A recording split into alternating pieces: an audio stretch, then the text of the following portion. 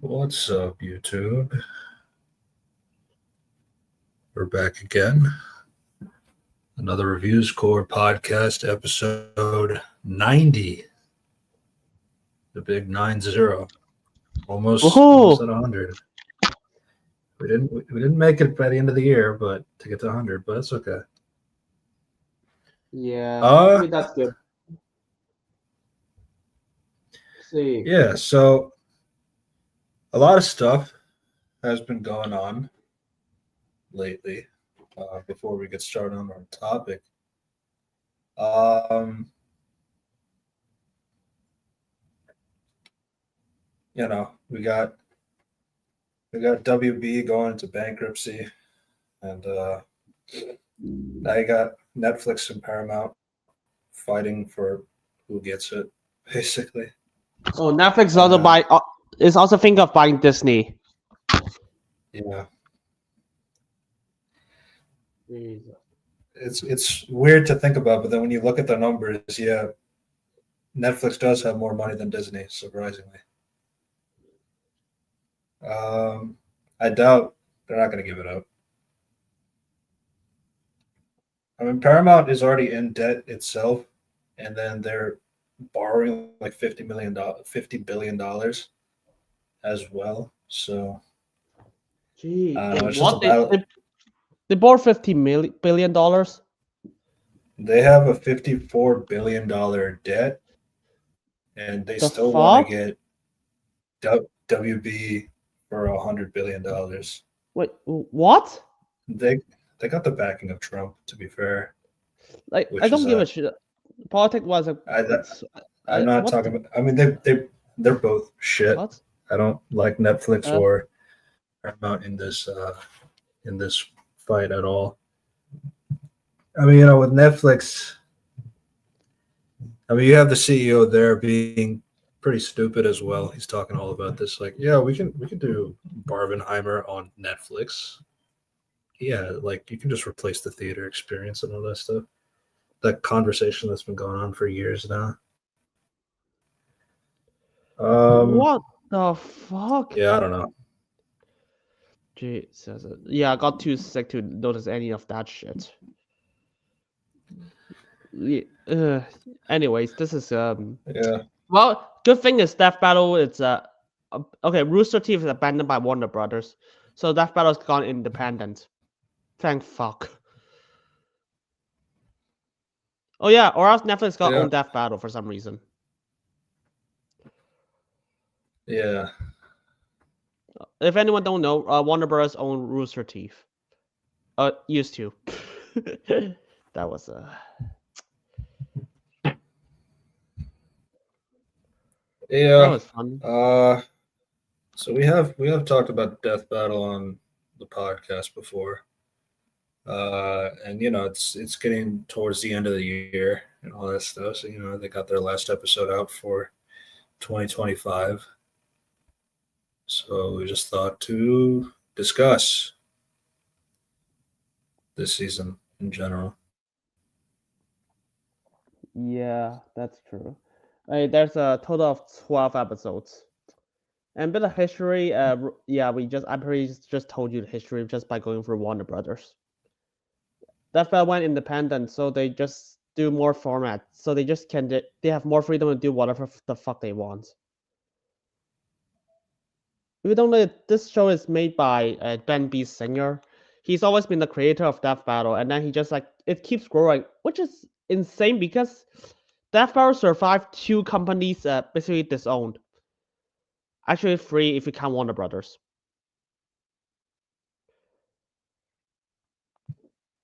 And yeah, and now this is their 15th anniversary. Yesterday, originally we were supposed to do yesterday, but I got too sick. So yeah, today it is.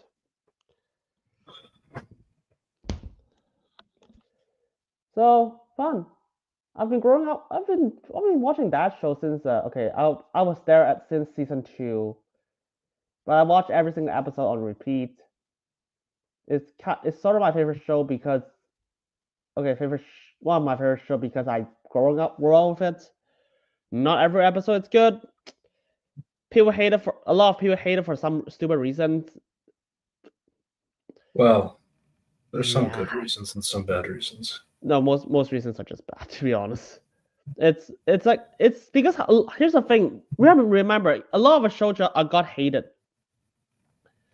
Like if I tell you like, oh, if I just point to you like a Marvel show, people will be like, oh, that show it's bad because CGI is bad.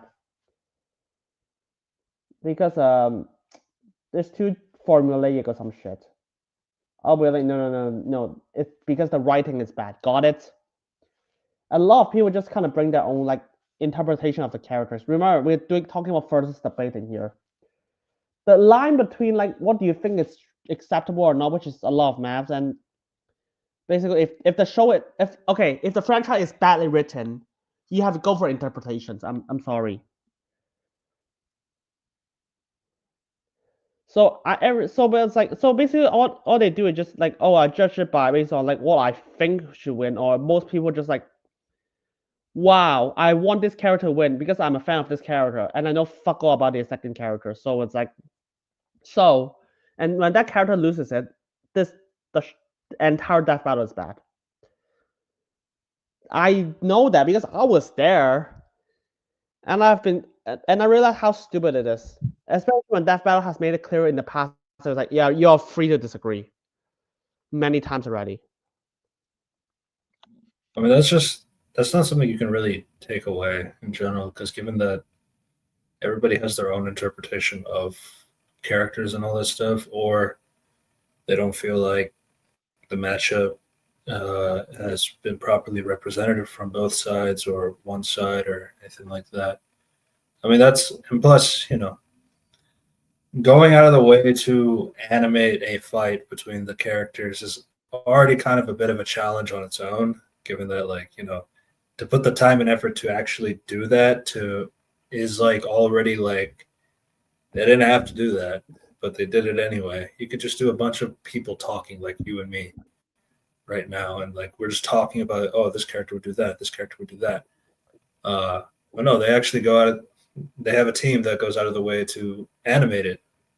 So it's like, that's like something you can't really take away from them. And I'm not like a big Death Battle guy overall, in terms of like my attachment to the franchise, but like it's always been there. I didn't realize it was 15 years old overall, but it still has meant a lot to a lot of people. I mean, the fact that, going past different company issues and all that stuff and still being able to function today with a lot of support from fans all across the world and all that stuff is not something that, anybody should take lightly. People do absolutely care about the franchise, otherwise it would be gone by now. But yeah, I mean, but like I also have noticed like there has been like, at least recently, I haven't watched every single episode, but like I have seen like there has definitely been like a massive quality boost in both the descriptions of characters and the animation, obviously, but all that. And it's not just one animation style. They incorporate a lot of different styles, like 3D, 2D, sprites, like in the pixel art, and like taking advantage of like how great that avenue of creativity comes from. So it's like, there's a lot of things to like with this team in general. Yeah, because we got to go for 12 episodes, so I've got to discuss a lot of the history because it's kind of weird. If you go through like the 25th independent era, I want to talk about like what's the difference between independent era and like the normal Death Battle team and the Death Battle during Rooster Teeth run. I hear some behind the scenes stuff. I did not hear all of them, just some of them. But they talk about like they used to have a sprite team, a 2D team, a 3D team. But because they're like, oh, they're owned by Rooster Teeth, so they can just like get the animator from that person, from people like Ruby, other Rooster Teeth stuff. They work on Death Battle because nowadays they're like, oh, Rooster Teeth is gone, so now they get lead animators, and they can choose whoever the fuck they want to make the animation with them for that episode. Which which to be fair, it's still a good idea. I don't really mind either approach. It's just like which is gonna be executed better. And because of the Raza format, we should just open the episode. We should just live stream the episodes right now. Give me a second. See. God, where's my mouse?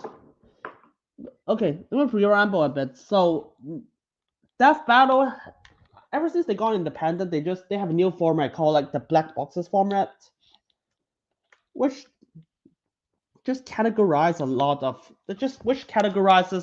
like stats, abilities, powers, blah blah blah into like black boxes so they can break down easier. We'll talk more about that later. But right now it's just so there's a lot of changes. That's all I'm saying. Okay. God, I hate my life.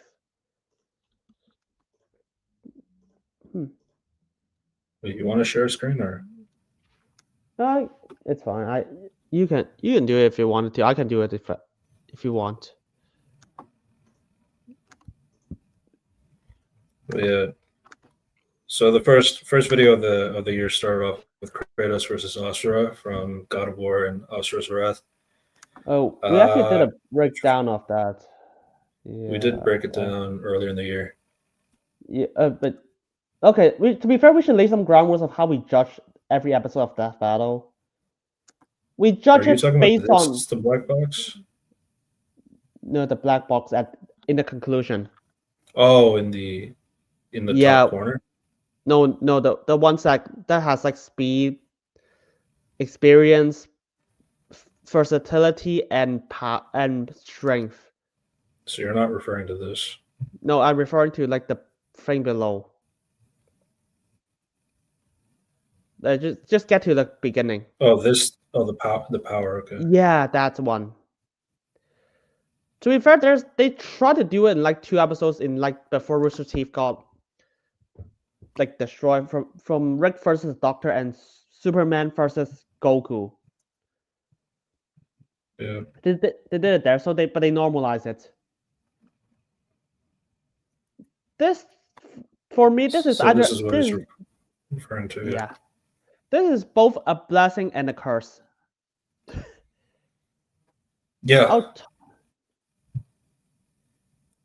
Well, the thing is, like, it's a blast because if you can use it well, it could make viewers and like literally anyone can just like dissect things like much easier without like so people can know that what you're talking about. But it will limit you from being creative about how you want to talk about certain things, certain characters, and if you want to jump around a bit. Yeah. Because a lot of things go hand in hand, just so you know. And also, like, because like for example, like experience is like such a. I mean, like we were talking about the recent episode Ash and Yugi and all this stuff. Like experience is like, well, I mean, Ash has a lot of experience, but he's also been 10 years old for 25 years. So it's like, what does that really mean? But I mean, to be fair, Yu-Gi-Oh would have the same thing as well, but just 18. Yeah, it's weird. Experience. The thing is, like, some categories you don't even have to mention. It's like experience, like that doesn't mean fuck all. A lot of the times, if you tell me, it's like how important is experience in the furthest debate? Like not a lot, not much. But people like to use it because they want to give the win to someone. This is like every time I see experience, I was like, oh my god, not again. Yeah. And okay, we should lay some ground rules. So how we judge every episode is just like, oh, we just got analyze it based on the episode's own logic. So it's like Yeah, every time I I watch it, mean, it's like, yeah, I mean, because obviously, like there are characters that I know that Unity knows, and then there's most of the characters that we both don't know that much about. So a lot of it just comes down to what the video presented, I mean, if they which I could present also, which I could also see that also being kind of a thing. Is like, oh, it's like if you knew the characters, like then this would be a thing. But like, I have seen other people who are fans of the characters. They like I'm just using the Ash Yugi because it just came out yesterday. It's like people saying, "Oh, this would never happen," and it's like you have fans of that franchise saying, "Yeah, no, that would happen. They showed that, and that's true." And it's like even if you take like the semantics of it, it's like there's still no way that this character would have won over that character because of X, Y, and Z. And for some cases, it's like it's hard. It's hard at the same time. It's like especially when you talk about franchises that have existed for decades and all that stuff. So it's like you have to sift through a lot of material, and in most cases, like that's a lot more effort than even the studios give credit for. Like even the like if you were to ask Marvel like what do they know about their 70-year history of like a character, they're not gonna name that. They don't know all that. But then you have like a fan like fans who actually do that. They put it all out and do all that stuff there. That's like a level of effort not that a lot of people can like. Oh, you probably just don't remember that, but that is something that happened. It happens a lot in but yeah, discussions. But yeah, it's weird. And then of course there'll be fans who's like, oh, because even though some people was like, oh, I love this character, I know them, but you actually do not know them. The thing is like that file has a research team, so they actually go for like all 17 years of comics and that also all the novels yeah. and shit. It's like, and then you just one fan was like, oh, I know this because they did this, and then you just like, oh, do you actually know the other characters first? And how much do you actually read compared to it? It's like you know the Now characters, but yeah. yeah. Go ahead, finish. Like if This I tell you, episode, sorry. Go you're a ahead. fan of like, I just gotta go for it quickly. You're a fan of like you're a fan of Marvel comics, but have you actually read all 70 years of like comic book history? I Like every single no, page. I know people can do that and people have done that, but like if I were to say myself, no, I have not. Yeah, that's the difference. Like when they break down a character, like they actually go through all of them. Like a Kratos here is like, yeah, people are like, oh, the games, like no, they actually not just the games, they actually go through all the comics, like the Titan comics and all the novels. That was absolutely insane.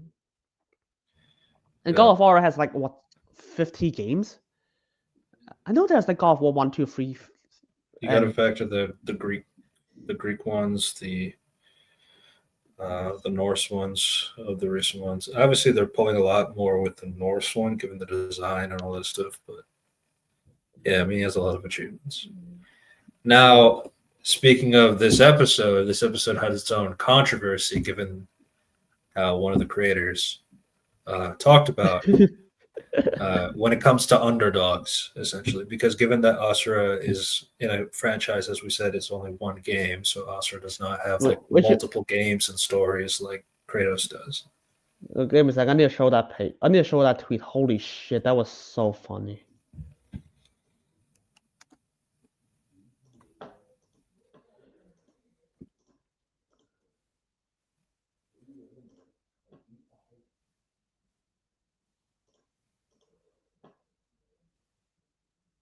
What?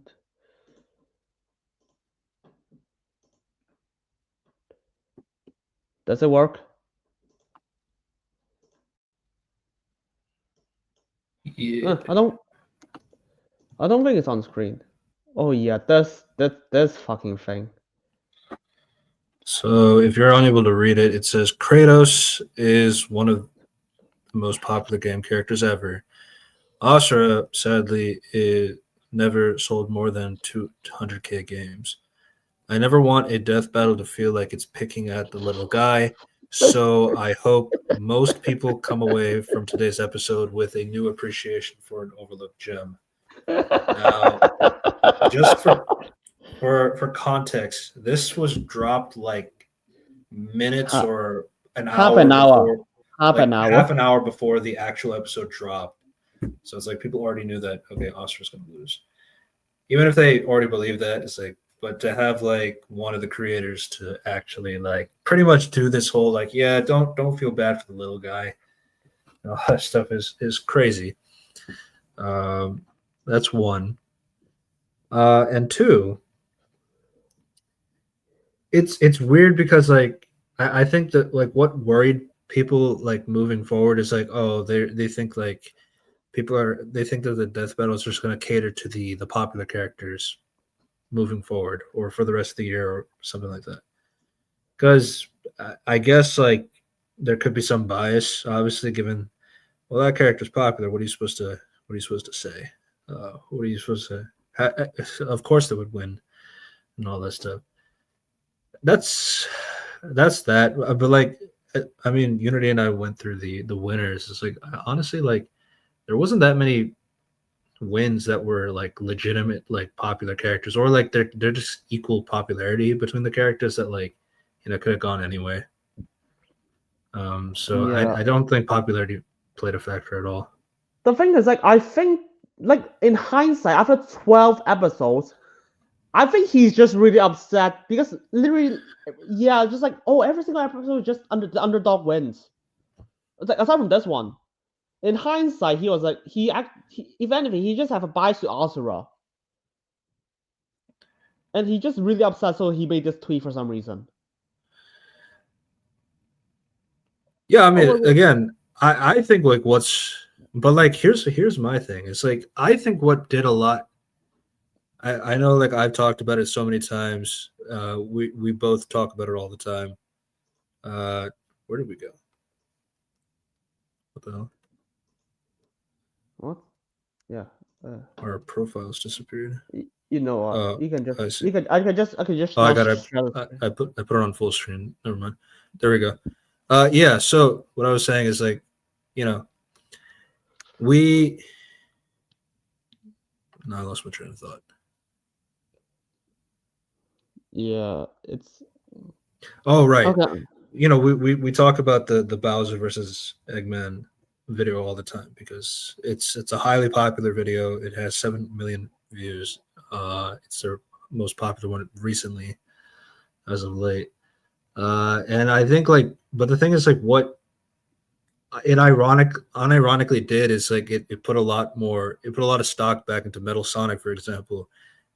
He's only there for like a little bit, like they mentioned a little bit, and like in the prelude stuff, and then but like that plus like his animation and like how he was in the fight, that said a lot about the character for people that reinvigorated things better than Sega has done in the last 20 years. So it's like outside of like IDW comics, but like that's a different conversation. But like, yeah, but what I'm saying is like that did a lot through the video without having to add an extra tweet about it or like anything like that. Now, I get it. Like Asura is definitely not going to be as popular as Kratos, of course. But like, I don't think like glazing him, but glazing him in the way that just don't feel bad about him or all that stuff. It's like you're just putting a target on him.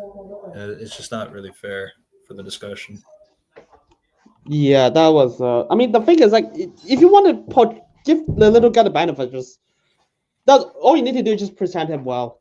Remember, Metal Sonic actually died in the fight, and he actually loses it. Yeah. That's also, the funny thing. It's like if you want to, well, I'd say the first thing to do is like if you really want to make this tweet, do it after the episode drops, like a week later. I think that would be a little bit better. Not a week, like at least like give it a day or two, and then like make your comment if that's what you want to do. That's fine, but to have it drop like 30 minutes earlier, it's kind of crazy. Yeah, not just. I mean, to be fair, Ben actually deleted the tweet. Yeah, I tried to find it like yesterday, and it's like, oh, I deleted it. So I told him just go on Reddit. They'll save everything. The thing is, like, of course, they gotta have a lot of backlash. Like, everyone saw it, was like, oh my god, what the fuck do you do, Ben? Like, after this, I think Ben was like, you know what? We should just shut up. Not enough, though. They, okay, let's just say they did not do anything as bad as that afterwards. But like after I saw a few more, because like during Blade vs Buffy, straight after Buffy's like preview dropped, but Chad James and Death Battle team like, oh my god, are you guys that surprised by Buffy? Huh? I was like, oh, Buffy's gotta win. They just did not make it explicit this time. So like, yeah. They have an underdog mentality, which is a blessing and a curse. Yeah. A lot of things they did are both a blessing and a curse. Yeah. I mean, obviously, like the art direction is just like a lot. We're just kind of playing it in the background, but like I don't know if there's anything you want to keep talking or anything like that, or if there's anything you want me to skip to. It's weird because we broke down most of it, but I say this: the analysis. I rewatched the analysis. Like they're fine. It's weird because this is written by two people, and I don't even know what the fuck that I written here. And the animation fight is just bad. Kratos is like I guess Kratos is a person like okay, for my standards, the best Death Battle is actually the one like from the analysis, fight, and conclusion has a thematic through line. That's why I don't know what the fuck. Okay, which you don't have all of them to be good. Which basically it's literally every single Liam Swan episode. But like you just have to make like everything. If everything individually is good, I was like I'm kind of fine with it. This one we break down like fight is complete dog shit. Like it looks cool, but Azure is so humiliating and inconsistent that I don't even see anything. Literally, not even a single person on the internet likes this episode. Like neither, even if you're a God of War fan or Azure fan. I haven't seen a single person saying that this is a good episode. Everyone just leans towards bad, if anything. And in hindsight, you can tell the most discussion I've just seen was some screenshots.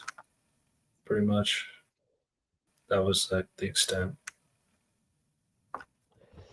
Especially the one where Asura turns like a giant.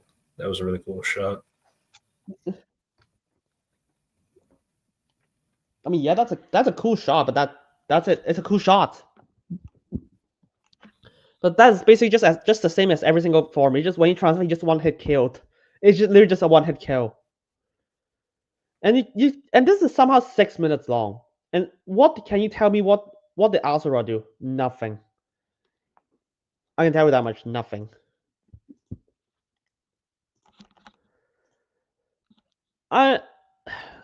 Yeah.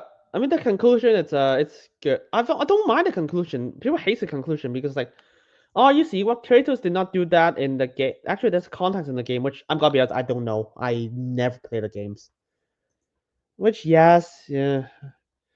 Even that I was like, I never played the game, so I just like yeah. From what they show, it's like yeah, Kratos gotta win. I believe that. But the thing is, like, I'm not pissed off by the conclusion. I'm pissed off by what came after, which is the alternate ending. This is crazy. Yeah, we should just skip to the alternate ending right now. I remember that being stupid. The alternate ending, like. Yeah, but this shot. That's used as a meme. Yeah, that's funny. There's really nothing to say about like most of which it's like Basically, we do have an episode like talking about this episode already. We do extensively how bad this is in the animation. But I want to like, but in hindsight, after we watched the episode, knowing the alternate ending, and when I noticed the alternate ending, I was like, oh, so this is why you have just this episode alone has an alternate ending. Can you skip to the alternate ending? Yeah, it's like Yeah, great. it's speeding up. Yeah, that like literally just a one-hit kill. I have no idea. I guess Pretty much all of it is you are a yeah. monster no more. Not. Well, I never was. Wow. Except the fact that you are a monster during the entire fight. You're a fucking brainless monster that tried to punch Kratos without knowing any context. It's weird because the writer this is written by two writers. Herschel Lousy Lawson, who wrote. The thing is, he wrote really good episodes. Most of his writing is bad though. is this the And he alternate? also yeah, this is Oh, the that's right alternate. here. This is the alternate. But what Okay. if? What if? Remember the tweet we brought up about like that they don't want to bully the little guy. That was Yeah. yeah.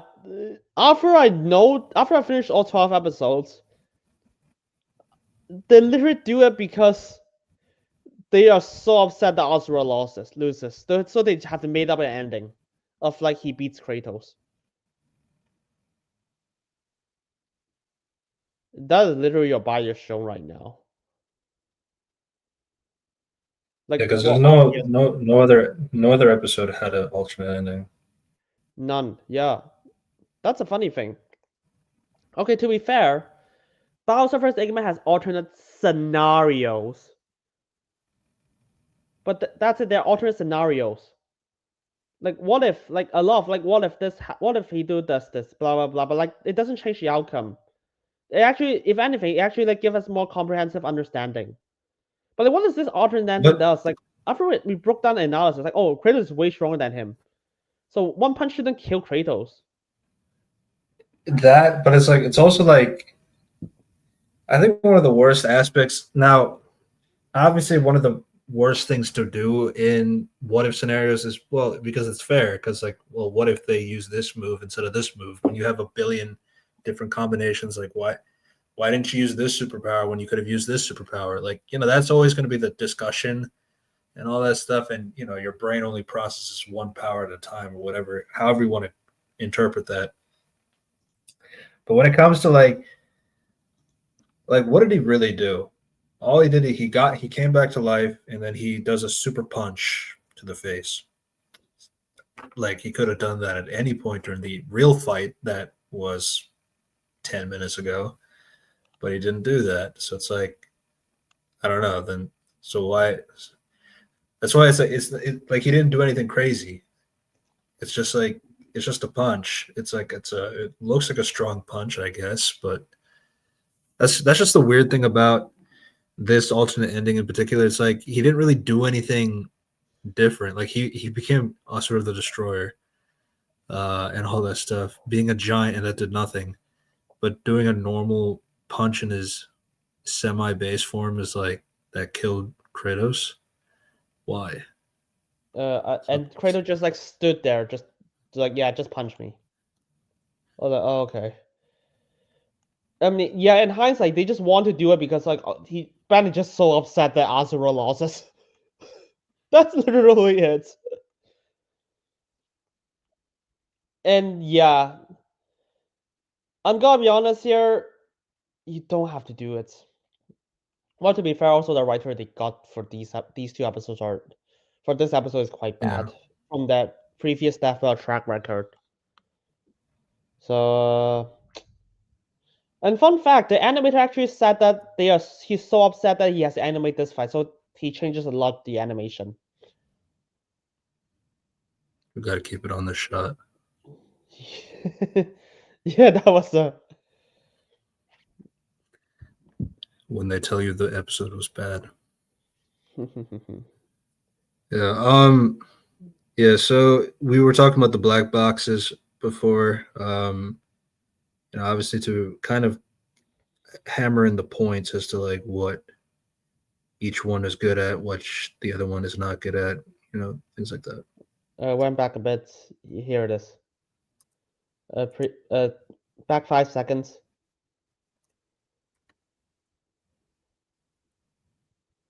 Okay, you can stop. Wait. Yeah, no, just no. Keep playing.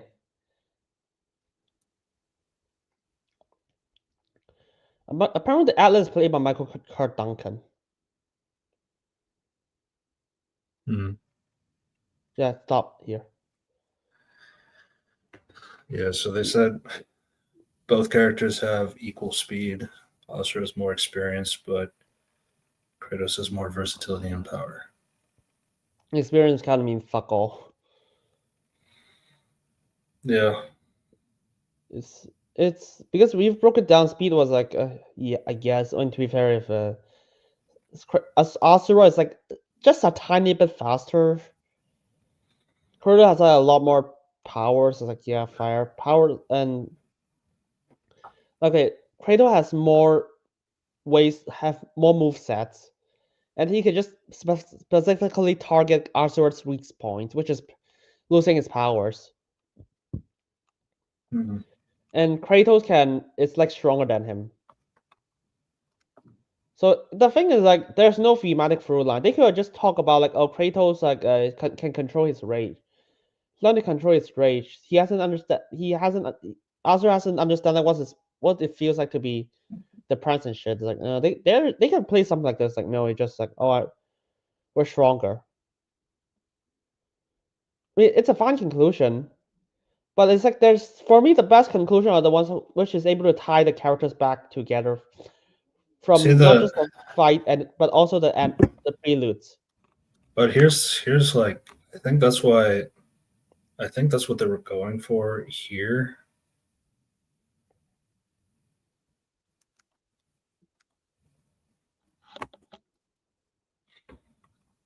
Where Kratos looks back.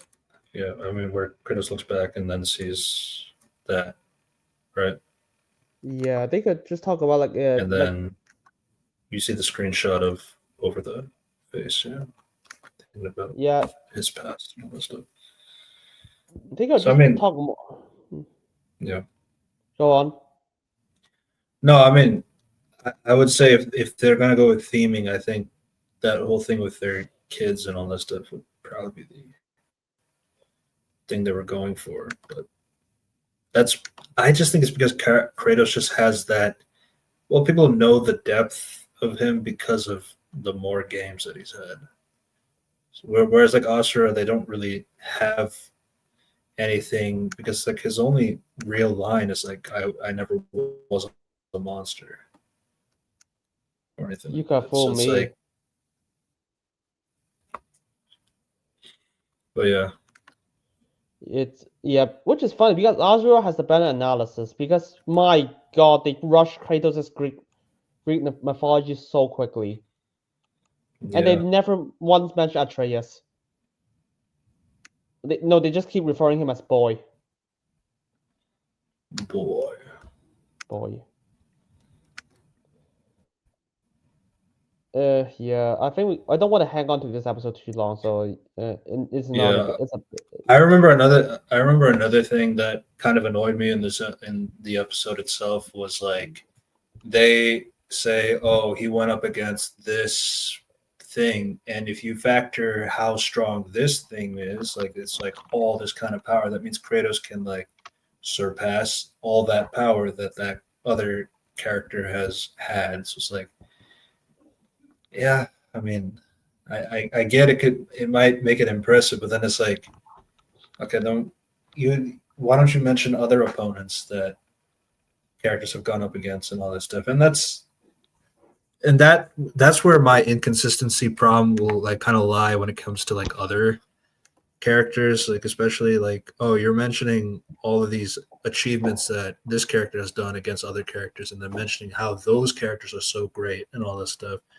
Why don't you do that with like, because like I said before, I didn't really like the Miles Morales episode in terms of how his information was depicted, but not that I was going to say that he was going to win. It's just that I felt like you could still kind of gas up his other characters too if you wanted to, but didn't do that. Yeah. Yeah, So that was basically it. Next was Ghost Rider versus Spawn. so it's okay. Give it. So for Ghost Rider first Spawn, it's okay. I want to give a context. Most episodes, the go-to Death Battle writer for most of the episodes is Liam Swan. He wrote most of the episodes here. He wrote most. Ghost Rider vs. Spawn is one of them. He has a track record of consistently good quality. I say consistently good quality, not consistently great quality. Here's the thing: if you actually go for Liam Swan's, like what his entire like Death Battle crowd is like, yeah, I love the episodes. Like, yeah, that's good, that's good, that's good. But you find it hard to just like, oh, that's a great episode. And then when you actually click into it, like, oh, why is that great? I was like, oh, there's a co-writer with him. Like he wrote Rick versus the Doctor, and that's a through line of like intelligence. Like Rick's like hubris caused him his downfall, and the Doctor is always overcoming impossible odds. Like, yeah, that's a through line. And then you just look at who wrote this, who wrote it with him. Oh, Ben Singer, the creator of Death Battle. And he also directed the episode. So yeah. That was a. Of course, for me, okay, I need to go. It's weird because what do you think of Ghost Rider vs. Spawn? I like this episode. Definitely had the aura. That aspect of most. I think we just a lot of good lines in general. I think we should just close the subtitles. Holy shit, that was distracting. Okay. Yeah. Okay, yeah. So I want to talk about more about the analysis. Like for me, a good analysis is mostly just like, oh, if the character and what they can do can go hand in hand without like being disrupting one another or one trying to overshadow the other. That's a good analysis. That's like my perfect analysis for me. Yeah. I really watched this episode. It's like a lot of things. It's just like, yeah, that it's cool.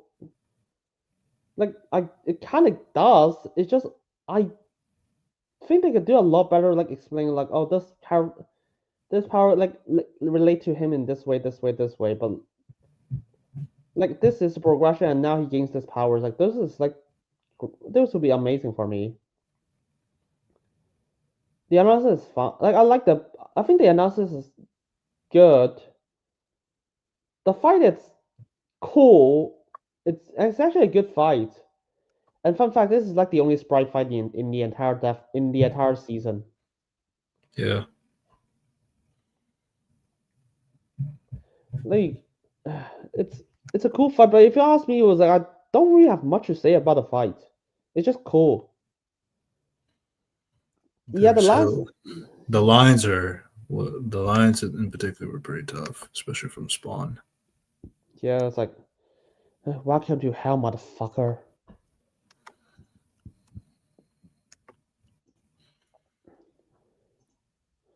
It's a cool fight. It's just like if you ask me, I don't really learn a lot when it comes to like Ghost Rider first Spawn beyond the surface. The lines are really flowery. Like oh, this festival of Holly. Then this can't disguise your wickedness. Like yeah, it sounds like what it sounds cool. But like what does it really mean? It's like, oh, you're still like evil. Don't disguise yourself. It's basically just Ghost Rider just saying like, oh, you're still evil. Shut up.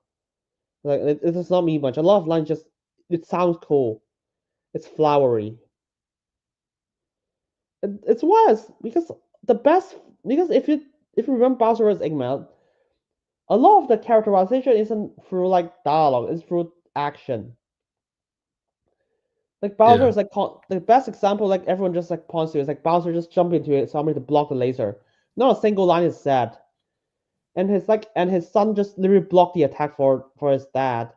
Even Kamek did that. It's like you literally get all the ideas from these actions alone, and then these two are just throwing and create Ghost Rider and But Spawn. like, Yeah, I think the flaw in that is like, given that Bowser and Eggman is specifically with teams and like with multiple different like characters on the screen, so you can show that like, oh, I care about the other person in the room, kind of a thing. Whereas like most of these are going to be like one-on-one fights in general, so it's like it's kind of hard to do like specifically like for what Bowser and Eggman was able to achieve. It's like the interpersonal relationship between the members and their master essentially is like, well, they have the advantage of having those extra characters, because like if it was just Bowser and Eggman only, straight up just those two, it would not hit. It wouldn't hit at all. it, the thing is like they could do something. Like I think they just need a thematic through line. It's Yeah. like remember, like we can just like these based on the analysis, you can go through like a Ghost Rider is like still a spirit of vengeance. He never defined like expectation. Seraphos is still like with him. Okay, I never read the comics, so I don't know who the fuck Johnny is. But based on what I heard, it's like, whoa. Johnny's not even the best one. But yeah, Johnny is just like the guy. Like he's so consumed by he's contracted by the devil, but he's always bounded by Satan. But he never let and the powers consumed him. You can just and Spawn is the guy who's like he defines power and just fuck Satan. They can just play the ideology of like Spawn was like, oh, I have defined God, I have defined like Satan already, and you still haven't. Like you can there's a dynamic there. And remember, Johnny and Seraphos are two different characters. They could have played that up easily. They could have used them as characterizations. Like Seraphos and Johnny was like at some point will be like, oh, I can't do it, and Seraphos and he's just keep constantly resisting Seraphos, and then Johnny eventually gave up. And then Spawn would just have commentary it's like, you should not have let evil consume you or something. And then you can just play that in the conclusion. It's like, oh, Spawn has like Spawn had been defined by God, but give him like a lot of like like viewpoints. I don't even know who Spawn is in the comics. They could what I'm saying they could just they can just play the through line of like loyalty, like define loyalty and like define expectations, and they could just reflect it back to the conclusion. It's like Johnny has never like defined expectations, so everything so his soul can be easily manipulated. Unlike Spawn, he like his experience of like doing this like lead him to like unable to like being tempered by Ghost Rider so easily. Like something like this. But yeah, a bit of missed opportunity. I think this episode is good. I just think that they could do a lot better. And it's basically the problem with like how Liam Swan write things. Yes, the power like they showcase a lot of like, oh, what if this power interact with each other? That like how they kind of like he knows how it does this perfectly, but not in the character level. But yeah, I like to be fair, there's a lot of cool moments when Seraphos fights like what's it called? Define Spawn. That is cool. I like that. I like that. I like that Akio drift. I like Ghost Rider just like setting Spawn to hell. There's a lot of cool lines, but yeah, I just think they can do more for the characters. Yeah.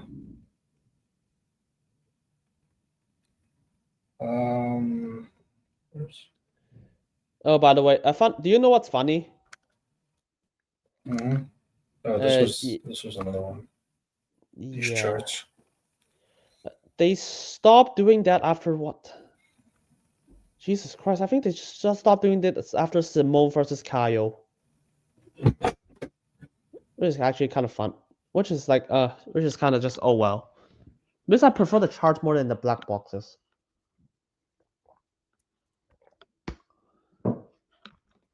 But yeah, the main final now is just Spawn. It's Ghost Rider can't kill Spawn, and Spawn can just kill him with the penance there. To be fair, the penance stare has been like inconsistently written for so long by Marvel that like they don't even remember what it's supposed to do. It's shout out Keith David. Yeah, so it's like the Spawn has his own kind of penance there, which is exactly how he won in the battle itself. But So the idea of like the penance there, it has always been like a misconception, given that like the way it was supposed to do it doesn't matter on like how you feel about what you did. It's just like about what did you do to somebody else? Like, do you feel bad about it or not? Like that's not how it works, because like the way that the creator of Ghost Rider said is like, no, I didn't want to do it that way, because like, yeah, if a villain kills a person, they're not going to feel bad about it. They're a villain. So it's like, I mean, obviously there are cases where that's not true, and that's true, obviously. So, but so the way to go about it is like, no, the penance there is just kind of like a reflection. It's like you killed somebody, or you caused a lot of pain to somebody. You're going to know what it felt like for that person, the pain that you did. It doesn't matter how you feel about it. You're going to feel that same experience. That's how it's supposed to work. Um, Now, obviously, that sounds busted, but to be fair, you still have to fight Ghost Rider. Ghost Rider has to lock eyes onto you and all that stuff. So you could get away. It's possible. It's not a. I don't think it was a busted move, but that was the way they decided to nerf it. But then they, nerfed it so hard that like nobody takes it seriously. yeah, it's weird because what was I supposed to say again? All right, this is like the first episode. It's like if you ask me if you ask a random person, do you know who Ghost Rider is? They're probably be like, yeah, probably. I know the Nick Cage movies. Do you know who Spawn is? But when I ask, do you know who Spawn is? They'll be like, fuck no. Well, No, this is absolutely underdog. This is an underdog story for Spawn.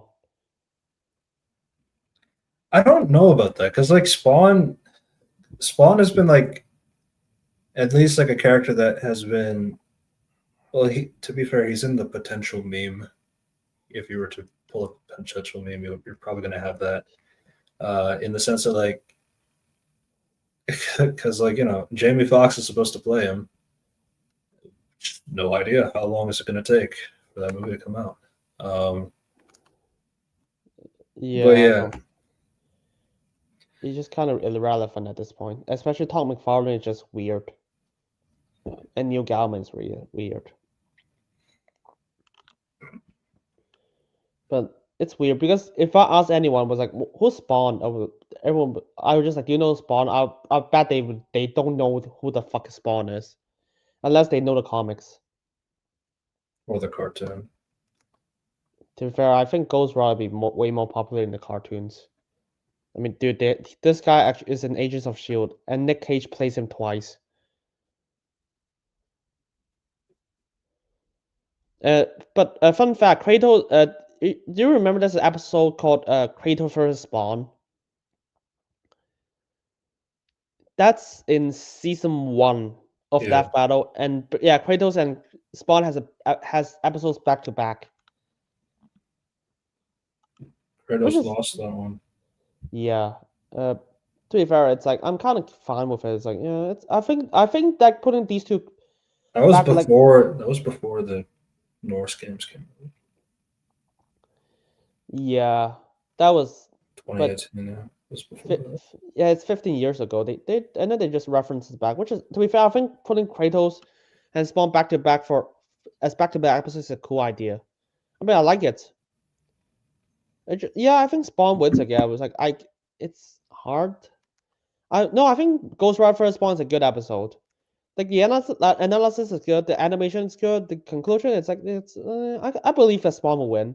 I just wish that there's be more through line, but to be Yeah. honest, it's written by Liam Swan, so yeah. So it's like But here's the thing: it's like I feel like what you're talking about, like thematic like similarities and stuff like that. Like I feel like Resistance is probably going to be the only thing here on this chart that would actually kind of pretty much is the only thing that really matters here.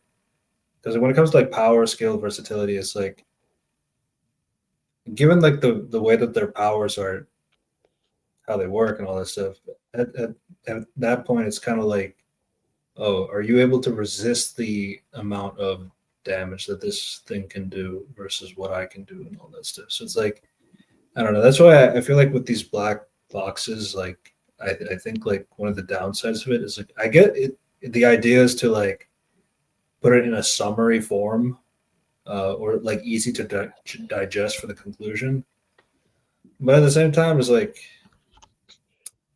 you could argue here and there, but they do put a lot. I will also say, to be fair, they do put numbers. They do like put calculations and stuff like that to put some factorings of certain aspects of the conversation. So there is that. So I can't take.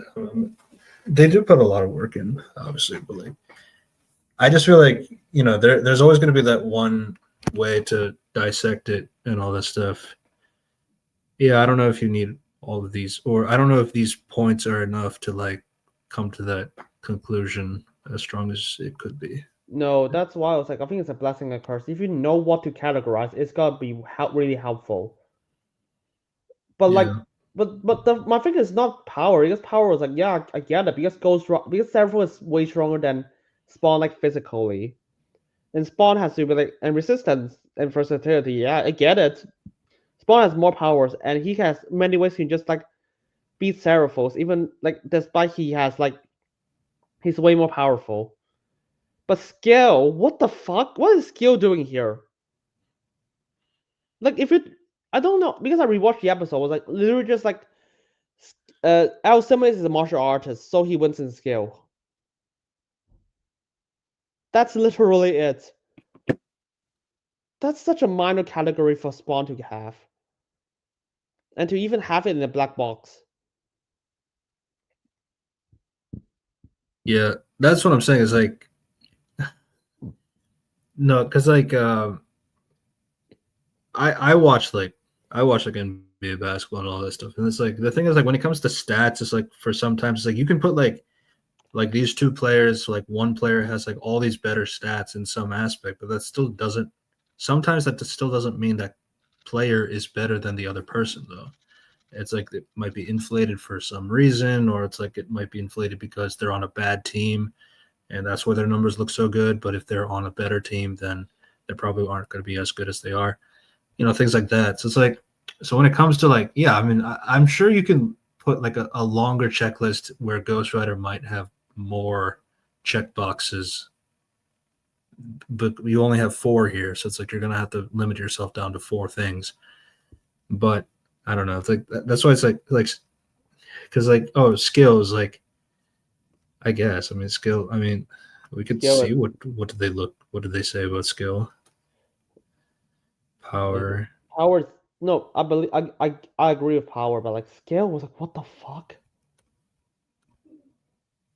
Oh yeah, you have to turn Yeah. on the volume first. I Don't don't know worry, if you can play the song in the conclusion. It's fine. I don't know if the audio's. He's spent.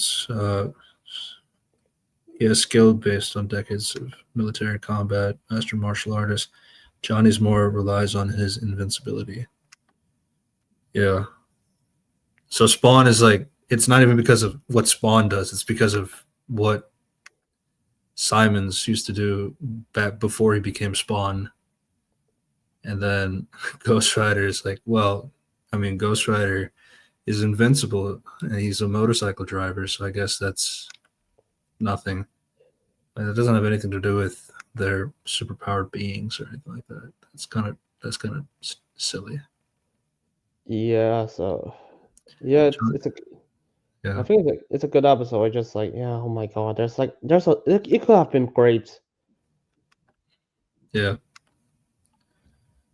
Anything else? But yeah, it's an underdog story of Spawn again, which is like the first underdog death battle wins the entire season. Let's talk about that's all I want to say.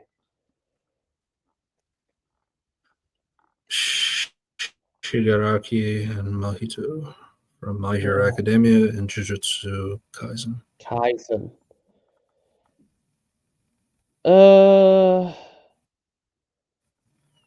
Okay, this episode is also written by Liam Swan. It's currently the most viewed episode of the entire season. Okay, I know it's called Death Battle 25, but I'm going to call it season just to be like easier to analyze. Yeah. People, okay, I want to say, I should have mentioned this. People love to talk about like, the animator. Sorry, I did not like the animation in this one. Yeah. I need to mention this because I need to mention the animators. Most people just talk about the animators. They completely ignore the director and writer. I'm gonna be honest. The writers are the reason why people like the animation. I mean, the fight scenes. Yes, the animation looks really good, but like, even the best animator can only do so much if you can't write the animation. Mm-hmm. If the animation is written poorly and the characters are so disrespected. What do you think of this episode, if you remember? I genuinely don't. I'm not gonna lie. I am surprised it is the most viewed episode, though.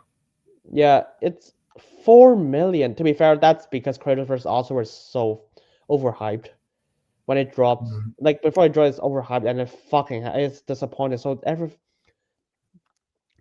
it took a while for people was like, oh, I need so basically Ghost Rider first Spawn is like, oh, it's better, so it's really good, and then Shigaraki vs. Ghost versus Mahito, oh, it's better, so it's also really good. I rewatched this. I mean, yeah, it's better than both episodes before. Like, I was kind of disappointed. It's not as good as I remember it being. What would you say? Okay. What would you say that came from? Okay, here's the thing. Technically speaking, there's a thematic through line. Like Shigaraki is like, oh, it's about a lesser evil. Mahito is like born evil, so he's automatically just evil. Shigaraki has like a childhood, like he's part of like a tragic childhood. Is the villain all women manipulate him? Stuff like that. I wish they talk better, like go more hand in hand. But like it's still an improvement over the last two analysis. The fight itself is just. Here's the thing about the fight. So I kind of need the dialogue because I think the dialogue King of Social Rejects and How I Bring Your Head. Fine by me. Let's call this your audition. So basically, it's a lot of lip service. That's what I think. The thing, I get it. They try to have a thematic through line, even in the not even in conclusion.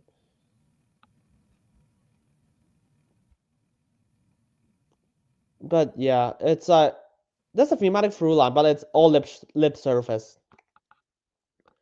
Like, I mean, that's a good line at the end. I was like, oh, when Shigaraki said, it's like, oh, it's like when Mahito's first said when he done like domain expansion, it was like, oh, you're just a scared little boy.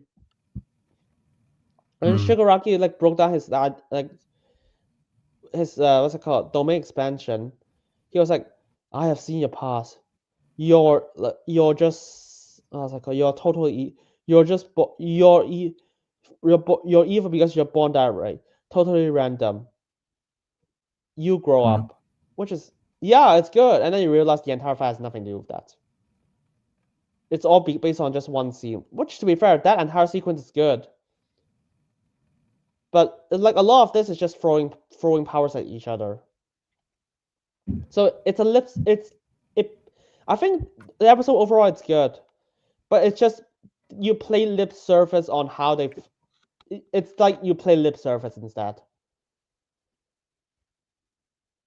I think Yeah. I like the art style. Like it blends both together well. But it's like I just think they play more about lip service. They can easily It play is. around. Like, Yeah, sorry. I'd say one of the difficult things too is like, you know, like all these characters, like they all have like these like long list of like iconic things about them. Like, oh, we need to get it to the way that they do like this thing. Like, I mean, I'm sure all like I didn't watch any of these animes, but I'm sure like these are cool references for those who've seen it and all this stuff. All this, I mean, that's just bound to happen. Uh, I know you were talking a lot about Doctor Who references when we were reviewing that episode. Shit. Yeah, God. Not that guy. Is this some product I don't know about? Wait, that's a Stranger Things ad. By the way, All No, for this One is is for back in the animation. All for Yeah. One is played by Liam Swan. By the way, he's also a voice actor. But the Yeah. thing is, I think you could play more about the dynamics. Like they have perfect opportunities. Like they just went to a Suway, and you could just have like Mahito like oh I'm gonna Here's fuck the around with a love. Like they even have fight inside a here's subway, yeah, a train, which somehow has no passengers. By the way, yeah. is that Luckily, yeah? despite the train drives up on them and there's nobody in there. I guess There's not even I driver. felt I felt your soul too. You only hate humanity because you were born that way. Totally random. I hate them for a Reason for a reason. reason. Okay. But the thing is, like, I think if you act because they You actually grow have up. Yeah. yeah. The thing is, like, I think they could have play it because like if the thing is like there's a missed opportunity. If there is assuming because the fight started with like they killing random people, Mahito just killing random people, Mhm. and Shigaraki just did not. But like you could have played that. Oh, here's a bunch of like if I write this episode, I'll be like, oh, they fight in the train, and there's a bunch of like custom random people, and then Mahito was like, oh, decide, you know what, I'm gonna play around, like fuck up, like use all those humans as like weapons to fight Shigaraki.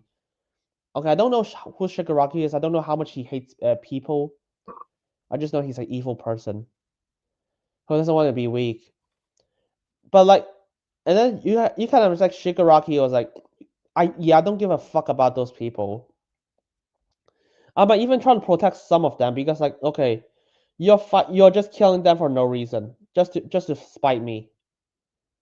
Okay, I never see My Hero Academia, but like you gotta do something with like to contrast the dynamic as like what kind of evil they are, like the lesser evil what Shigaraki is compared to Mahito, just randomly killing people. He can just not give a fuck. He might even save one because of really specific reason, or like he has like a power, so he has potential to be in his league, or someone just reminded him of him. Like anything will work.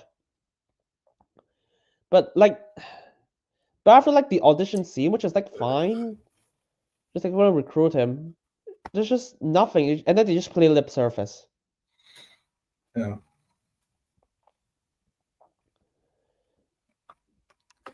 It, it's weird. And then the conclusion, just like oh, the character dynamic is dropped completely.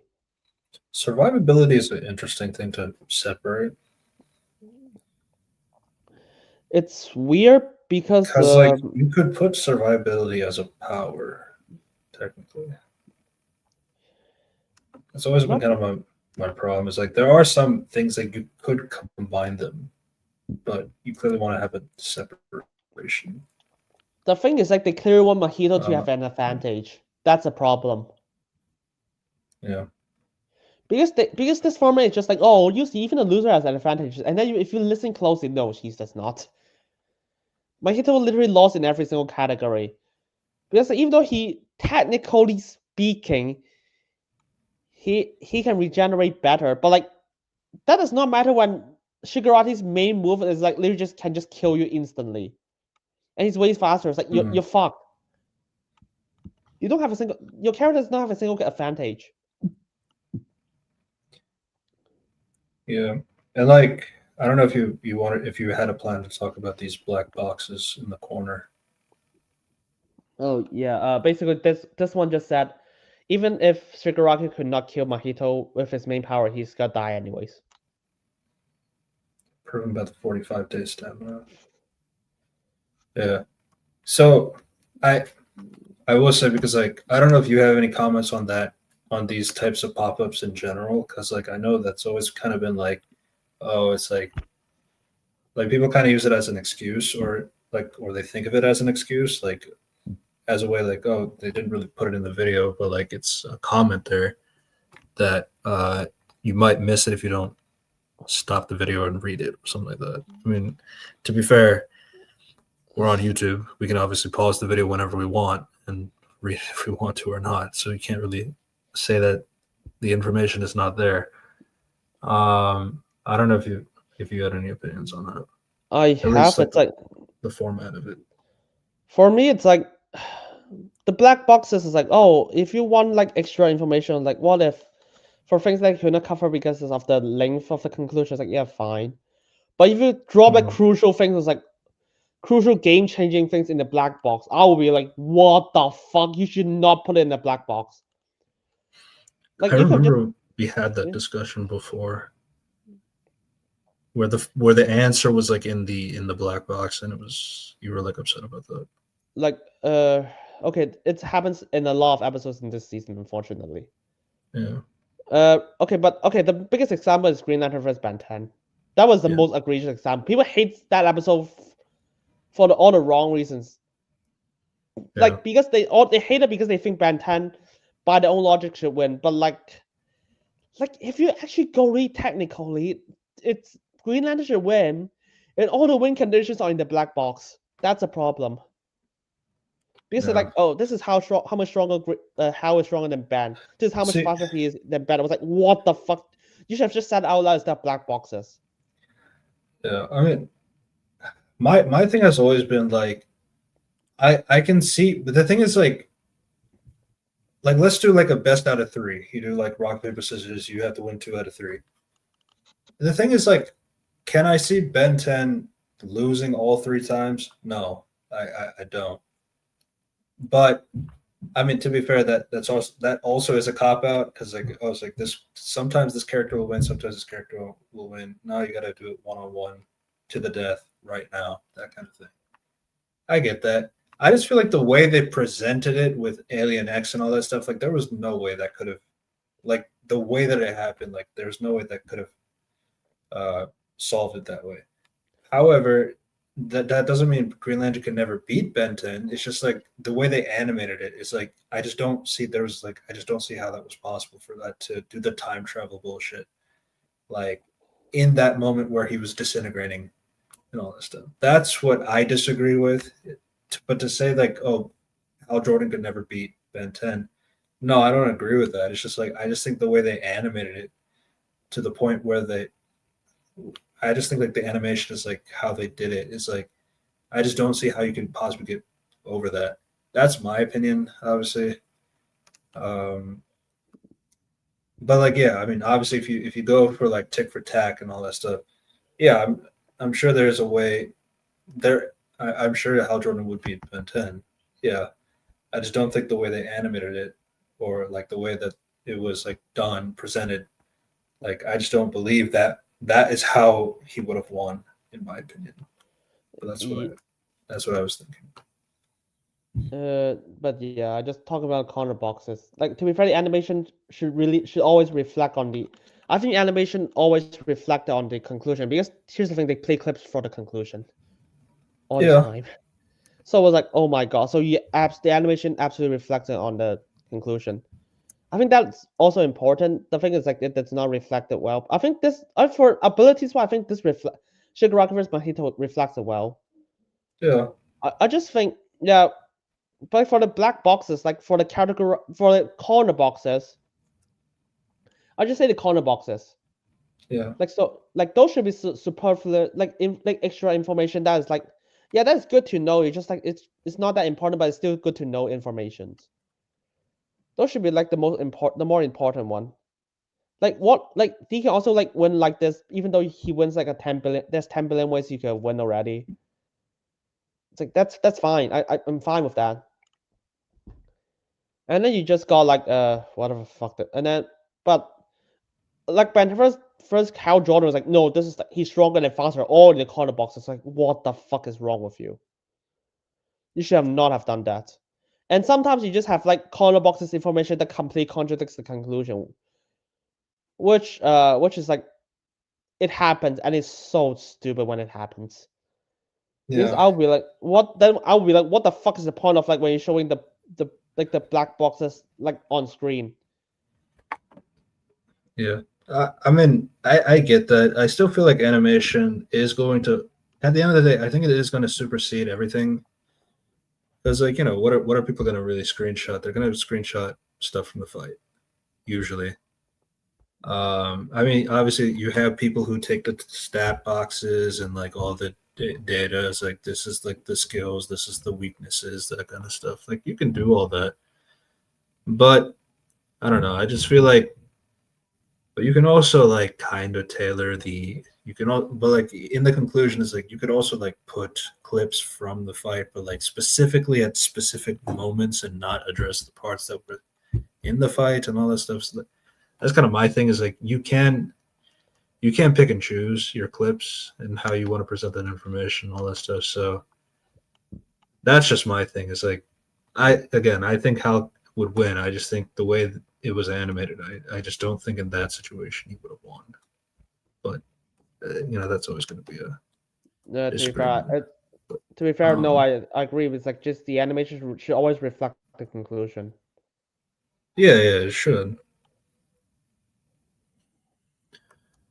But yeah, Yeah, Sugar Rocket versus Mojito, I think it's a good fight. I think there's ways that you can make it even better, but they just play lip service, and the conclusion never reflects on like, oh, because Mojito's Shigaraki is like, they could just say more like Shigaraki has like like understanding of evil, like compared to Mojito's like lack of knowledge.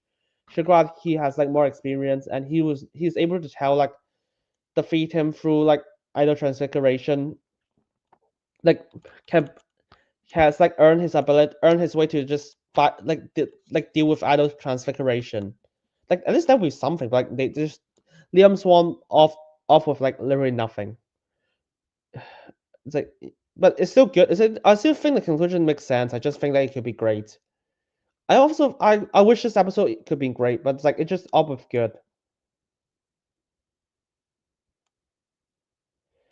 But yeah. yeah. And then we got the next episode. Next is Master Chief and Doomslayer. Oh my god, this is okay. For context, this is I want to say like I'll give a bit of backstory on this episode first. Mm-hmm. This episode is a it's like it's one of the rematch episodes. It's like in one of the Kickstarters, there was like people can choose like which episode you can rematch, and one of them it's like Green Lantern versus Doom Guy. I did not pay. I did not let's just say I did not pay for a Kickstarter, so it was like I did not vote, but most people vote for Doomslayer versus Master Chief. Yeah. And this is a season 1 episode, so it's like it's fine. They can just reanimate it, even though literally everyone knows that Master Chief is gonna lose. Because that's the real here. Anyone who touches Doomslayer knows he fight gods and shit. No, Master Chief fights aliens. Yeah. You don't have to be a first debater to know that. You just have to play the games.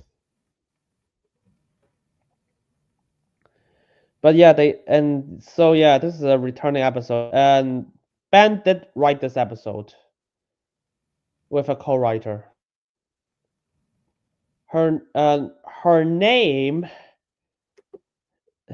God, this is gonna be so fun to deal with. Master Chief versus Doomslayer. Her name is Genevieve Gaumont.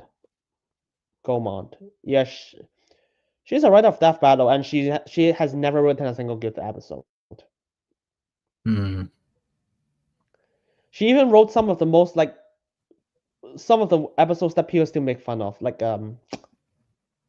Bad Girl vs. Spider-Gwen. Yeah, that was a dumb episode. But yeah, and then they just like, but you know, Ben is the co-writer, so maybe it could be good. And no, it's not. In fact, it's one of the worst episodes this season. Hmm. How the fuck do you see? Okay, we'll talk more about Ben as a writer later. I would say this much. Yeah. But what do you know about? I'm sure you play Halo and Doom, right? I never play any of the games. That's not my forte.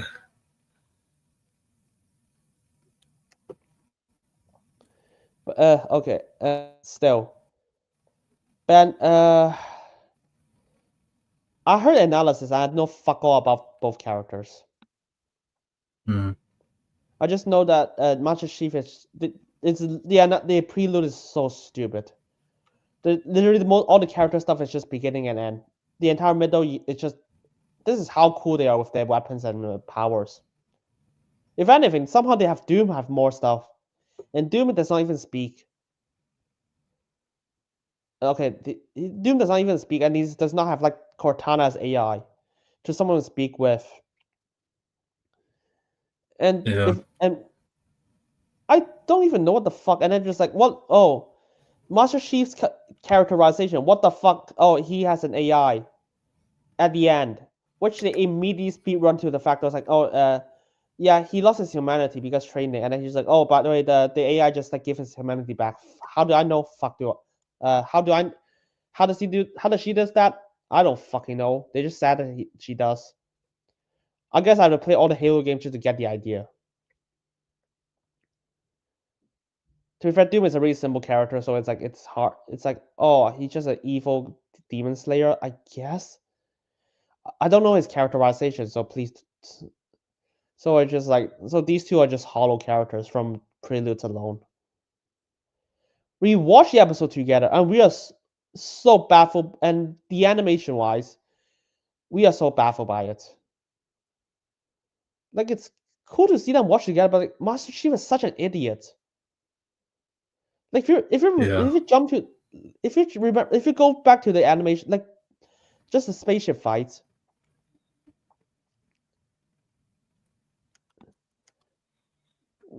Like this guy is literally trying to like melee fucking Doomslayer for some reason. For most of for like a lot of time, he's just like, oh, let me just melee fight this guy for some reason. Even though he plays like he builds like brick shit house and he's like constantly overpowering you.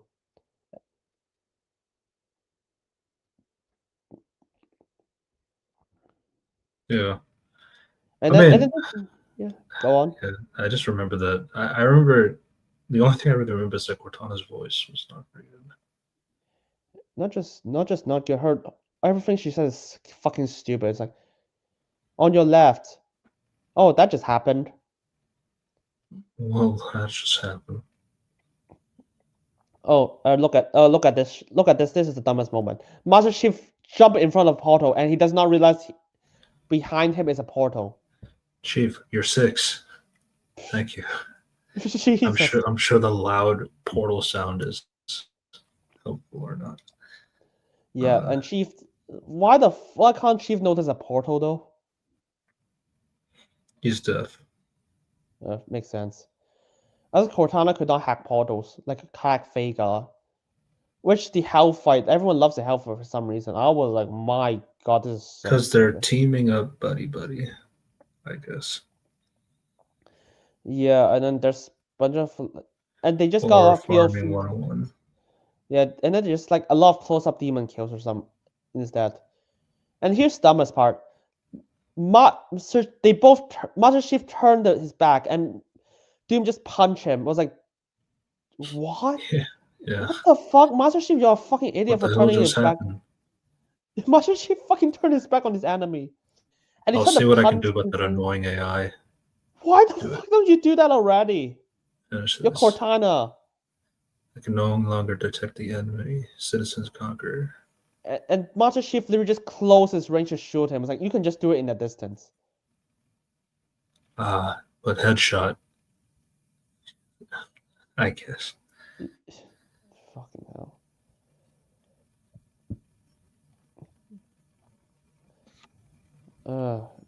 I mean the funny part is like people told me that Doom punching like fucking sucker punching Master Chief does not make sense to Doom's character. I don't know Doom's character. I guess because Doom is such a hollow character, I could not tell. At least Doom is such a hollow character presented in the prelude that I could not tell is that out of character or not. If anything, he's just like an angry person who's like have rage issues, just want to kill everyone, kill demons because he just likes it. Yeah, and Master Chief literally just turned his back again for some reason. Like at this point, Master Chief should just run. Well, what does this dumb Then you fuck turn do? his.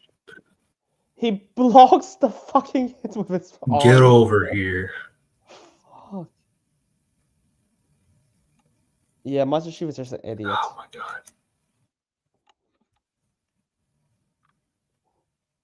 Stupidness.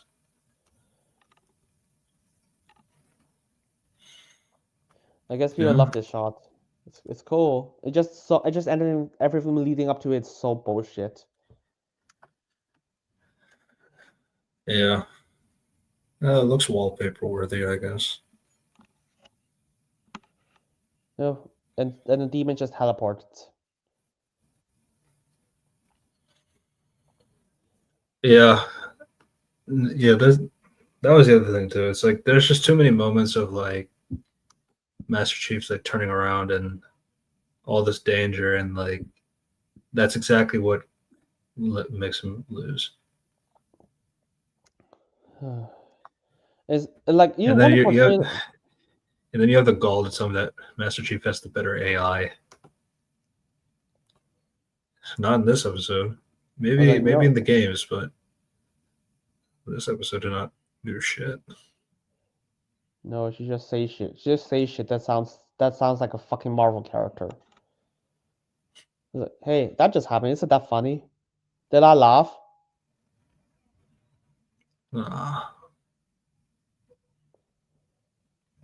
Good lord. And then okay, but the thing is like okay, the thing is complete dynamics. Like they literally try to portray like Master Chief is trying to outsmart Doom. In reality, Master Chief is a fucking idiot.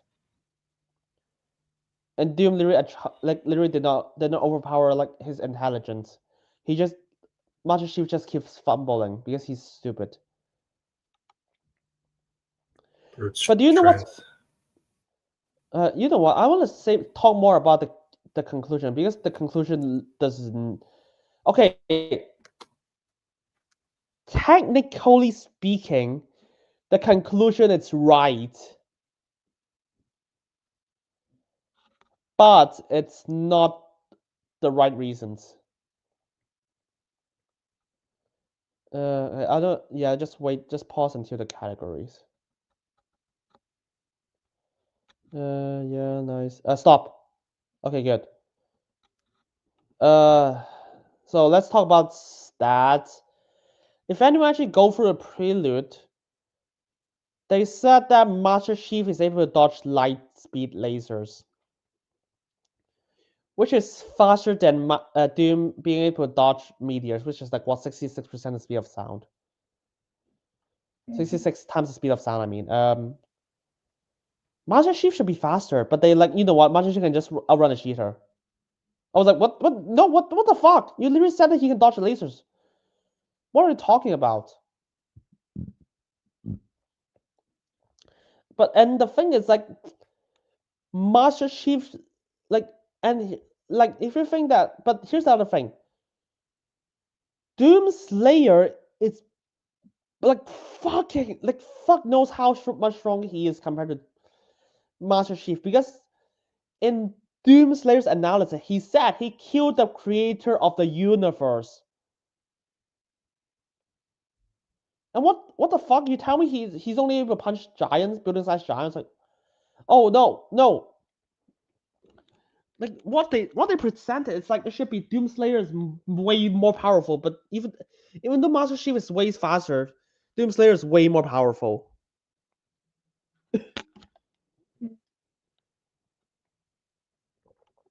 And they completely ignore that because they want to like sound fair, but you accidentally say that he killed the creator of the universe. Like that's literally infinite. That's literally universal. I'm sorry. You know, I just find it funny. Like, if you're gonna give, oh well, he has the better AI. It's like, I know we were just talking about animation shouldn't so really supposed to matter outside of like the analysis and all this stuff, but like, come on, the animation did a horrible job trying to tell me the Cortana was good. So there's that. And yeah, it just Cortana, yeah. And the thing is, I did it, and then the funnier thing is like if you go to the corner box, it's literally said. If I don't know, can you just go back to the corner box in the AI section?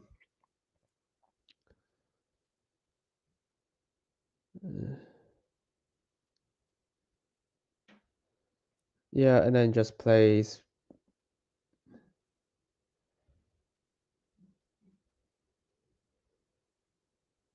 Let's stop. So basically, it just said that even though Cortana can hack this Doomslayer, it does not matter. That's good to know, I guess. That's Was always like, kind oh, of some of these are kind of like that too. It's like they're just like, I mean, even if that can happen, it doesn't really matter. It's like, I guess. the what the fuck do you even give Master Chief this category? It's like this is literally just like, oh, I just want to give him a winning category so he's not completely outcast. I was like, Yeah. no, you literally give him speed. You literally said that he's faster. What the fuck? He didn't, but the thing is, like, he didn't look faster. I mean, I guess he kind of did in the No, the fight. thing is like It's just like, it. but like, it just, if, oh, If anything, Doomslayer is no. They presented Doomslayer as faster in the animation. That because he literally outrun his missile and throw it back to Master Chief, who stood there and just watches. By the way, instead of just move it around. huh? I was like, what the fuck is wrong with you, Master Chief? Because like I actually believe the band thinks that the writer thinks that fucking Master Chief is fast. Doom is fast because he can run faster. But like, no, what you said is like he dodges laser, which is way faster than what the fuck did Doom presented. Doomslayer said.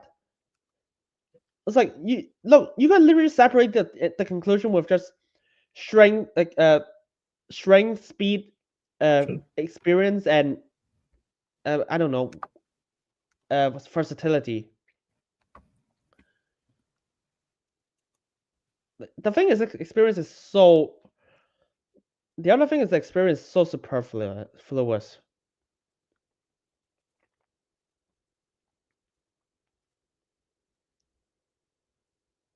Okay, you can just wait. No, they actually said that. Okay, I need to show that they actually said that Master Chief can dodge lasers. Yeah. Wait, go back a bit. Here it is. It's No, no, it's back a bit. dodge, Beam rifle shot. No, go back. launched Go away a back. charge and covenant finish.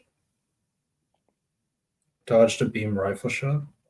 Yeah. They actually mentioned that. They actually verbally mentioned that. Even show evidence Okay. that that's actually a laser. Like you go like in like a minute beforehand.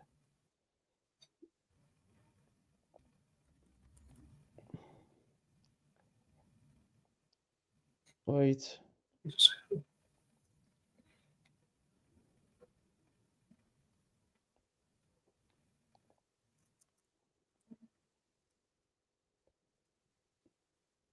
No, I've no even okay before that even Earlier. before that slightly yeah, just let it play now.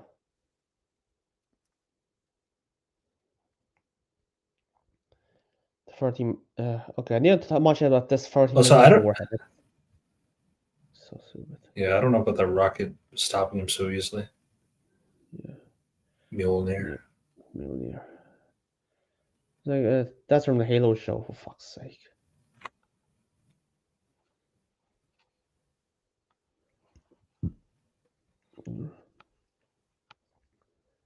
It's like, yeah. Oh, Like, no, there you go. here it is. And that's not the funny part. Play He just dodged a it. second. He dodge it and play a second longer. You don't have to. You don't need the subtitles. They actually show it on screen.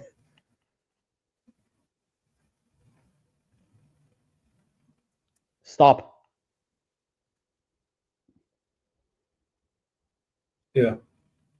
Yeah, they literally The said it's central like purpose of the Gunneger could fire a directed beam of this speed per that's second. light speed.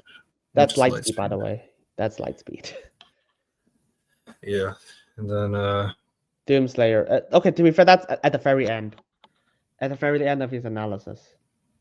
Yeah. No, that's conclusion. Doom's analysis is way sooner. No, I just wanted to also show like prior as well, which is also stupid here. Grappling hook. Yeah, he fucking destroys I grappling hook. I guess he dodged the missile. I guess that was something.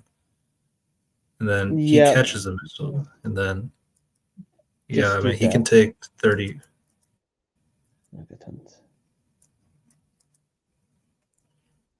And then at this point, after the shot,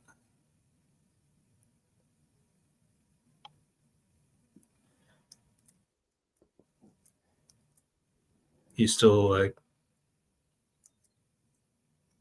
this is just dumb.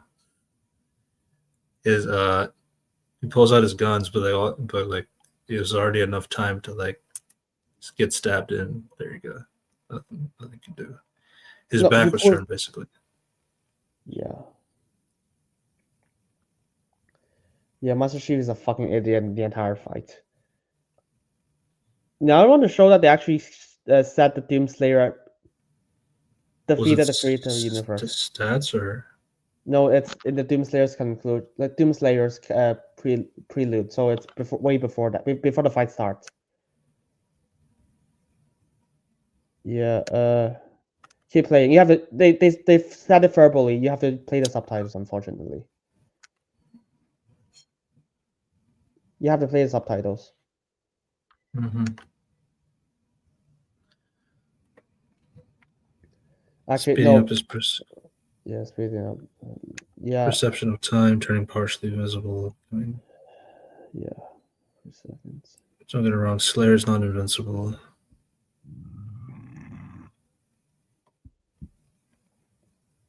Was it closer to the fight or probably the feats? Like here, maybe? Here. Yeah, closer to here. Closer to feet. Yeah, no, just give a minute.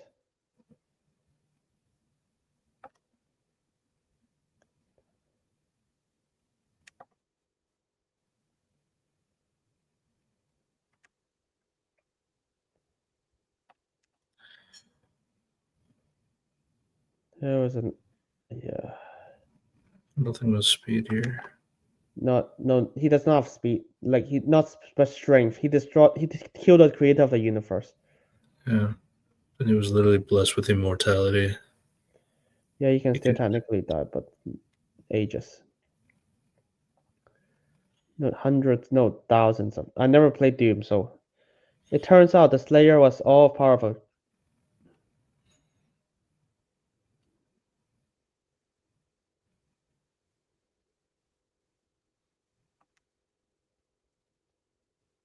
With the Dark Lord, he has many the devil, Satan, the devil, the true first being who created all of the. No, wait, yeah. Play the back. No, back. You messed. Slow down. All of existence. Who created all of existence? Mm-hmm. Yeah. And remember, they said that hell is unlimited. So yeah, he's infinitely stronger than Master Chief. who took a nuclear bomb that very specific circumstance can take a nuclear bomb. Very specifically. Yeah, Master Chief is way weaker than Doom. Mhm. He should have died immediately. But There you here's the go. thing. Yeah, that's it. So the conclusion is just dumb. Ignore a lot of like actual things of what happened in the episode. The fight is Mhm. just like Master Chief is just a fucking idiot, and Doom is just I don't know. I can't even celebrate his wins because he did not overcome anything. He just kind of wait for Master Chief to turn his back. He was aura farming. Yeah. Next was Simon the Digger and Kyle Rayner. Okay, Simone. Even that actually is the funny Oh, thing. Is Simone.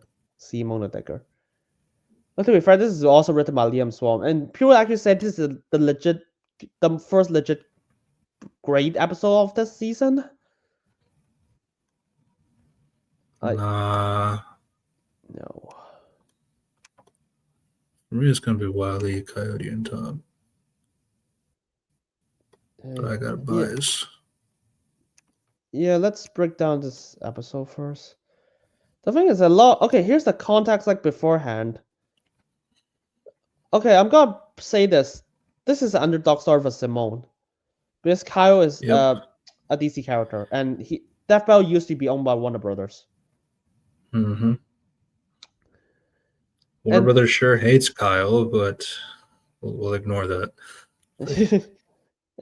and Simone has a really active fan base, at least in the first debate community, despite having only 27 episodes.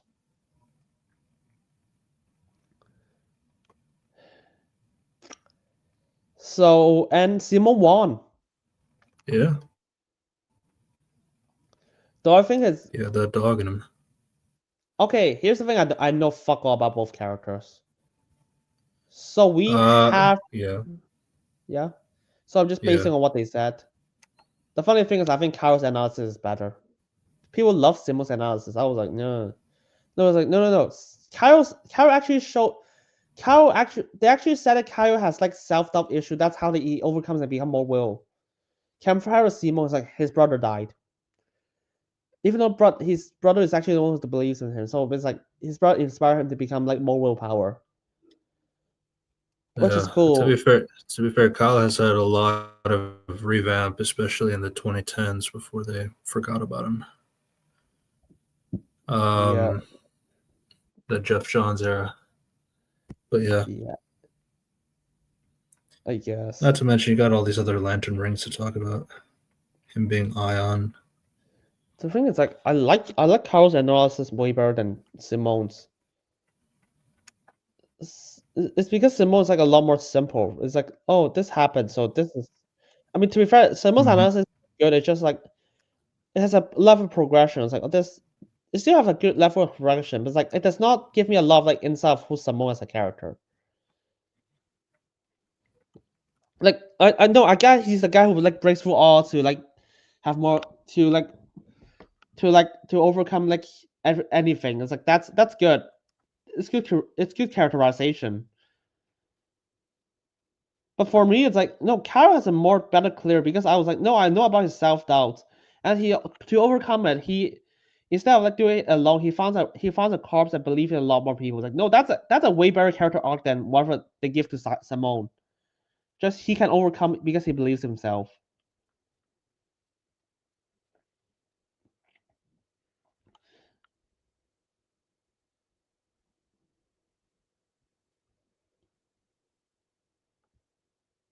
That's a barrel reference. So the fight, it's cool. It's cool looking.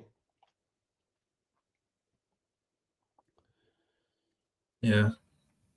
I don't know. I guess they learn to respect each other or some shit at the end.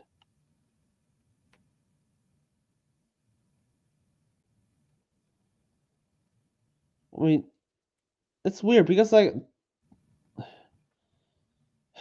they could have played a lot more in terms of dynamic. But when you actually listen to the dialogue, it's just like, oh, I do this because I'm like take your weapon to like what the fuck? That was from the music. Yeah. Super. But anyways, they Kaiju for kaiju. yeah. The dialogue is just like this is a lot of dialogues is really cool. It's like we can do a lot to break through all the will. It's cool.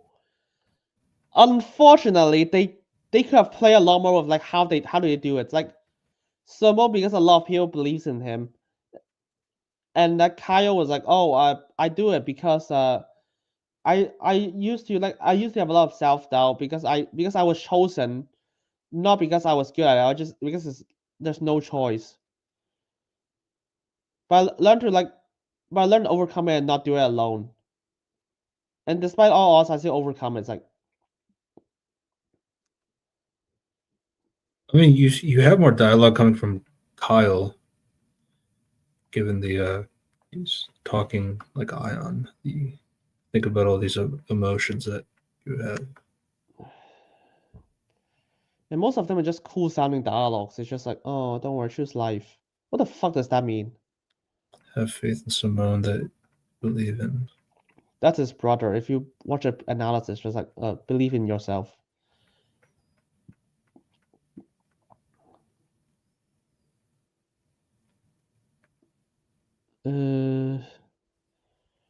But yeah, it's a cool fight. It's like if you ask me what stood out, I was like because people love this shot. It's like the two drilling with each other. It's like no, it's cool.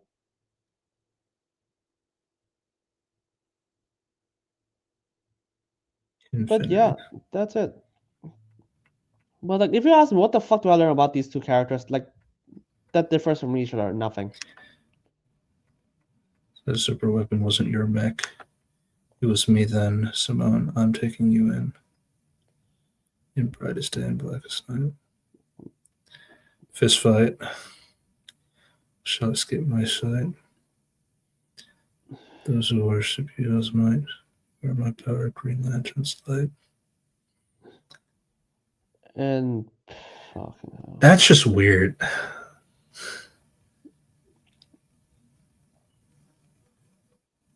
Yeah, I guess I guess Kyle just like to punch each other. I don't know. Yeah, that was just weird, man. I get that angle is they have respect for each other, but like fucking how Kyle is literally just trying to play Simone's game. It's literally just like playing by Simone's rule at this point. You're just a fucking idiot. Fun fact about this fight: there's actually an alternate ending of Kyle winning, which the only difference is like which is all happened in like a punch clash, which Kyle overpowers him. I just think the punch clash is stupid. Because like then it's like all this like power and like it all ends because well I guess he has a drill and he has a ring, so that's just gonna break. Okay, I mean that the ring is made of alien tech. They're not supposed to break that easily. To be fair, they did not break it. That he handed the ring back to Kyle, so like at the end, it's fine. No. I'm talking about how this win happened, like how Simone just like literally shattered his wrist and all that stuff. Because the way the lantern ring works is like it will avoid you getting like cut in any capacity as long as it's on your body. So that's how it works. That's kind of my problem. It's like when it comes to like the fight itself, I think the fight was fine. It took advantage of all the colors and all this stuff. Makes sense. But yeah, I mean, it's just that yeah. Then they do like a fist fight, and then they go punch for punch, and then yeah, he has a drill, he has a ring. I don't know. It's like the ring would protect Kyle from that, but it just didn't. It's weird because people love the punch class. I was like, oh, but you see, I was like, well, dude, do you know the Kyle can just create construct to just like avoid the punch class, to avoid all the punching? Yeah, that's why I was wondering, like, were they trying to go for like oh, the ring ran out of power. I mean, he said the chant though in Brightest Day and Blackest Night. You know that. So it's like I would. I don't know. It's just The thing is, like, originally Kaio was supposed to win. Okay, I can show you I can show you the original anime, like the storyboard beforehand. Give me a second. Kaio versus Simone. Alternate ending.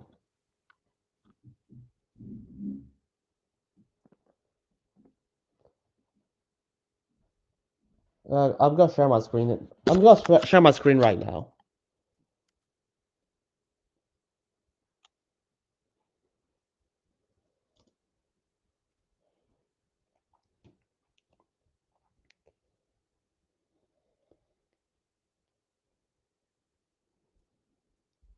Here.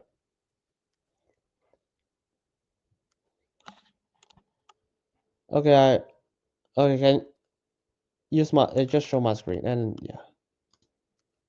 Jesus Christ.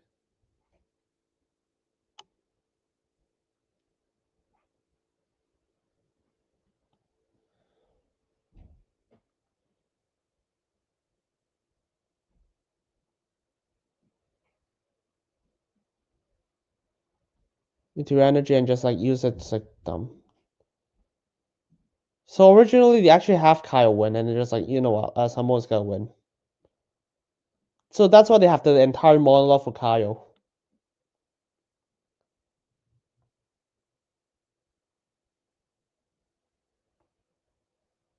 Not bad, not bad at all. They throw that to Dante.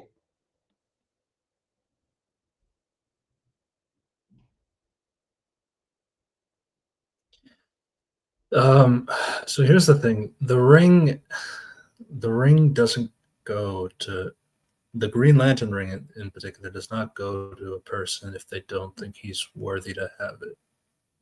So it's like it can't really work that way.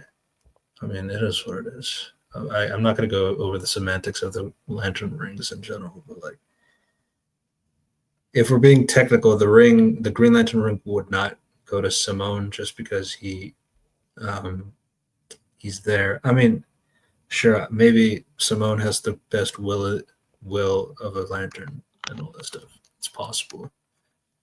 I just think it's more convenient of the way that they did it rather than it practically making sense. It is what it is. Imagination, willpower, potential. Yeah.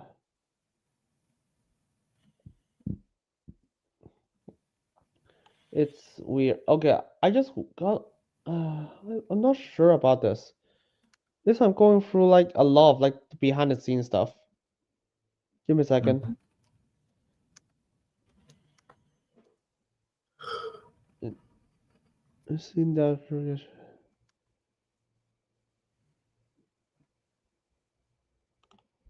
Sorry, insulting and.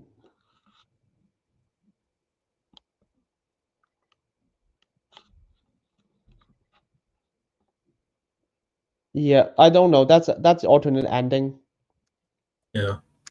It might be planned, it might be not. But like, if you ask me, I think Kyle. I mean, do they ever I explain why they changed it? no. I mean, I just saw that it's like the story artist just did it for fun. I guess. I guess the only explanation he just did it for fun for the alternate ending. Which I'm gonna be honest with you, when I saw the alternate ending, I was like, no, that is written better. Like, because here's the thing, Carol's last line is, "I'll take care of it." Simone was like, "That's actually a respect for your opponent." What the fuck is Simone's last line? Just who the hell you think you are? Yes, I know it's a reference to the anime, but like you literally just like, yeah, Carl is a fucking loser. That's what it said. I was like, oh, okay, I guess Simone's an asshole now.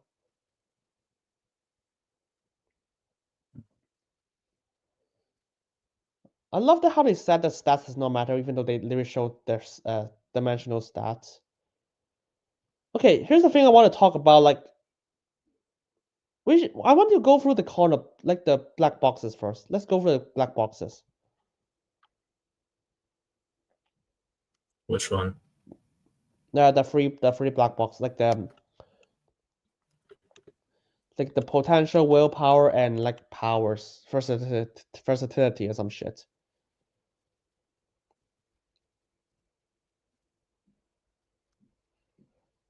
Potential. Oh god. Potential is a funny thing to use now in the memes.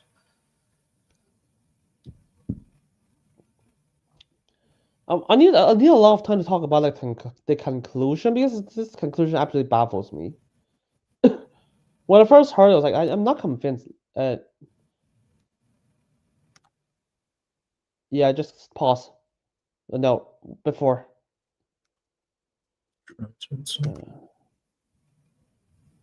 Yeah, I think I should stream it myself. Just pause. Sure.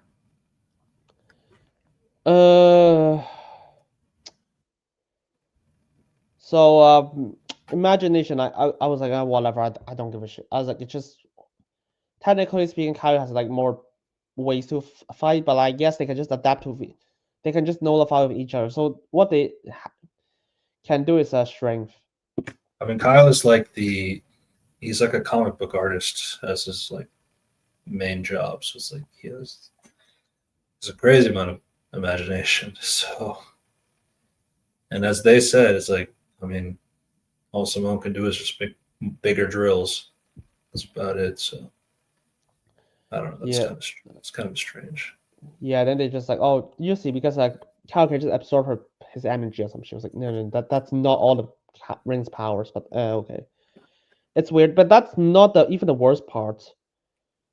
Okay, you see, remember I said that the best conclusion has a thematic through line. Technically speaking, this has a through line about like, oh, someone can overcome anything because he has like the will. He has the will to do it, and he has always, unlike Kyle, who has like self-doubt. That's what they are trying to go with. But like, that's not true anymore. Kyle's been a character for so long. Like, that's not true anymore. So it's like, wouldn't you want to compare at their peaks at that point? But then that wouldn't be fair. I don't know. It's just like, Okay, yeah, I mean, like the self doubt, it was a thing. It's just not a thing anymore. okay, I was like, okay, well, that's what they try to go for. Like, fuck it, let's just say it. That was not that's not what you presented. Here's the thing. Technically speaking, I say technically, what you showed, Simone should be the winner because from what you presented. But the reasoning is because Simone is stronger. Because he has a more willpower and potential. It's like, no, that's not what you presented. You said that the life equation is as strong as Simone at his peak. Like, I want to go back to just look at the dialogues again. Skip like a few seconds beforehand. Like, no, just go back to a few seconds. No, before. Like when Lex Luthor opens up his palm to show the life equation. No, afterwards.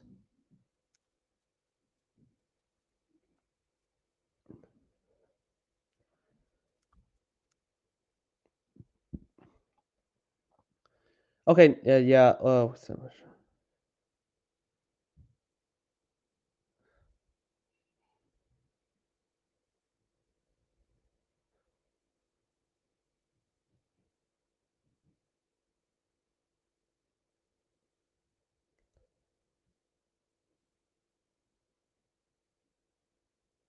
Yeah, here. Original has a higher level of reality and keep going, and would have more than even the odds. Yes, what they say is the life equation is as powerful as Simone at his peak. The problem is, Kyle has not controlled it. Yes. The reason why Kyle loses is not because he's less powerful than Simone. It's because he could not control himself if he's in his strongest power. That's the difference. That's the reason why Simone wins. What they say is like what Death Battle Charlie gave for like Simone is like even though he start off weaker, he will always grow stronger than Kyle. Like, no. The reason is because Simone can control himself when he's strongest, and Kyle could not, and that will leave him an opening. And Kyle only has 24 powers of recharge, battery recharge, and that's it.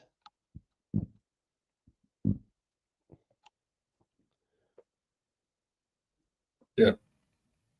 And Simone can last for 7 days without getting killed, and Kyle can only last for 1 day. So that thematic through line does not make any sense, and they try to force it on Kyle for some reason. Even though Kyle is not the character to do so.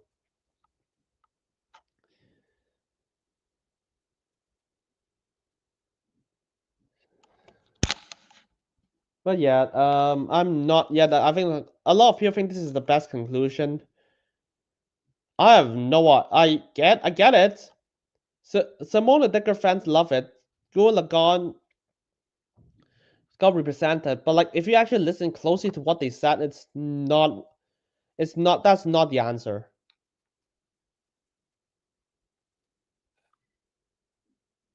I just don't really like. I didn't really like the ending, but or like how how like they usually have like their closing shot for the before calling the KO. I don't know. You'd make a good lantern. I mean, that's not bad. It's not a bad line from Kyle. It's just the line Or afterwards. Simone. Just who the It's hell you weird. think you are? Do you think just who the hell do you think I am? That's an iconic line from Simone. Does not mean that it makes sense in this context. Yeah. Honestly, I feel like you probably would have been better off doing it somewhere here, honestly. In this just who it was me then, Simone, I'm taking you in. Just who the hell do you think I am? Just don't you think that fits here better? Yeah. And then you can have someone just like, yeah, thank you or some shit. Let's just say thank you. I will use it to protect more worlds. Anything aside from like, yeah, fuck you, I win. I also think it's a little weird for Kyle to say Simone of Earth. Kyle, you're also from Earth as well. Whatever. But yeah, I overall I think this episode it's fine. Yeah. The conclusion does not make any sense though. It's probably the best episode of what we've said so far. I don't think it's the best. It's weird because if you ask me, I was like it's better than Machishi versus Doomslayer. It's better than Kratos vs Asura. I don't think it's a good episode. That's a problem. Because No, if you ask me, but like I think we're just comparing from the first 5 that we did so far. That would be so. I think Shigaraki and Mahito was the only one that. Oh, I guess Ghost Rider Spawn.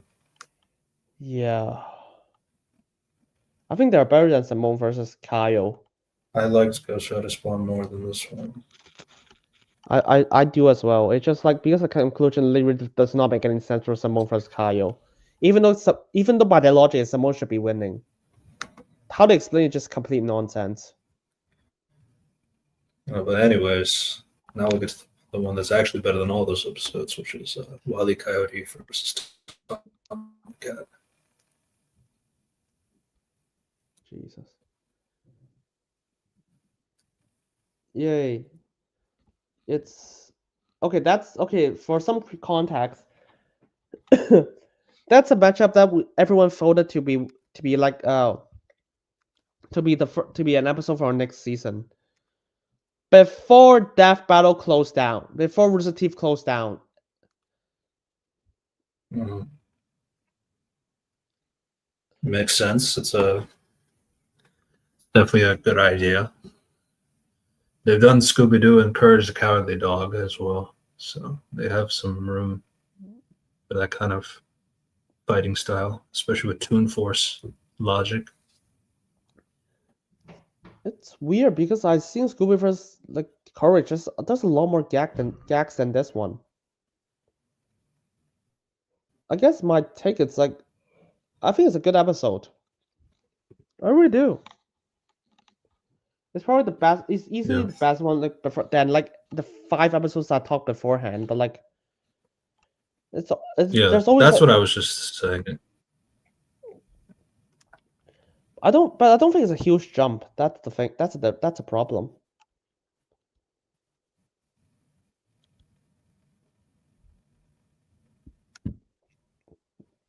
Don't get me wrong. I like the preludes.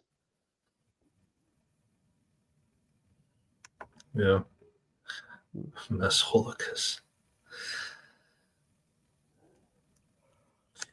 Yeah.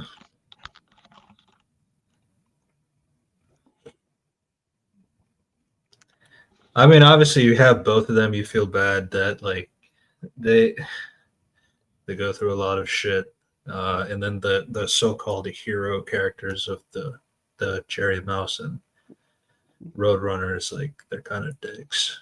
Is what it is. To be fair, yeah. This cat. Yeah.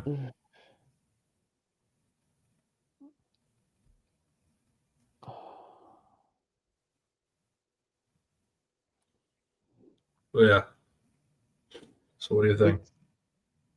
And yeah, I think hand drawing is good. I think there's like a lot of cool moments.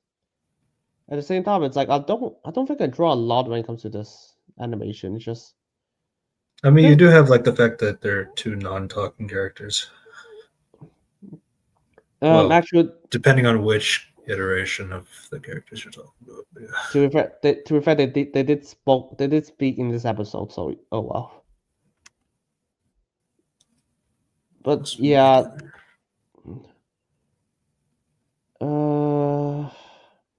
No, I like a lot of the gags they did. It's like the thing is like Tom and Wiley are just really simple characters. They're really good simple characters. Yeah. So it's hard to draw any thematic through line, but like I mean you could. Tom is like always like the thing is like Tom loses. And Wiley is like Wiley is like the weaker character. And he's the one winning. But the thing is, like, the way they went about it is like it's not specifically for. It's just like the way that Looney Force works or something like that. It's like Looney DNA. Looney DNA. It's like it's literally impossible to do that. Like the only way to kill a person or kill anybody from the Looney Tunes is by dissolving it, basically. I have a gun that does it. Like, oh, okay. Yeah. The thing is, okay, to be fair for the conclusion, I really like I think all the categories make sense. Yeah. No, the thing it does portray like Tom is clearly the smarter one in the entire animation. He has arrogance and shit, but like it's not nearly as bad as like Wiley's.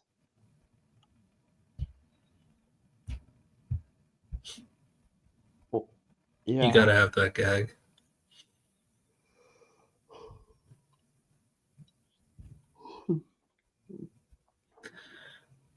Preludes. Breaking the fourth wall, of course. Yeah. Yeah, I mean, in terms of gags wise, like in references, like should have seen that coming. Yeah, they did pretty good on that front. Looney DNA dissolver. I think the funny thing is I don't know that Looney Tunes and Tom and Jerry are made by the same person. Yeah. I only know that. No, they're not. They're not. But like, would the Looney DNA affect Tom himself? Yeah, they They They're just explain gonna it like go. I think they're gonna go based off of like, well, they both have Toon Force in general, like that thing that allows them to stay alive despite they should be dead. But yeah, it's like they should be dead right now because they lack Team Force. But I mean, to be fair, they did have effort. Like they struggled to stand up. so yeah. Mhm. They do have this aspect to be fair, but like no.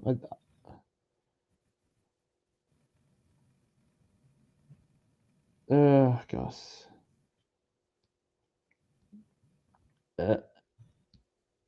Sorry, but like that umbrella is not gonna do shit. If there's no Looney DNA.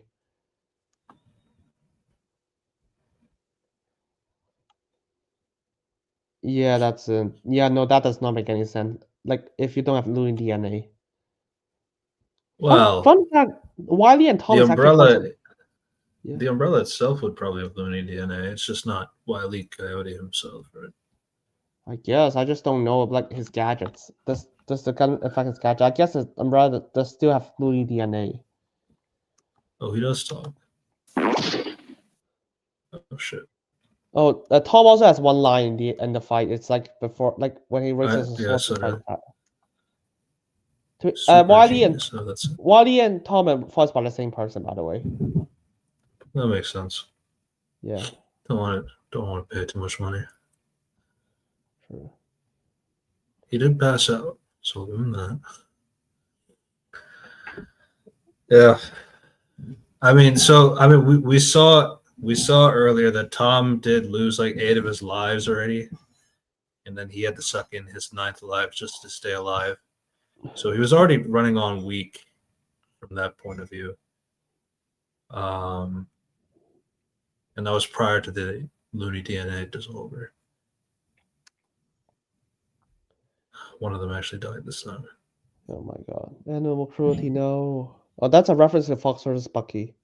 Yeah. From season 1. Oh my god, that's a long time ago. Mm-hmm. Oh my god. Okay, there's one problem with stats. No, they should be as fast as each other. Because in the fucking corner boxes. Okay, have you seen the cartoon called Derby? I don't think so. Dobby, basically a dog that's always stone face. Yeah. That's Dobby. Right. Yeah. They said that he's as fast as Dobby, who is basically infinite speed, immeasurable speed, just like him. And they fucking put it in a corner box. I was like, no. Tom should be as fast as Wiley. Yeah. But they like, you know what? Like, Tom is just way faster. I was like, no, Wiley's just way faster than Tom. Low. I was like, no, that's not what you said. And they just throw in the corner box.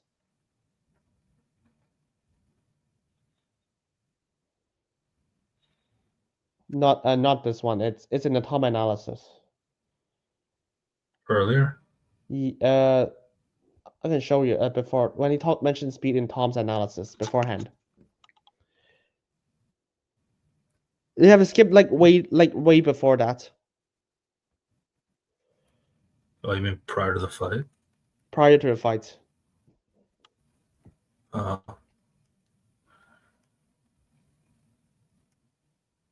No, that's Wiley, Tom's.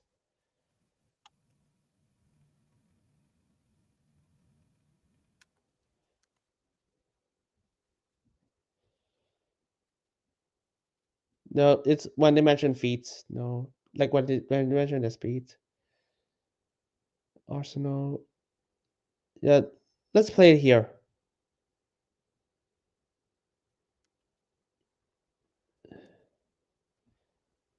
I think so. Dodge lightning and lasers. And to be fair, so was Wile E. Coyote. Jesus. Destroyed a planet. Lifted the sun. Blown up into a constellation. It was fine.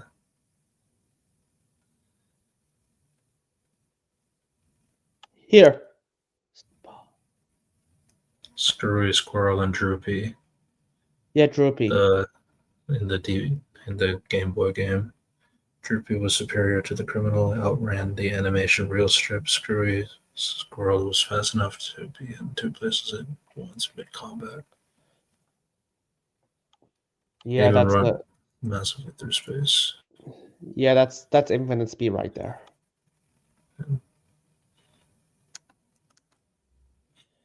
The thing is, I think all the categories make sense, so it's like that's good. I just think there's one flaw is just like, oh no, the speed should be equalized. To be honest, I don't even know there's a Chuck Jones rules like when he made Wile E. Coyote. Yeah.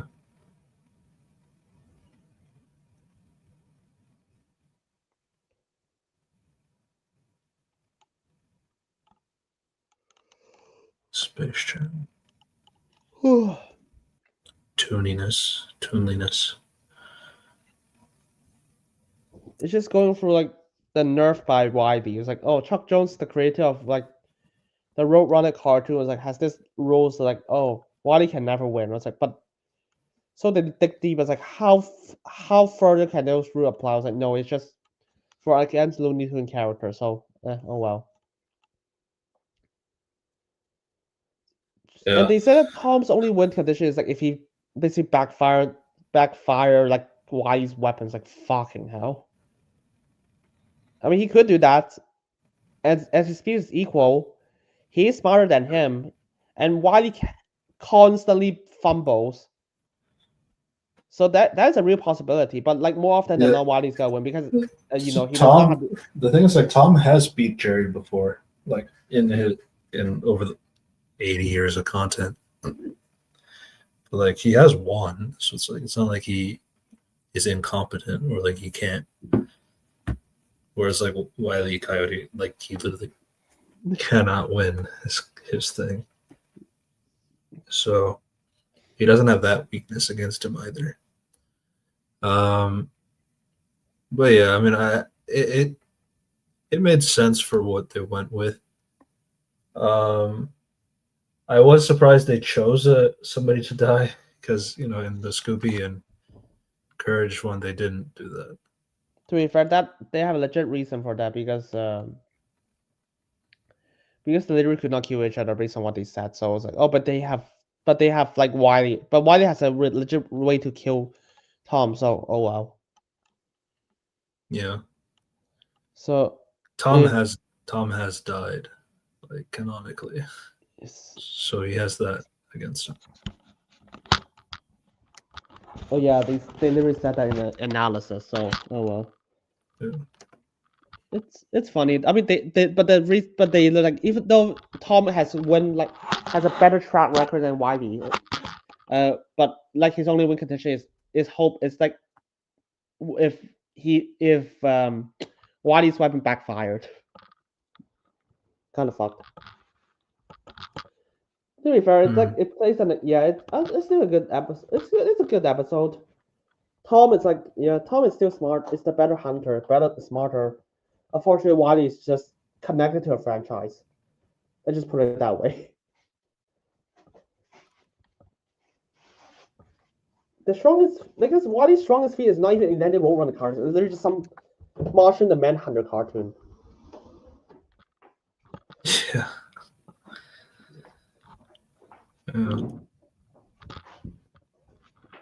Next episode is like what? Miles versus Deku.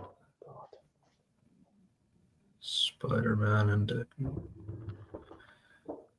Here we go. Why did they call it this episode? Did they actually call? I was surprised they actually called him like Spider-Man instead of just Miles Morales. No, it's Spider-Man. Oh. Yeah.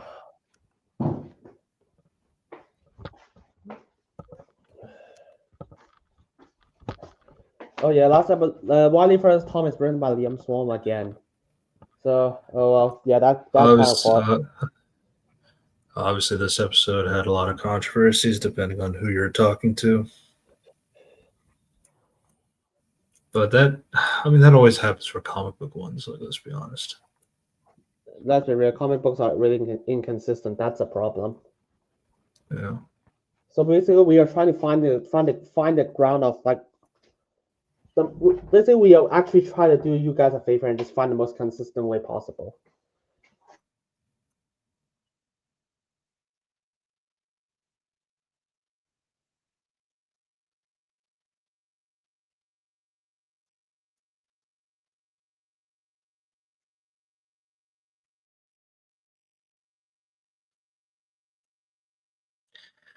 I don't know. I mean, my problem with the Miles analysis was like how they were using references from the video game as like his strongest feat, which is really not the right thing to do.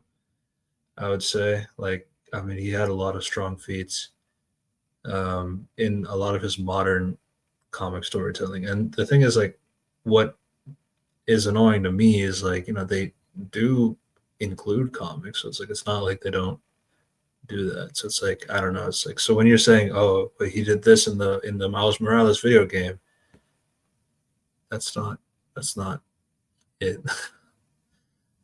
But I mean, I don't really care in general. In terms of like, yeah, I think Deku would win. I just think they didn't really sell Miles that great in terms of the pitch, but that's about it. The thing is, I love the Miles line from Spider-Verse, and none of them makes any sense when you put it here. Okay, the analysis for both characters are boring. The analysis for both characters are so boring. I literally could not stand it. Yeah. They have a lot of protections. Like, here's some backstory. Bam. Done. And it's like here's the power is low. I mean, do you know the funny thing is I was like, this episode actually reminds me of BVS. Batman v Superman. Yeah, they literally just like. This is better than Batman v Superman, to be fair. Yeah, but the problem is like that could literally just punches Miles to another place, just like, and the title said "abandoned location in New York." I was like, so they can unleash a pure power for killing anyone. 9 million people are just going. Yeah, like just there's a part in New York that's just in no one is there, for some reason. Like legit, what the fuck? The Zack Snyder actually help with the script.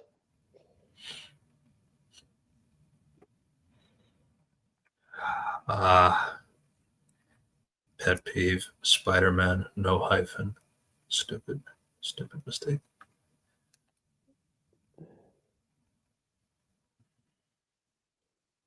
You really are Spider-Man. The ultimate. The unmatched. He called himself.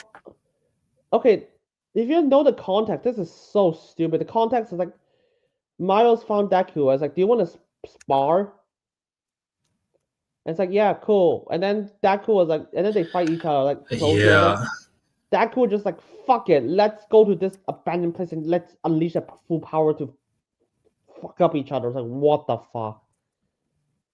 And someone doesn't abandon Let's kill each other. Yeah, and even though it's like the context just, can we spar it? Can we just do a spar instead? And then it's like Deku was like, can we? I just unleash my true power. He was like, what the fuck? And to be fair, he accidentally killed him. But that does not matter when what you say is like, wow, you're the most powerful. And stuff like, no, I just killed a hero. That should be your reaction. Mm-hmm.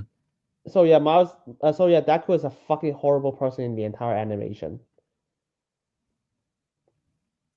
Equal.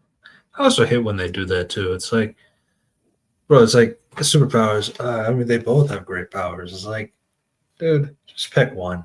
It's okay. I don't like this equal shit. No, the problem is like you could have merge a lot of stuff. What they say in superpower is like, oh, Deku has this thing that makes him more powerful than Deku, and he can fly, so it's better than Webs. But at the same time, and like strength and speed, they can both go into superpowers. like super speed, super strength, right? So it's like I don't know, it's just To be fair, they can just combine to stats, but I'll just explain it. stats, but yeah. So the reason why this is a draw because Miles has like the Sparrow sense is better than his danger sense, and he can easily like attack him through if that could like have put smoke around him. But at the same time, but Deku could not easily find him as well if he turned invisible.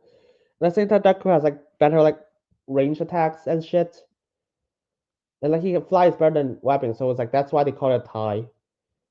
Even though you can literally, yeah, so that's why. Well, this is like superpowers. Okay, I guess, but if you actually listen closely, uh, I think you can just separate it. For like Miles is like just like more tactical or some shit with his approach. When you get to like speed, it's like I guess Miles is like faster at first, but Deku is gonna be faster than him. Like when he like uses like gear shifts and like, other powers. And skill.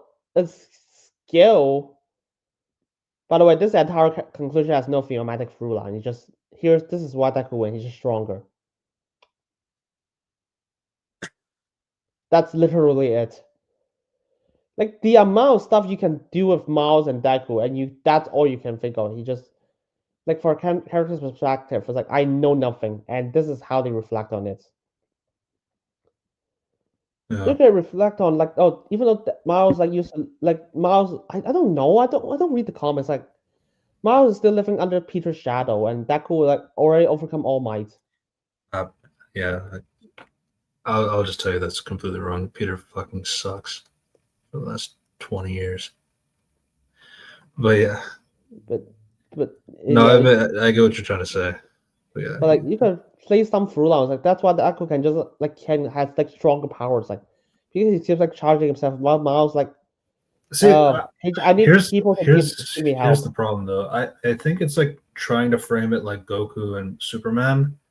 But the thing is, Goku Superman has the part that they've fought 3 times, so it's like they can kind of do this whole sparring match thing, and the way that they're acting is based off of that. So it's like to do like a sparring match with Deku and Spider Man, and then it goes off to the death kind of thing in the end. It's like it's just weird. Like I don't know why you would frame it in that sense. It's like even when Goku died to Superman again, it was still like a friendly thing in the end because that was what it was going for, right? So Yeah. it's just kind of it's like I don't know if they were trying to match the energy of that, but like they can't do that when you literally have Deku trying to kill him Uh, and then does. and Dragon Ball character dies all the time. They just revive themselves. Yeah. It's weird. And then you just to be fair, that's on the conclusion. It's weird. This conclusion is just like I mean, I believe Deku will win. Was like Jesus Christ, there's literally no character reason for it. It's like Deku like keep overpowering himself, and Miles keep getting stuff from other things like gods and fucking vibranium. Yeah. He even turns into a vampire person. Yes. So like in Wakanda, they gave him a suit to like temper his vampire thing, so that he doesn't, bite anybody. What while the in it. fuck? Yeah, he's got a whole sword and all that stuff. I mean the corner box also said he has a god, but to be fair, he said it's a mentor, but it can help him protect himself if that could destroy his soul. Yeah, I mean he's fought Blackheart, and Blackheart is like Satan, one of them, like one of the sons of Satan. So you got that. It's hard, but yeah, strength. The thing is like the only to be fair, the strongest thing they bring is like vibranium. So how strong is this vibranium? It's like Falcon Protect block a bomb that would destroy New York. That was like what, 456 kilotons of TNT. Yeah, this is not his strongest feat. Fighting Satan the Son is way stronger than that, but that's what it is. To be honest, I don't know that context. So I was like, I just assume, like, as a person, I never read those. Like, oh fuck it, I just assume that does not exist. Well, but here's my problem though. It's like they're using a video game. I just think naturally in your head you should just think, even if you think like, oh, I've never read comics, like, do you really believe that a video game would surpass something from the comics? Like, let's be completely honest. To be fair, the strongest thing they bring up is from the comics. It's just weird to hear that. I was like, oh, here's the game thing. To be fair, the strongest thing is not this one. It's vibranium. I mean, like, Afterward. because like let's say you want to talk about like the strongest feat from Iron Man, but your only reference is like what he did in Endgame. I just think that's a stupid thing to do. It's weird. And then there's a corner box like, oh, you see the Insomnia game was like, is as powerful as the comic book was like, oh, you could just bring That's up not comic true. book. Yeah, that's not true either, but it's okay. It's like, but to be fair for them, this is not the strongest thing they bring up. It's the vibranium suit. Yeah. We just wait for this. It's like stronger. Miles has this suit. Sort that was this is the strongest thing they bring up. It's for this is this one.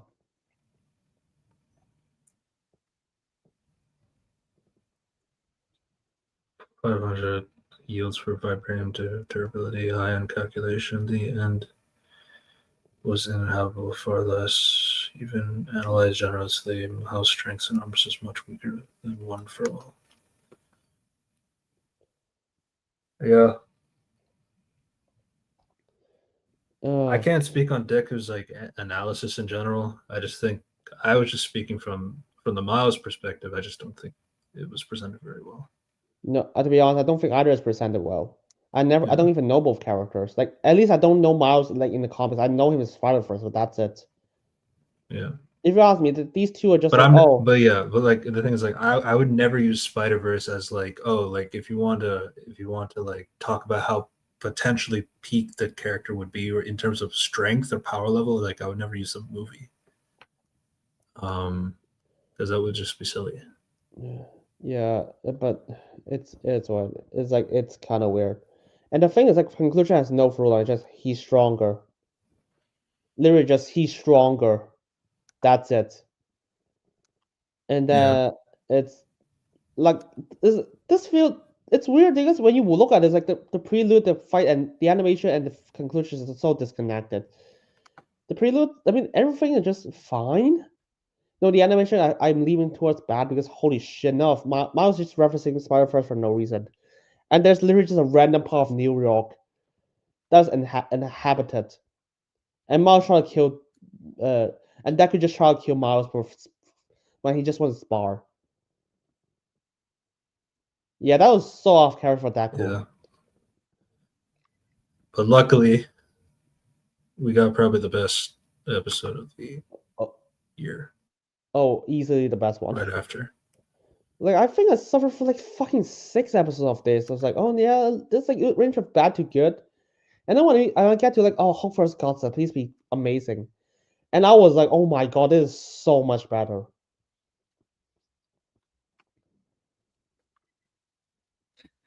Okay, just so you know, they actually so Hulk versus Godzilla.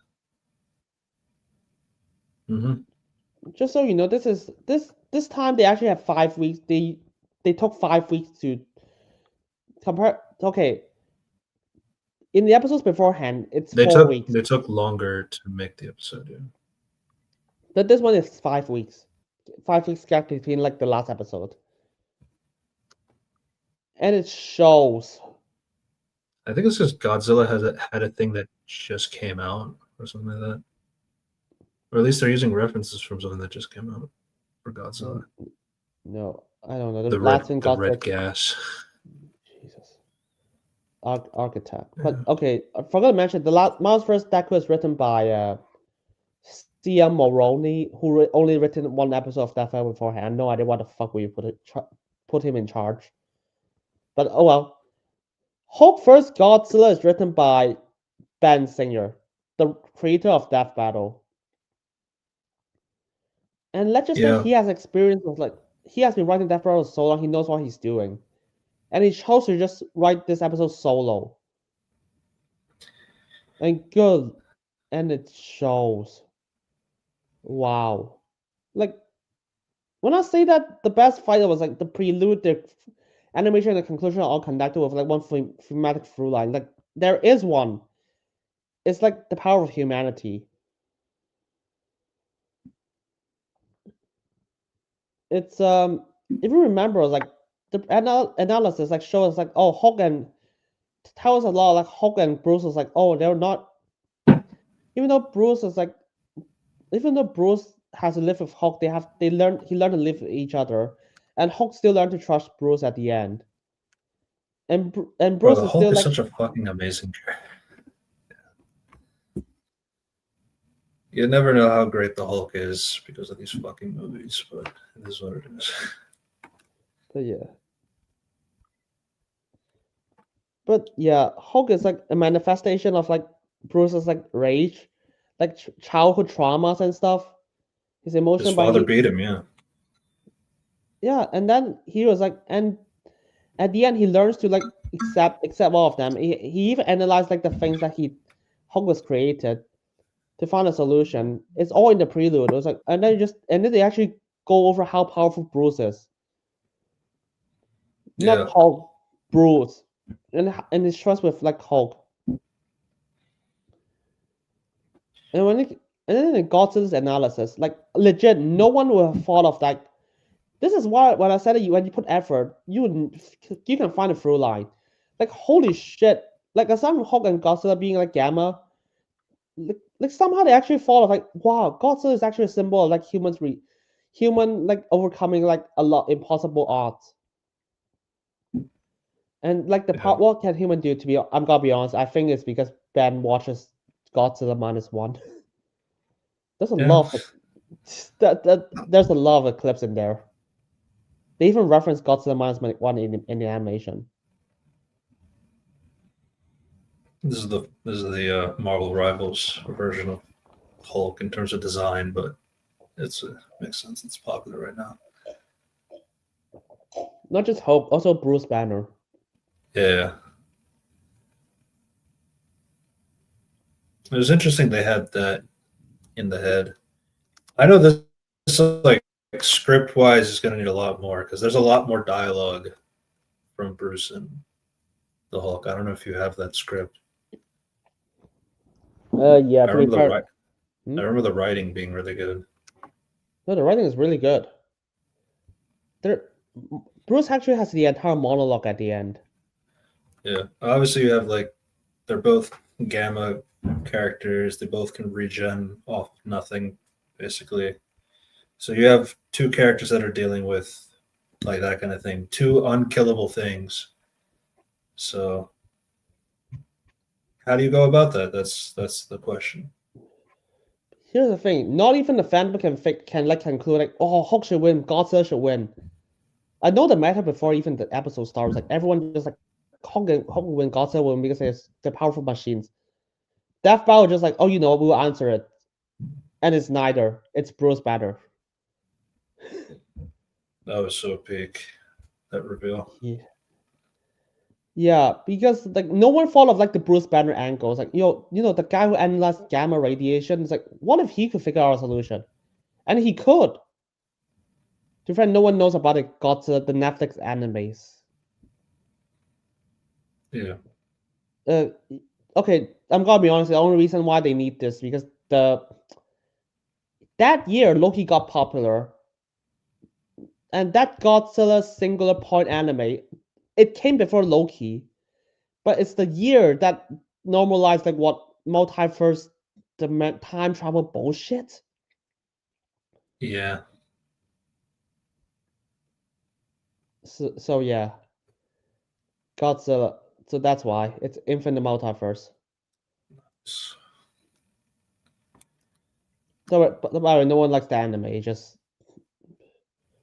even Death Battle knows it. It's just what the fuck. There's TLDR. It's this is what happened. Blah blah blah. This is how they defeat Ultima. The end. But I'm coming Yeah. because I really appreciate And it's like Godzilla's it's interesting section. how they do because like Go on. you have the one below all doors as well.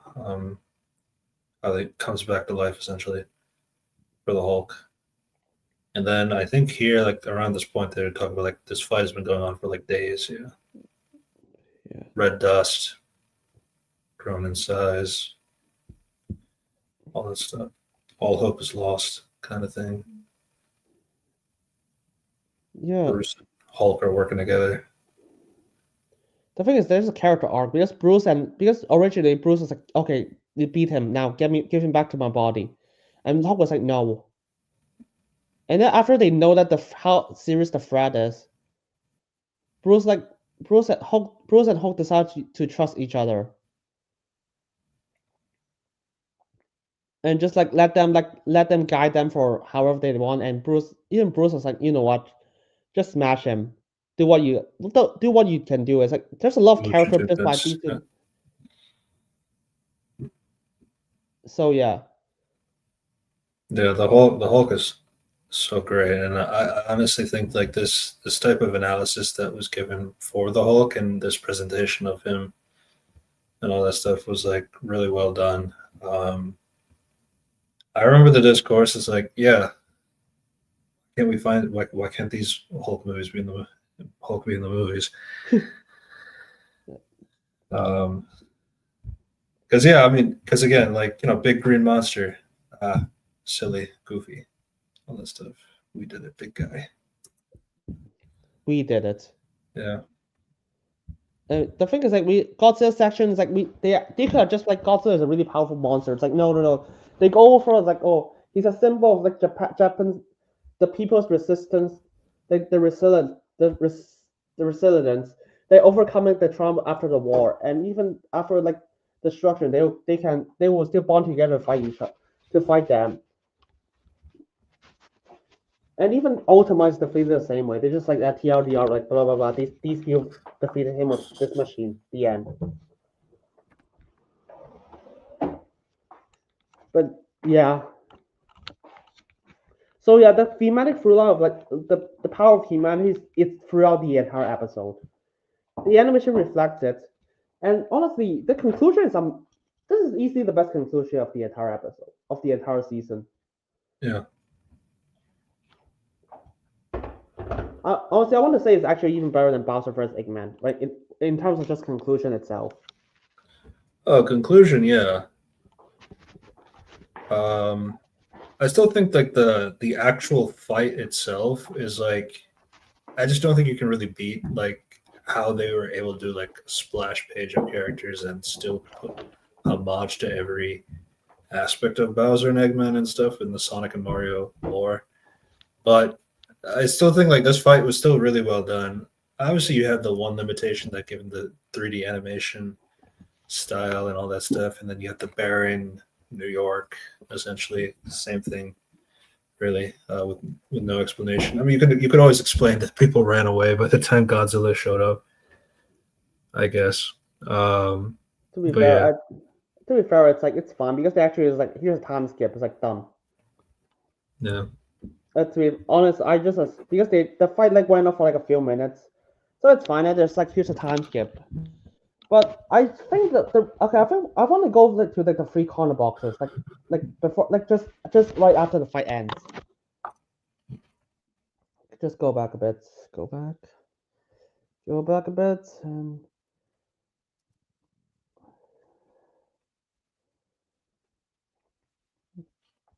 okay, stop. Pause. Go back and pause.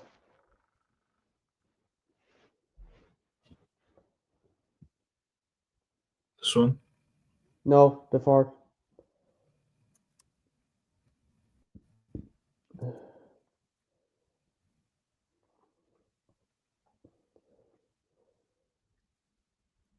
Okay, stop this one.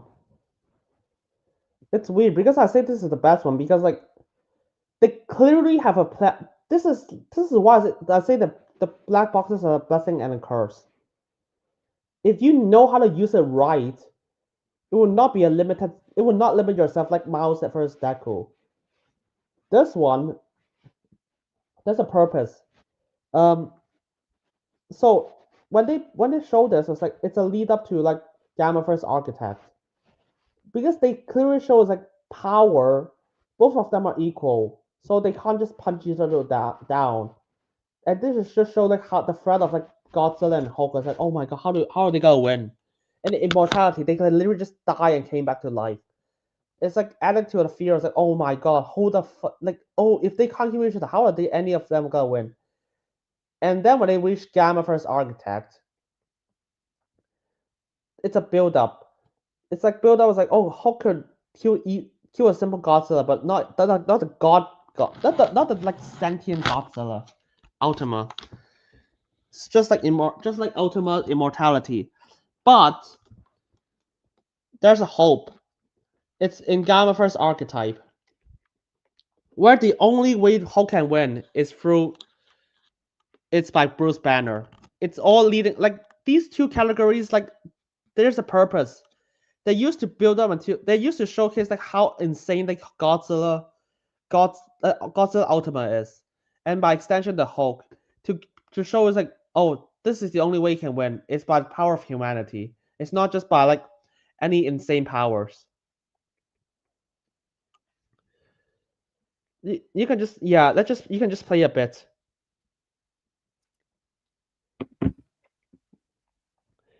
It's like most players can shrug off back holes.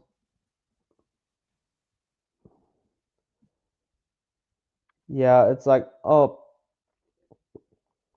Hulk can easily kill. Yeah, so just Hulk can easily kill like Godzilla, like the lame like the normal version of Godzilla, just not Ultima though.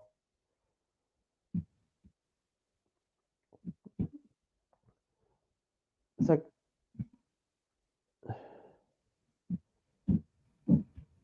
oh god, Ultima could potentially negate it.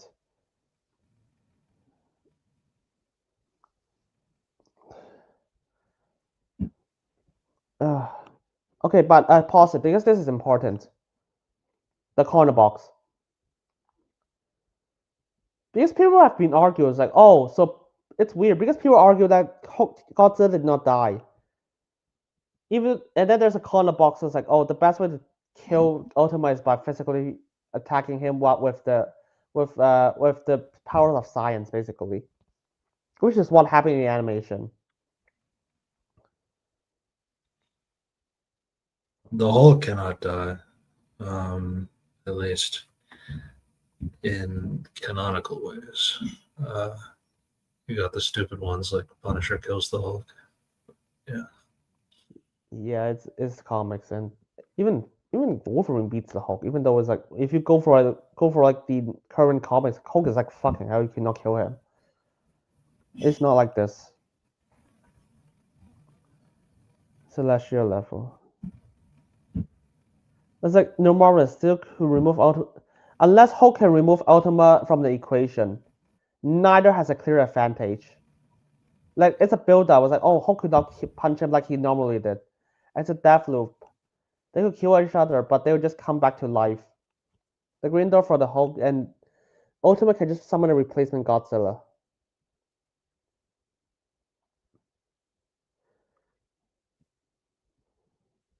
They're both equal. Remember?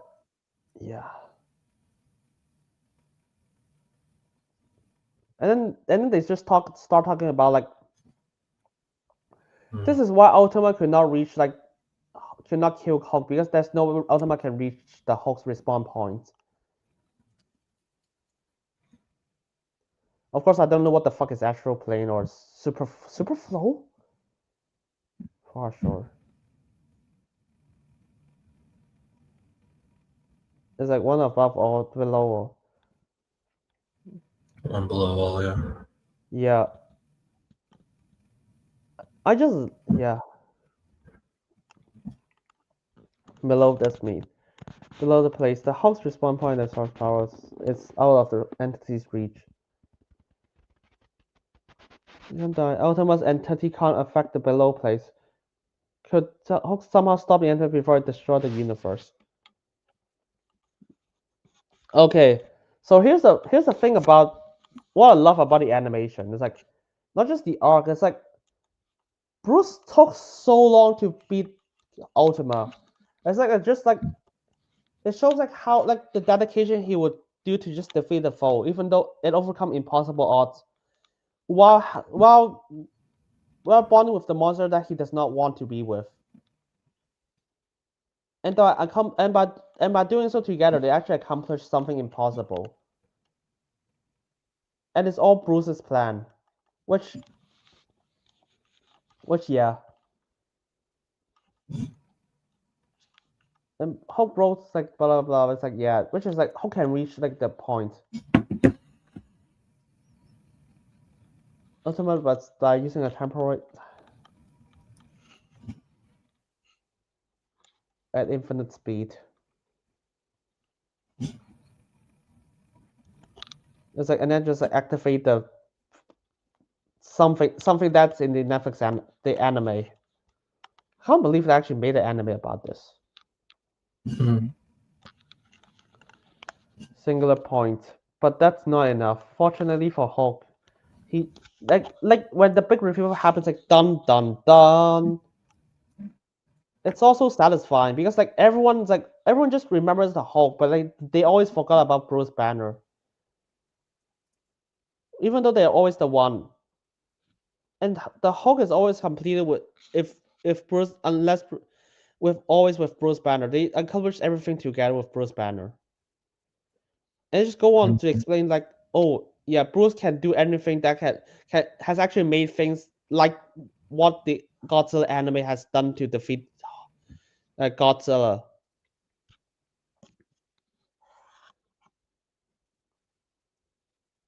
This for Hulk, no Hulk.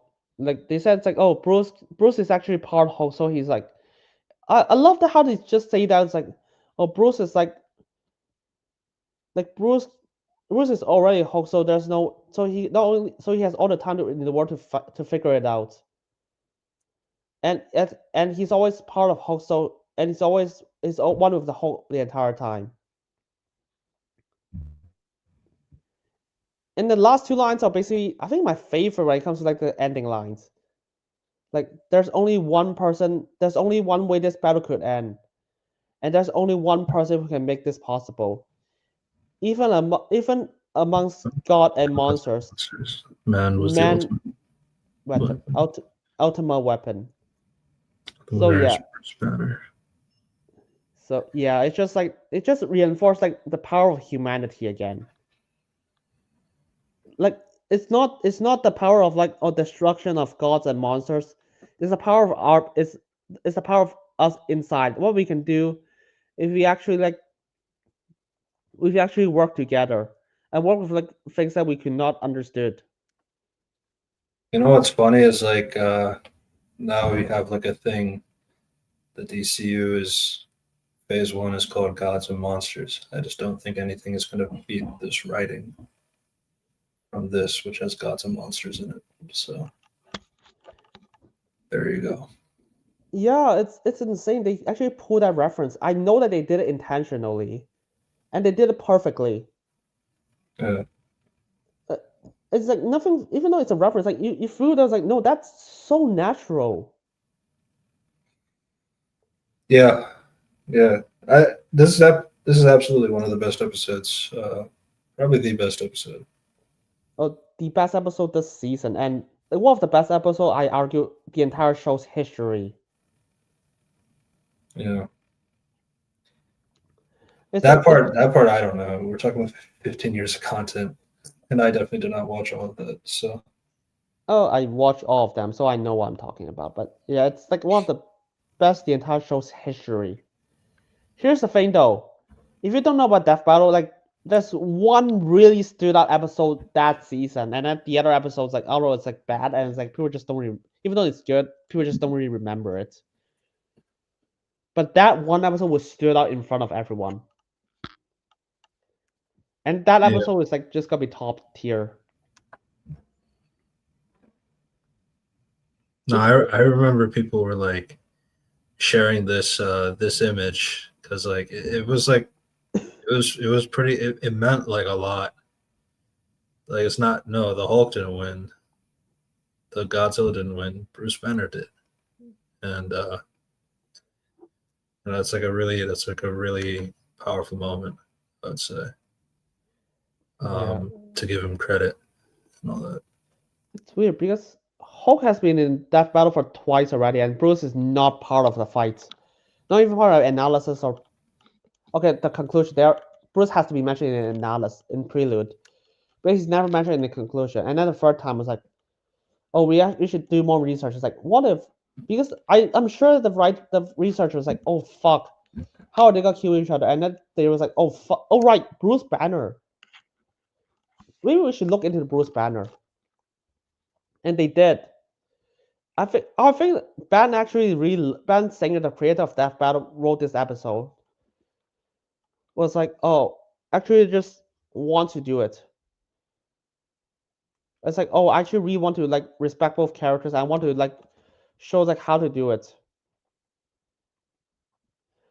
And so she was like, I'm gonna write this episode.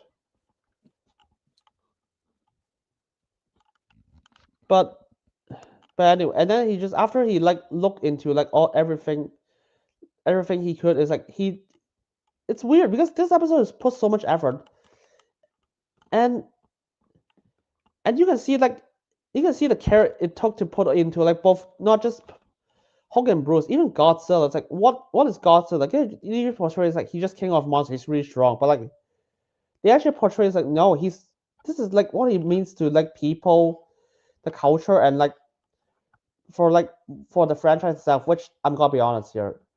Godzilla's meaning has been lost until Godzilla minus one brought it back.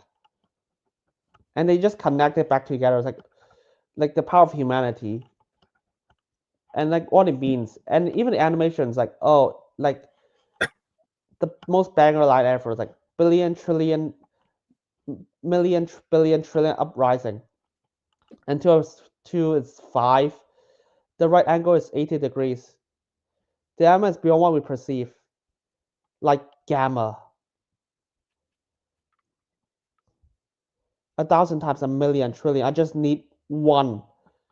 But yeah, it's just like it means that Hulk and Bruce would do whatever it takes to defeat the monster and trust each other no matter what to fight to like.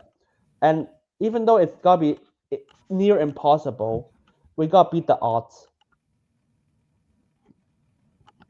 And it showcases like how smart he is, and it showcases his intelligence, and it's like unwillingness to give up, even though it takes a long and it's almost an impossible task.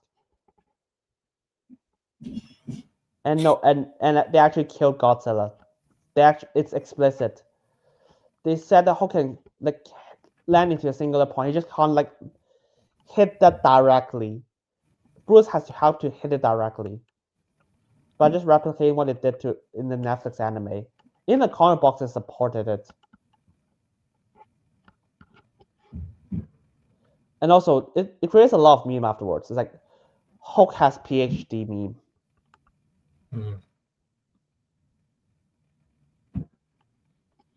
Hulk wins because he has PhD. That was still funny though. Yeah. No, I mean, yeah, I mean, the Hulk is one of my favorite characters. And, I think like the deep rooted psychology of Bruce Banner is like has so much potential for like characterization, all this stuff. I mean, like you only get like a glimpse of that in the Ang Lee Hulk movie.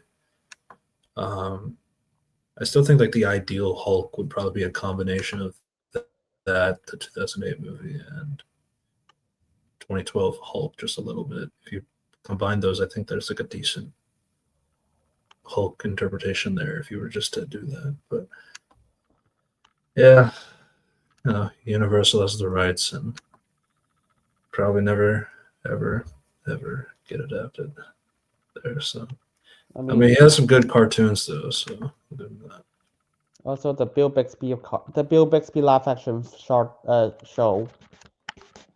Yeah. So the next one, we got 4 more, I think. Formal. Ruby, Yeah. God. Ruby Rose versus Maka Albarn. Okay. For context, Mm-hmm. this is this requested by Ruby's creator, Monty Ohm. He passed away, but he always wanted Death Battle made it, and Death Battle is inspired by Monty Ohm's animation. Mm. Sadly, he never made an episode of Death Battle, but like, it's good. It's good that they eventually finally do it, and they do it in the 200th episode anniversary.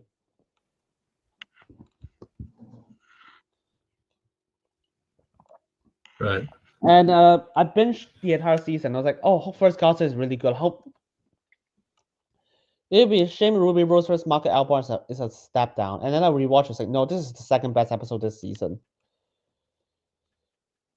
Oh wow. Yeah, because there's actually a through line. That makes sense. I mean, it's not as strong as Hope First Godzilla, but there is a. Yeah. Oh god, I hate the ads.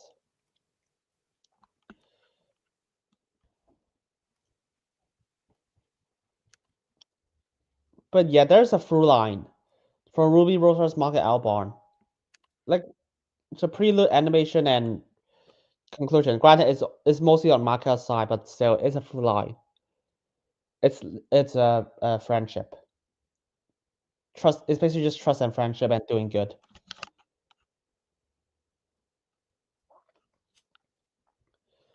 But yeah, Maka's analysis is better than Ruby's, but they're both great. And let's be real here. If you never watch Ruby and you only watch this episode of Death Battle, you will actually think that Ruby is a great character. She's not. But Death Battle actually understand what the fuck who Ruby is as a character. The idea of her character. Way better than the entire Ruby show. Don't ask me how the fuck do they think this is actually how they make it work. To be honest, to be fair, this is written by the person who wrote Bowser versus Eggman. Mm-hmm. So that's why. But yeah, if you don't know, the animation actually showcases a lot of like, Maka want to defeat the Ruby because she's assigned to, and that's what's and they portray Ruby as like an innocent, kind soul who does that because you fight back. Her first line after he just told her is like, "Oh, I want to kill you," to see her soul. She was like, "Oh my god, your boyfriend turns into a scythe." It might be an innocent line, but if you actually read into it, it's like, oh, it's a line. It's like even though she's trying to kill her, she's still like trying to look into. She still find this amusing. Mm-hmm. It's like a really simple soul. And throughout the fight, even though Ruby is like just fighting for what she believes in, and Maka is like currently trying to take her down, and you can show that a lot of like Maka's friendship with like a soul constantly throughout. Like even yeah, and Ruby eventually they took out like Ruby's like soul, it's like what's it called, aura, and by the teamwork of like soul like adagering her, like destroying her soul, and Maka like blocking Ruby's hits. Even though after Ruby's like unleashed her skill for us to like disconnect it, they're still stronger together. You can just keep playing it. Hello? Yeah, just keep playing it, it's fine. Yeah, her soul forms a barrier. Like this is like they showcase a teamwork here.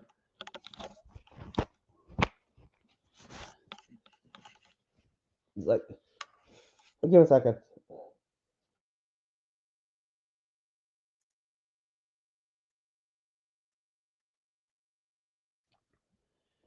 Yeah, yeah, go on.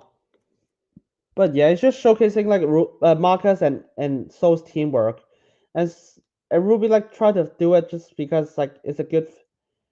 It's like she's not gonna stop fighting even though it's impossible for her to win. And yeah, that's Yang's voice if you don't know. And yeah, never, yeah, just a never give up attitude, which is aligned with the prelude about like Ruby's like out, even though she's like she has no hope, she has no odds, she still always try to overcome it.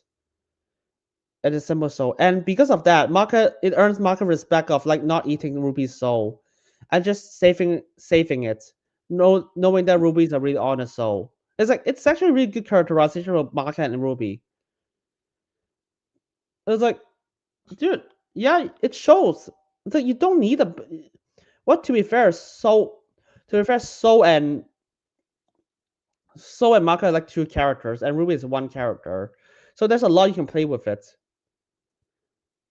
But because this episode is written by the same person who wrote like Bowser vs. Eggman, there's a lot. They play a lot of the dynamics here.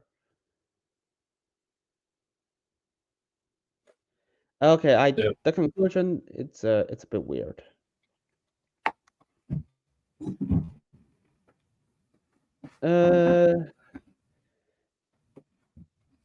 It's weird because I think the conclusion could be better. It's just the skill parts. It's like, yeah, I get they clearly want Ruby to have an advantage.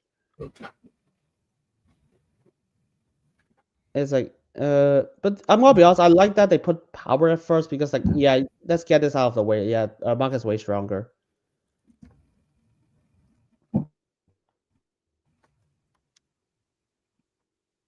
I think the best part is just when they go to power. It's like, yeah, the power, like, yeah, strength, like he's way stronger, and speed, like they are equal, which is fine. And skill was like, oh, Ruby is more skill is more skill in the comic book. She's also more experienced than Maka.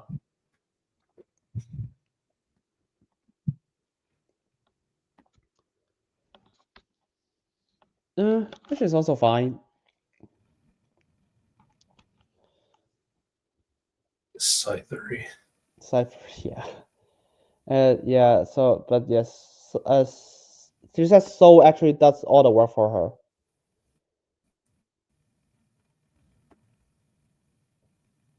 I think the power is like the one that's connected. Actually, has a thematic through line. It's a power of trust and willing, the friendship team, which is built up throughout the entire analysis of Maka and Maka Elbarn. Her relationship with Soul is like the distrust of each other and how Soul constantly sacrificed for her, and they are perfect because of each other. And with like the fact that Maka is only able to disrupt like Ruby's soul because of Soul. Like, okay, Maka is able to disrupt Ruby's aura because of Soul, and together they can do it. And even if Ruby's Silver Eyes, that can actually potentially disconnect each other. The entire story of Soul Eater, it's Soul and Maka like being like perfect for each other in terms of like in terms of friendship, and so they could not be separated. It's like, and so he can so that even Ruby try to disconnect it with each other, it's not gonna work. Yeah, that's actually a through line between like Maka and Soul's relationship.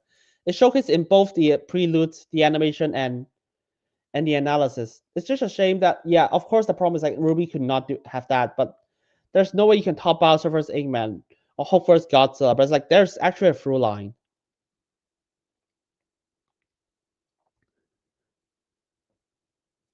But I'm gonna be honest, they still managed to put the fact that Ruby is like an honest, simple soul who tries to do good like throughout the prelude and the animation, and it's actually inspire like Maka, just not took her, even though and she actually convinced Soul not to eat her. No, it's good stuff. That's why I'll say this is the second best one. Oh, by the way, I don't go through it yet. There's the one shot I need to show.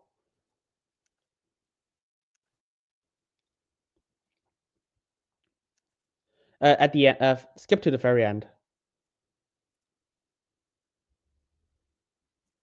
By the way, this is a good joke. And the winners are Maka Elbarn and Soul Evans. Wait, his name is Soul Evans? Soul Evans. No, skip the next time. Not the next time. We know the next time already. No, not the. I'll show it myself. It's fine. Because that shot is that frame is Okay. really important. I'll show it myself. It's fine. For the next time? Not after the next time. Not the next time. You mean the next episode? Yeah, not the next episode. Okay. I think I need to address something first. Yeah, this is why I should stream it myself, so I can talk about like what. So because I actually watch all the episodes first.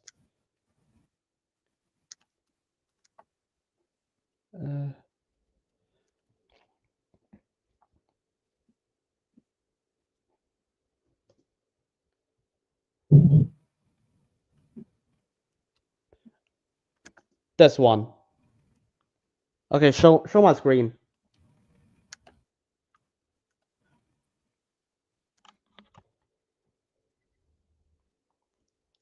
Yeah, it's just like it's just a simple. It's a simple not as like left. It's just as not as like we finally did the episode that you wanted. It's here. It's weird because like there's a lot of references for like Monty like passing away because after Ruby losses, the first thing Boomstick said is like rest in peace, Ruby. It just it's I was like when I caught that I was like, oh, so that's what you mean.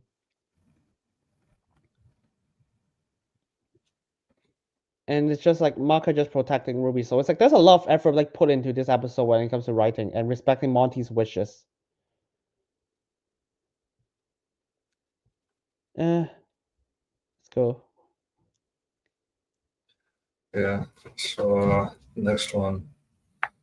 Next one is a different kind of episode. They actually go back into the past and they bring back their live action fights again. And it's Blade versus Buffy, the Vampire Slayer. So, yeah. It's weird because I heard behind the scenes. Apparently, they all thought that Blade would win because like I'm gonna be honest here. Before this episode dropped, no one knows Buffy. Everyone's just like, oh, she just has comics. I guess she has some shows. Everyone just under research him because let's be real, Blade is a more popular character because of the films and he's Marvel. And everyone just inherently think that he's busted because Marvel Comics.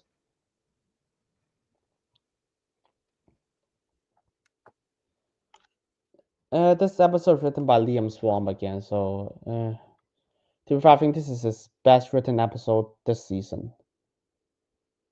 Largely because he did not write the animation. He did not write the fight. Unfortunately, the conclusion has nothing to do with either. They could have easily played that up.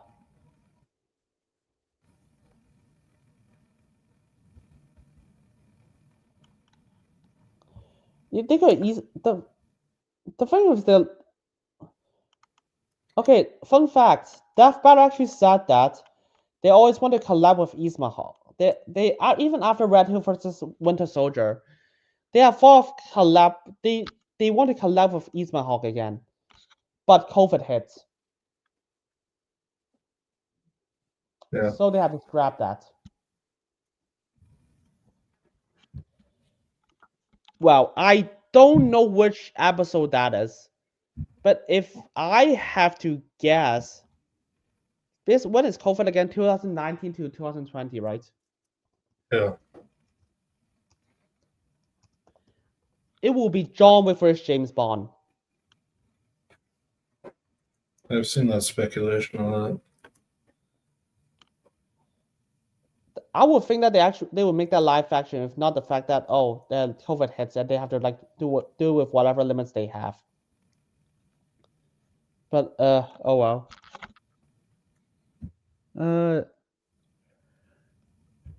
Let's just say that so yeah, this is their collaboration again. Oof. It's good. I mean, it's a good fight. It's weird because normally speaking, the writer of the episode will also write the animation. And there is a through line between both analysis of Buffy and Blade. It's just like, oh, Blade has to learn to reconnect with his humanity. And Buffy already has humanity. She just has a lot of responsibility, and she has to like share her responsibility, and eventually she does not have to do it alone. There's a lot of people she can do it with, which is a good contrast. And the fight actually does play with that area. Like Blade is the one who's like, "Oh, kill all the vampires," and Buffy did it only after like he got exposed.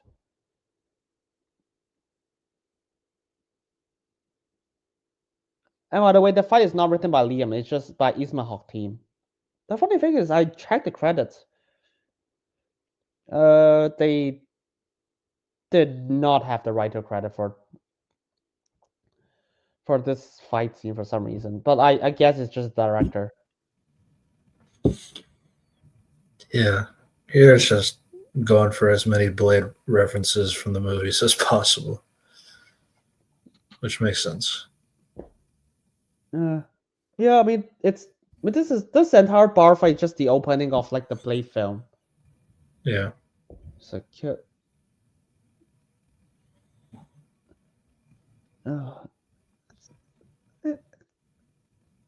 it's funny. It's like it's a good reference. So, by the way, the actress played by the Buffy actress played Mary Maloney, which is she's the girlfriend of the director. mm, Not the director. She's a girlfriend of like the actor who played Daredevil and Winter Soldier in the previous live action fight. And the I see. actor, yeah, for me, yeah, she's a good. I think she did well enough for Buffy. For Blade is still a fiction. When he's good when he's not talking. What the fuck is this? Yeah, he's good when he's not talking. Yeah, I actually really like the reason why they fight. It just gives a really good contrast between like, oh, who Blade is as a person. Blade is just like means to an end. I was like, yeah, it's like he does not take any risks. I was like, if he's evil, he just got to kill her. Even though like she's not a vampire yet, but there's a potential she will be evil. But and Buffy is a lot more like care about humans and believe that everyone can be saved. So she was like, so she would be like, she's against him. It's a good contrast. And yeah, that's the most praised part of the fight. Because and afterwards you can get the idea. It's like, oh, there's a strong enough motivation and just like you just care about it.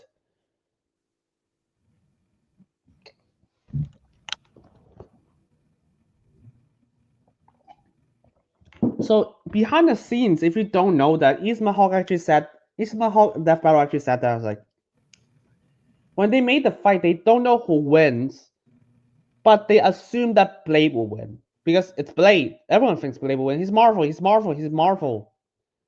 And everyone, a lot of people try to talk me. It's like, no, Buffy will lose because she's not Marvel. It's like, no. And then the episode drops, and everyone's like, oh shit, I'm right because I am. But anyway, so this fight is choreographed with Blade winning in mind, and then until the research team was like, no, Buffy wins,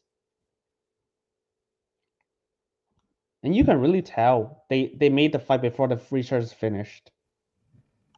They started the choreography before the fight's finished. If you compare it to a conclusion.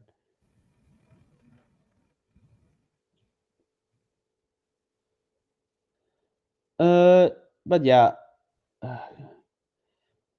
because they have like Blade stronger than Buffy, and then Blade more skilled than Buffy, which in the conclusion that's not true. It's sweet, and yeah.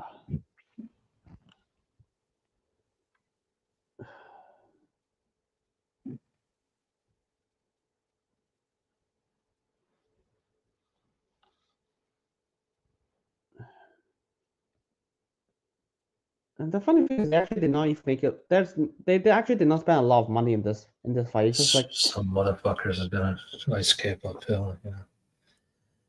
We're yeah, just like, it's just throwing Blade references. that's a shoehorn reference because after there's literally Yeah. no reason for him to say that. And the fact that Buffy actually punches him to knock him out. The idea of that line is coming from like you know, people are being cocky, which I mean, I guess she was being cocky, but like not really, not enough to warrant the line. But yeah, If anything, she's always in the back foot, and Blade is the one who's being cocky.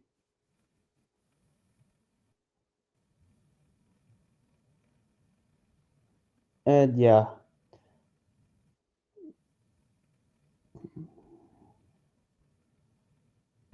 It's weird because if I'm not using Buffy, because I know Buffy will tell a lot more jokes, like have more lines if I because I know the Buffy show, but I'm gonna be like I'm not gonna put like that. I'm just not gonna judge it based on that.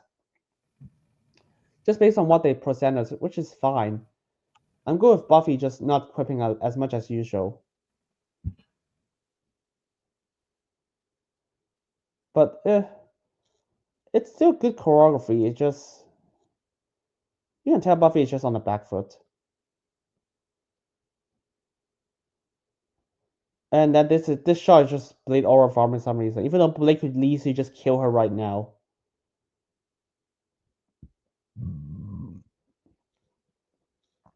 And fun fact about this analysis, this episode, they actually stole my research. I still have a blog online. And I literally look at the weapons section. It's like, oh, and the power section. It's like, oh, you took mine.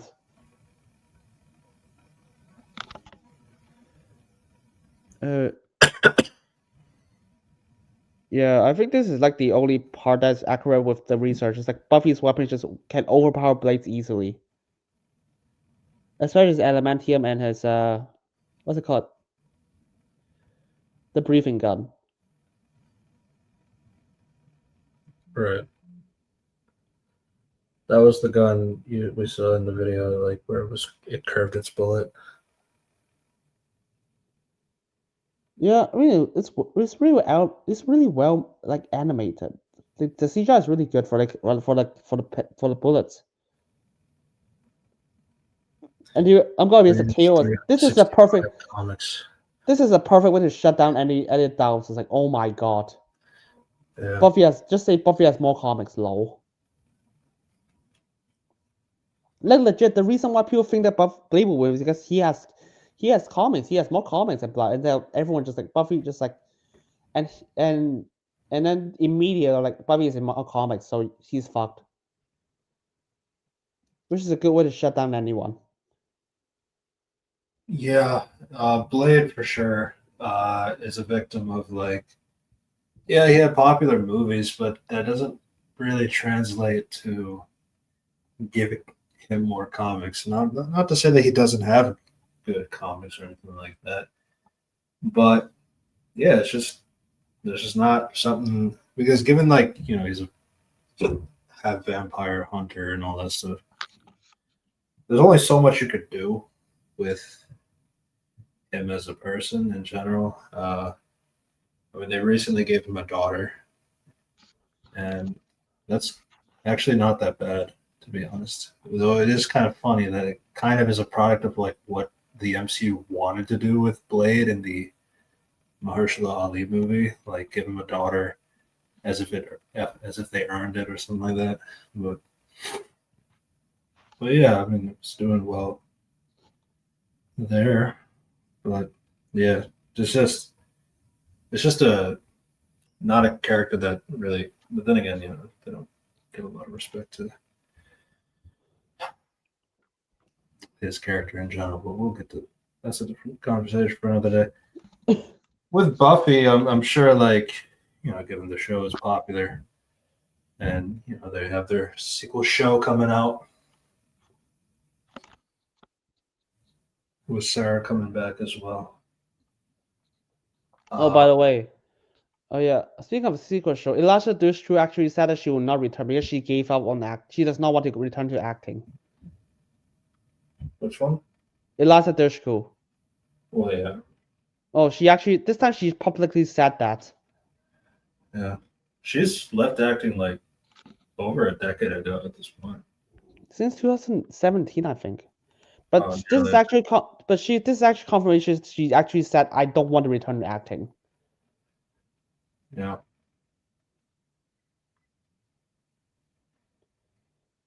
It's fine.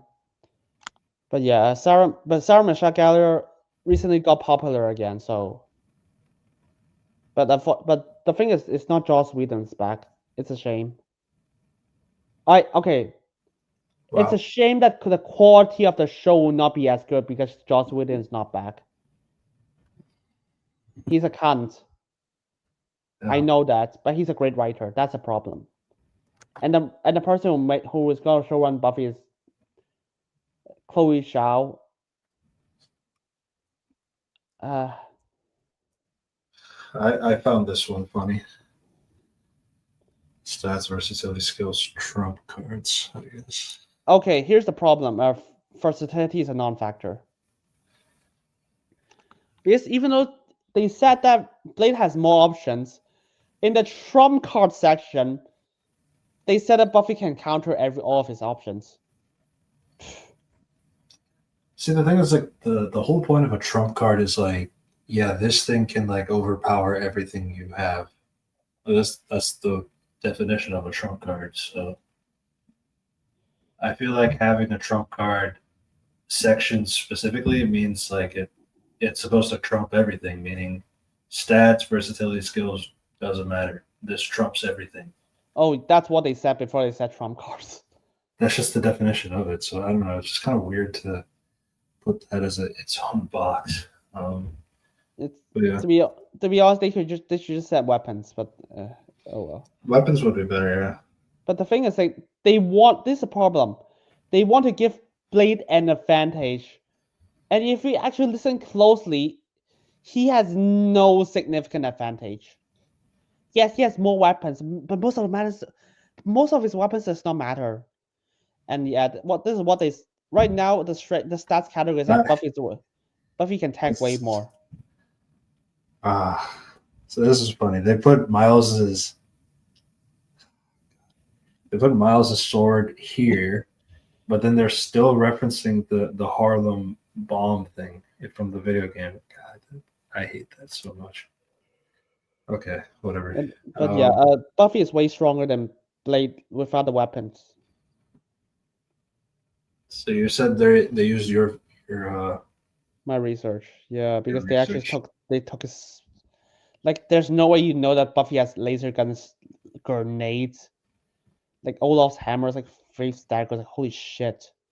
And that like and literally there's only one power that appears in one episode. There's no way you can know that. By the way, this is the versatility category is like shoehorned in because they literally give Blade something. And if you actually listen closely to what they say, the only advantage Blade has is that he can heal faster. Which does not matter when Buffy can just kill you in a single hit.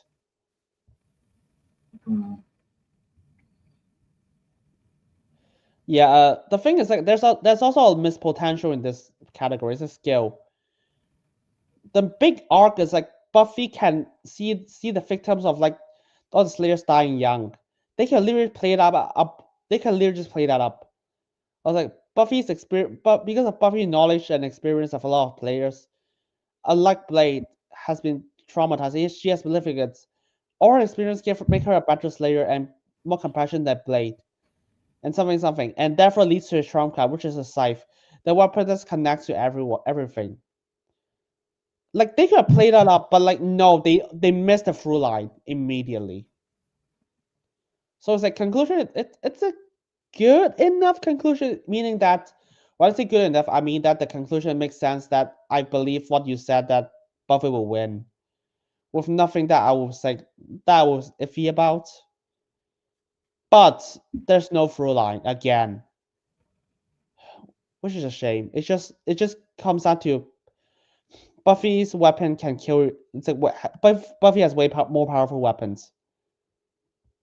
When you can literally just play it out, it's like because of her connection with his Slayer and his trust with the people and other people, it gave her that weapon that will defeat Blade, who's always a loner, who does not trust people, who lacks humanity.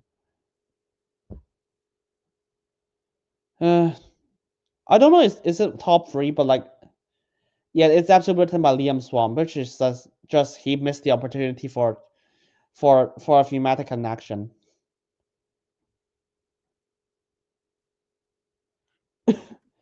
Overall, good episode, but oh well, could be better. Yeah. It's their best live action fight. I mean, that's kind of obvious for that point. To be fair, it's easier if What did they do when one before? of There them was like the Winter Soldier one, the Daredevil one. Yeah. Those Daredevil. sure. The thing is, I don't even know how the fuck do you fumble Daredevil as Nightwing. There's literally a fucking Netflix live action Daredevil show. And I think there's it just comes down to first time doing into live action kind of a thing. the fuck. It's so like you literally just fight in one setting.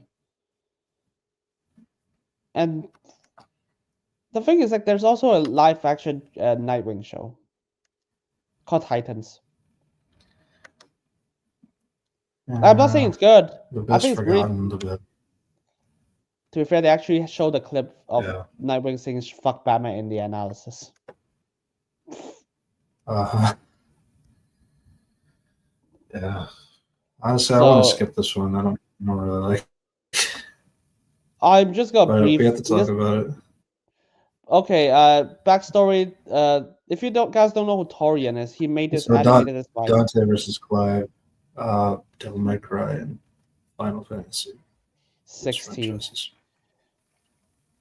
Okay, I have to go through a backstory because people are just like, "Oh, there's a Torian episode. What is it?" And then it's this one. This episode is requested by Torian, who used to be the main animator of Death Battle, and then he just went solo. So when his return it's a big thing. It's good. It's good that he returned. Unfortunately, he chose to do this episode. It's not written well. Oh my god, they chose the guy who wrote Kratos vs. Asura to write this. So yeah, it's a bad episode. Easily. And the thing is that the analysis, the prelude for both Dante and Clive is so bare bones.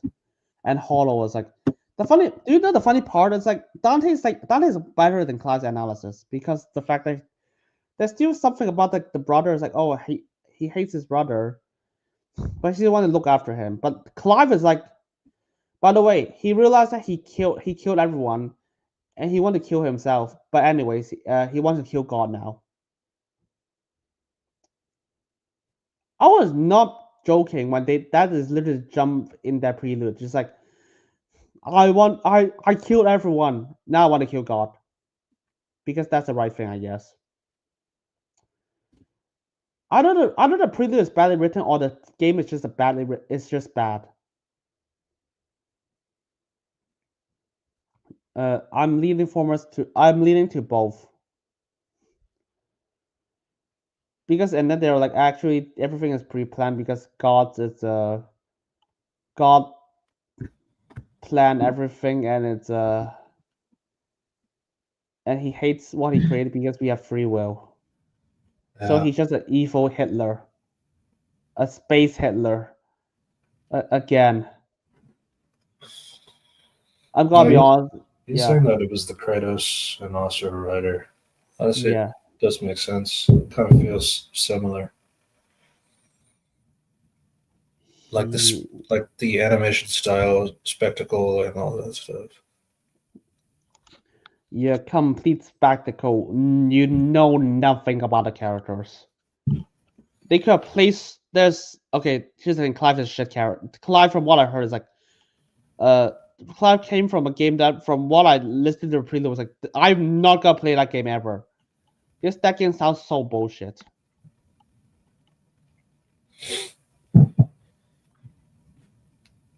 But like they could have played something about like a carefree attitude, or like Clive was like, I don't even know. They barely play anything. They're just like, oh. I mean, to be fair, they still kind of have an arc. Was like at the end, it's like they respect each other because for how powerful they are. But that's it. Why is the devil crying? Okay, the reason why he said the line because Dante stupidly say, I need to show your full powers. No fucking clue why this. I don't even know why would Dante even say it's like, oh, is this your best? And then Clive was like, they want a Devil May Cry reference. That's it. Yeah, the entire fight is just spectacle. You can draw nothing. Aside from the fact that Dante is like, oh, I was saying that the Unicron and Galactus fight was much better. Well, yeah, it's much better written than this bullshit.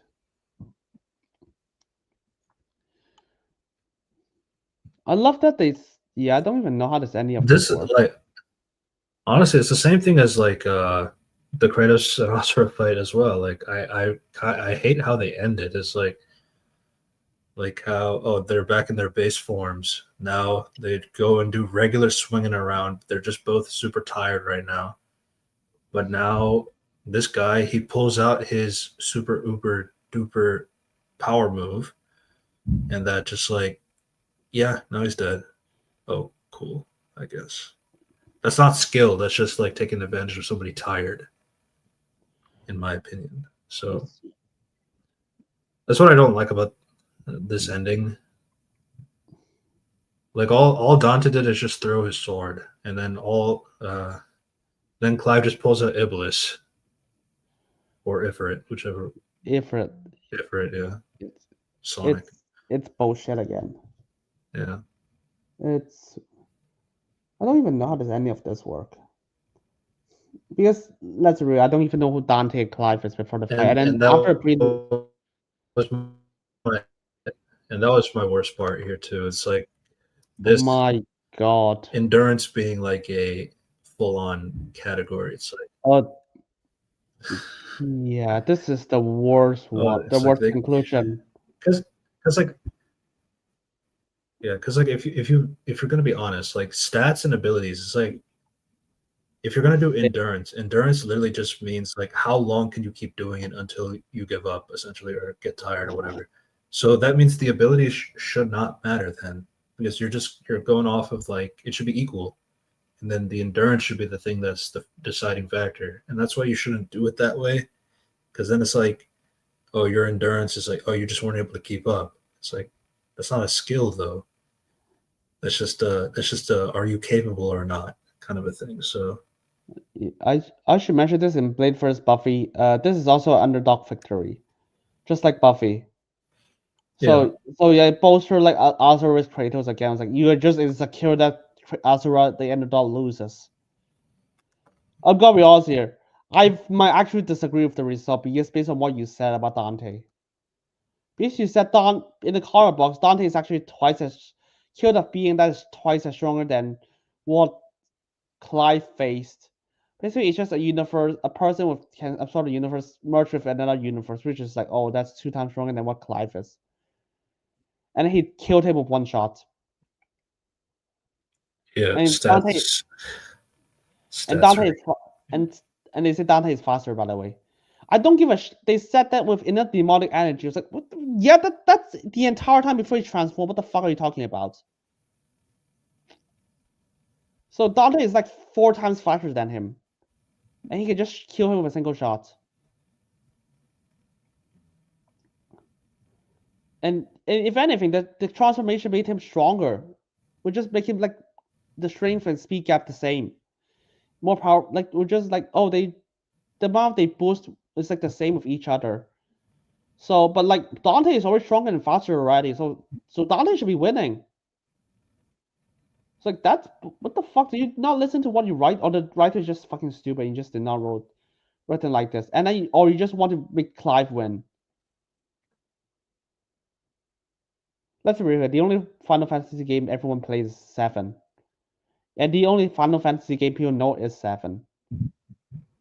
The one with Sephiroth and Cloud.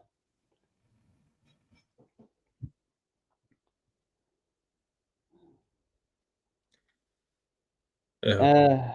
And yeah, abilities. Yeah, this is their superpowers. Blah blah blah blah. But let's not mention their weapons though. Even though you spend a good chunk talk about that, what weapons they have. Not a single one is mentioned.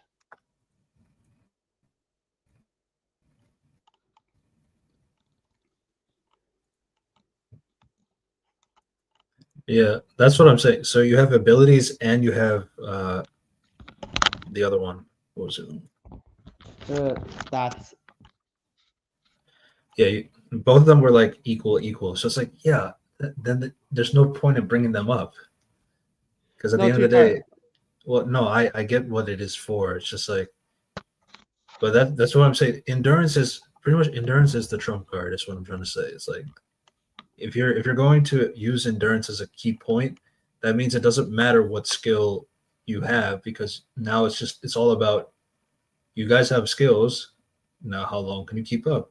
So it's like it's a trump card basically. So it's like I don't know. I don't know. I just think it just comes off of like you need to make a conclusion slide, but you realize the conclusion has nothing in it because you only have 1 point, but you have to make up extra points to make it seem like you have more in your paper or something like that.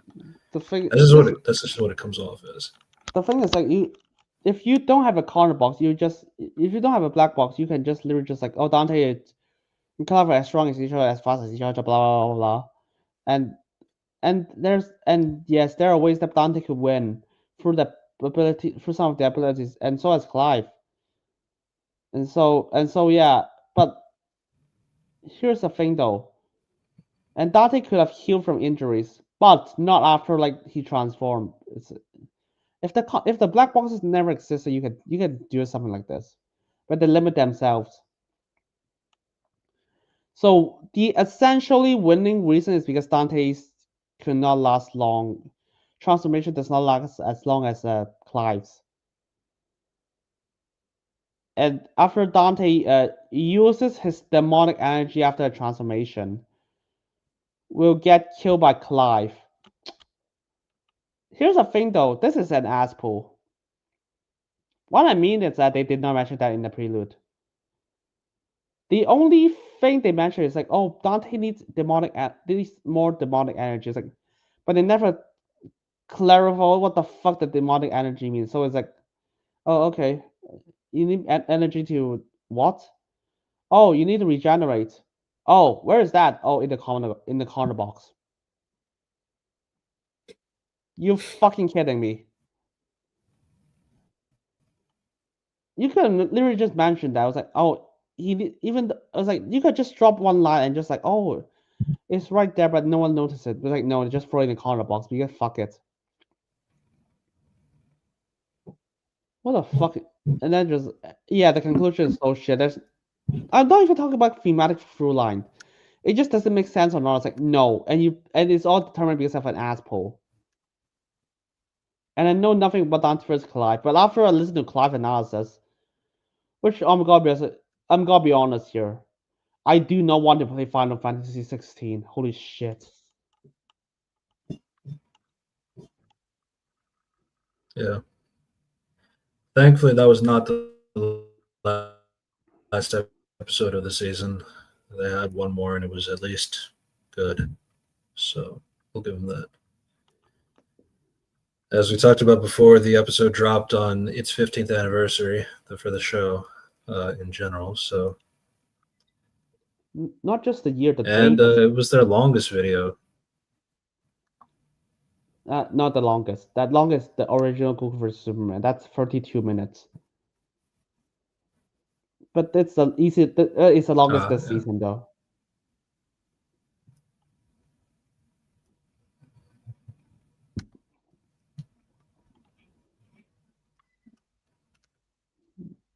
But yeah. Yeah, so the last episode was Ash versus Yugi from Pokemon and Yu-Gi-Oh. Okay, I know about I've seen like Pokemon up until XY Z, but that's it. The thing is, like, I I'm rewatched familiar this. with both. That's good. It's weird watching this because I was like, I watched Ash's analysis. I was kind of disappointed. It's written by the same guy who made Bowser vs. Eggman and Ruby vs. Maka. And Ash's analysis is just a bunch of okay. Here's a bunch of Pokemon. Speedrun it. I was like, oh my god, what the fuck, man.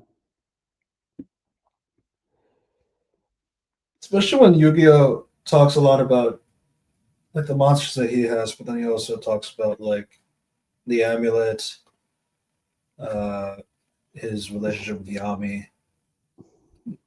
You didn't recognize it when we were watching it together, but like Yu-Gi-Oh does go out for the count, and then Yami is the one who takes over for the rest of the fight, basically. You can just tell by the voice. One is a man, one is a child.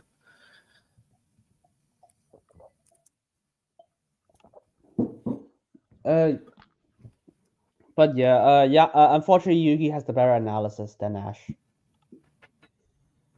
The Yeah. thing is, like, they could just do what Yugi did. Just like, here's a few monsters, done. You don't have to go over every single one of them. Or you could just like, he has grass type, he has stone type, he has this type. I'm saying like what I mean is like Yugi. They talked more about him as a person as well. I just don't feel like Ash. They had that much about him as a character. Actually, no, they didn't really. They drop it at the end. I was like, he loves his Pokemons. Yeah.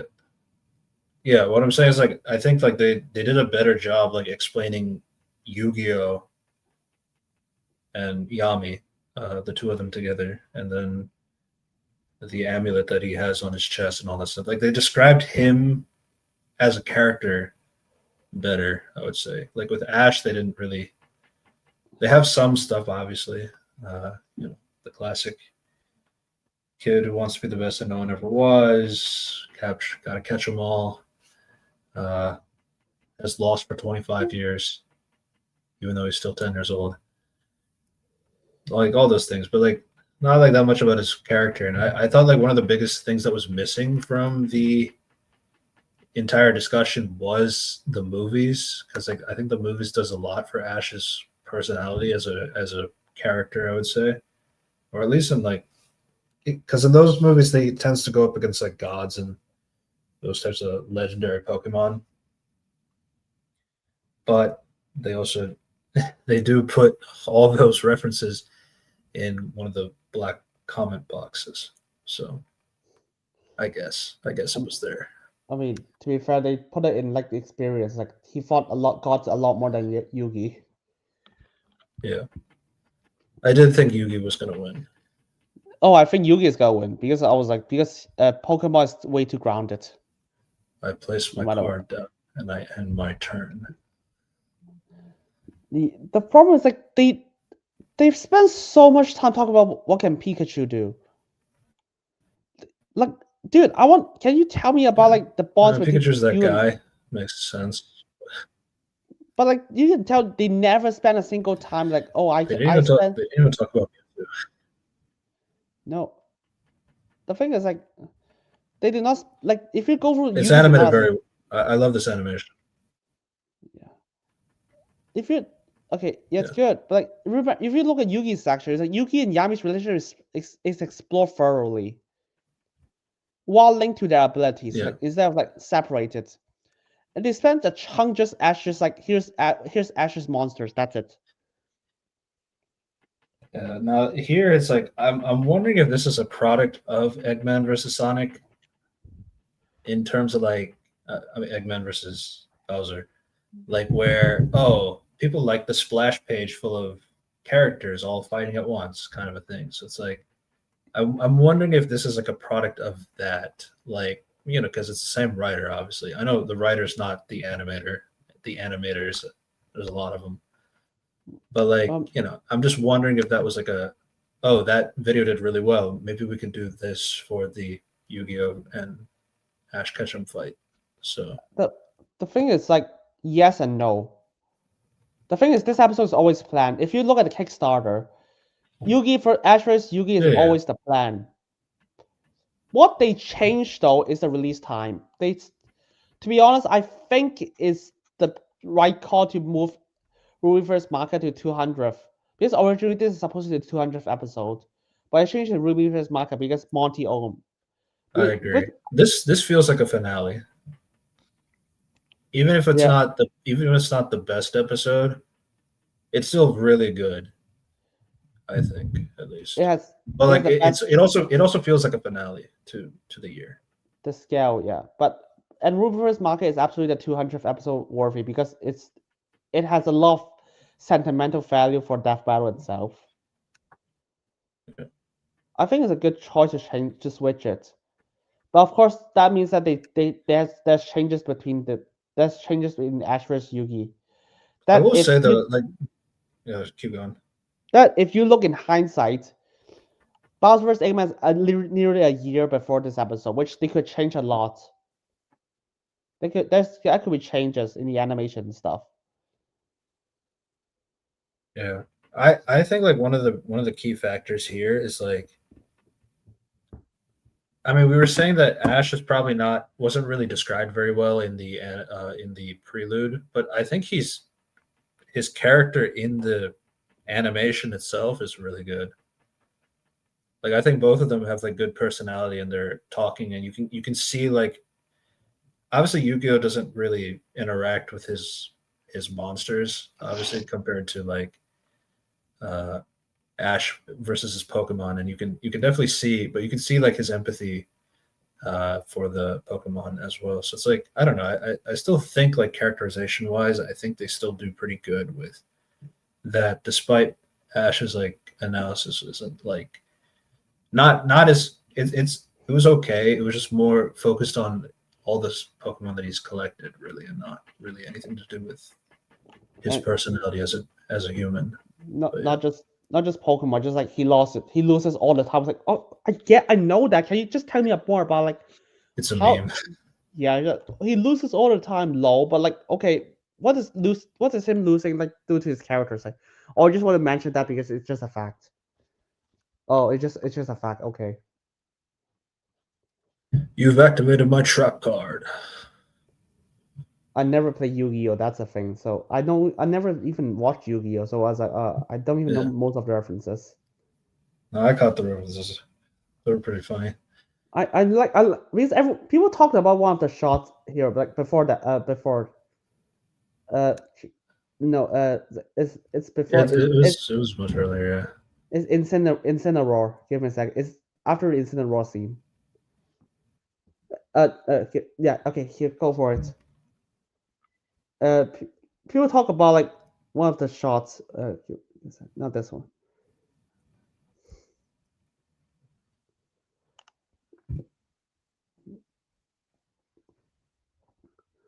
It's no.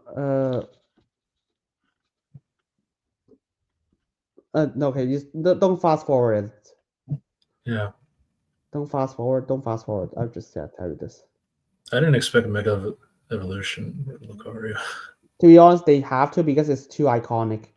Yeah, But of course, that. But anyway, I don't think Reem. because I don't think you know what I'm talking about. Basically, there's a Pokemon in the black white the water type. I don't know the name of. Yeah, It's like he's in love with one of the Yu-Gi-Oh cards. hmm. So yeah, that's a shot everyone's talking about on Twitter. I don't know who that is. I don't know who that card is though.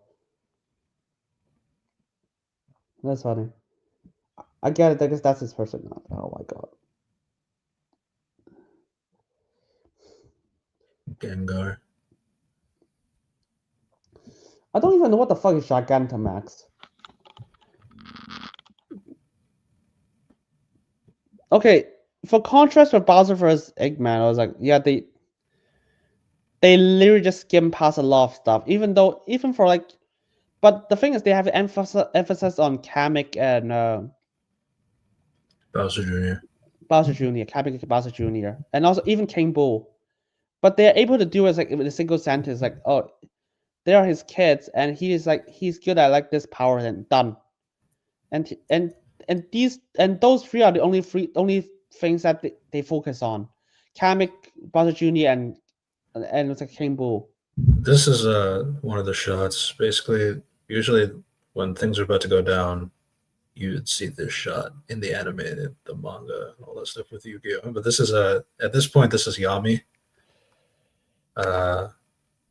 So the person is different now. I see. He's the same. It's the same person, just younger. The Dark Soul. But yeah.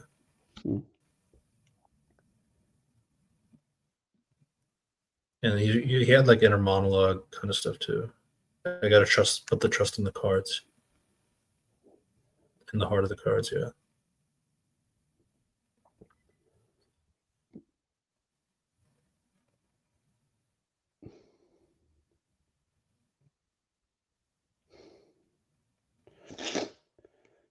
I know, the way they got them to lose is the thing that was kind of controversial, given that they do the magic cylinder.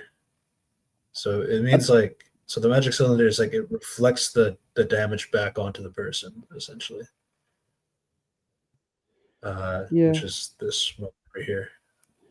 The thing is, like, I don't think it's overstuffed. It's like even though it's like a lot of Pokemon fighting, you can tell like Ash is commanding them, and they're following his ways, and they're actually maneuvering a lot of like the Yugi's methods to You've land. activated my trap card.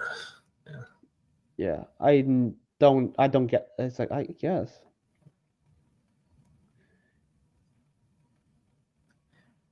It just basically means like it's a card you put down and it's like you can pull it out as a reflection or like kind of like if usually it's kind of used for like protective reasonings essentially. So it's like if you think your trap card is like ideal, it's like you activated my trap card, or you in real life you would say the reference to like I got you, you're wrong, and here's why. Kind of Oh. You've activated my trap card. But yeah, but this is kind of the controversial thing, at least for the Pokemon fans, given the Magic Cylinder is basically taking the 1,000-volt energy, the Thunderbolt, and then he's using the Magic Cylinder to put it back onto them. So that's why they're frozen in time now. But yeah, It's well, fine. that is how the Magic Cylinder works. So I can't really say it's not accurate. Yeah, I don't even know because I don't know about too much so to say anything. That's why. Oh, I know this. I know this shot is referencing from because they played that in the prelude. Yeah. And they played that. This is the last shot of Yami and Yugi together. I know that's why I know about it. Yeah.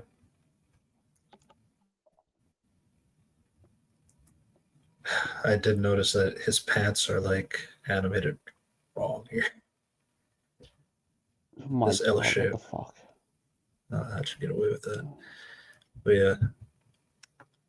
To be fair, they actually did delay for 1 hour. The file is too big. Let's just say that. Oh, let's just say I think they did a good job because no one has outrage, unlike Dante with Clive, which does. I mean, there are some outrage from Pokemon fans, but that's expected. Like there's really little outrage. It's like those are really diehard fans. Yeah. Normally, if there's a mass outrage like Dante vs. Clive, I know that, and it's not because okay, mainly is not because I want this character to win, and he should win blah blah blah because I never listened to that shit. I know that because the episode clearly did not do a good job explaining why he wins. Even when I was watching Dante vs. Clive, I was like, I was not convinced. I was so not convinced Clive is gonna win, and I know nothing about both series. This one though, I was like, yeah, I was so convinced Yugi is gonna win. And you can tell this is written by a person who made Bowser vs. Eggman because he literally left no stones unturned. Like literally everything that we thought of it, he literally explains everything. Like the tactics, like all the C transformations, all the mecha evolutions, even the aura, he actually explains it. Or even Ash punching each other, like, no, that's good. Yeah. This punch is strong. Tried to punch me too.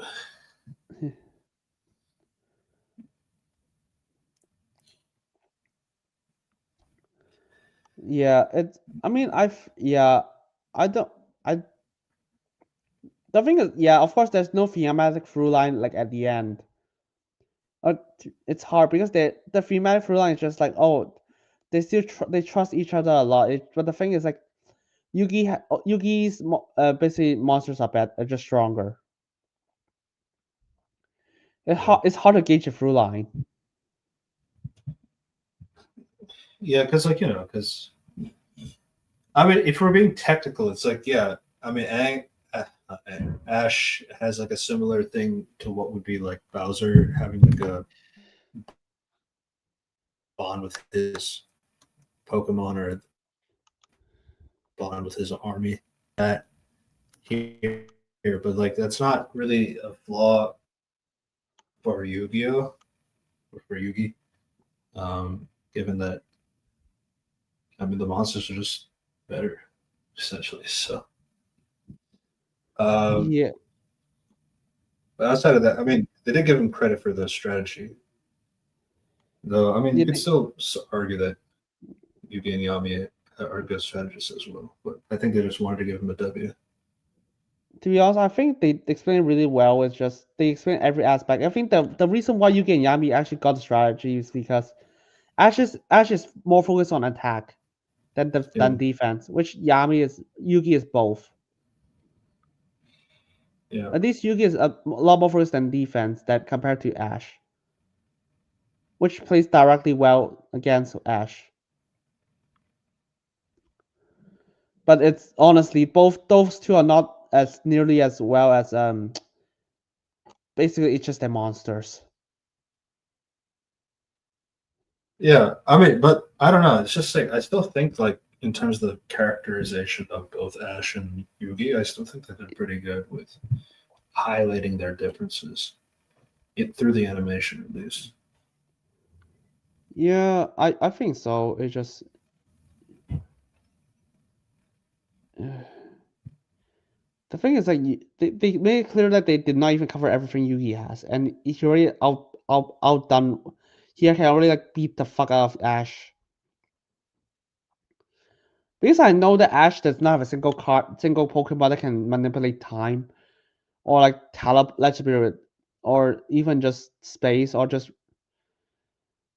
nearly as powerful as a lot of Yu-Gi-Ohs. When I heard that it's like Yu-Gi-Oh is actually descended from a god, I was like, what the fuck? Yeah.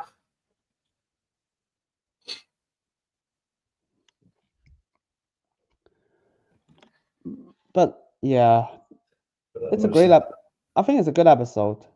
They Yeah. got the biggest flaw is just Ash's analysis. Yeah. That so yeah, that's Death Battle 25. The 4 hour stream. To be fair, that's 12 episodes. Yeah. Um. Yeah. So it's pretty good. Overall. Well, actually, no.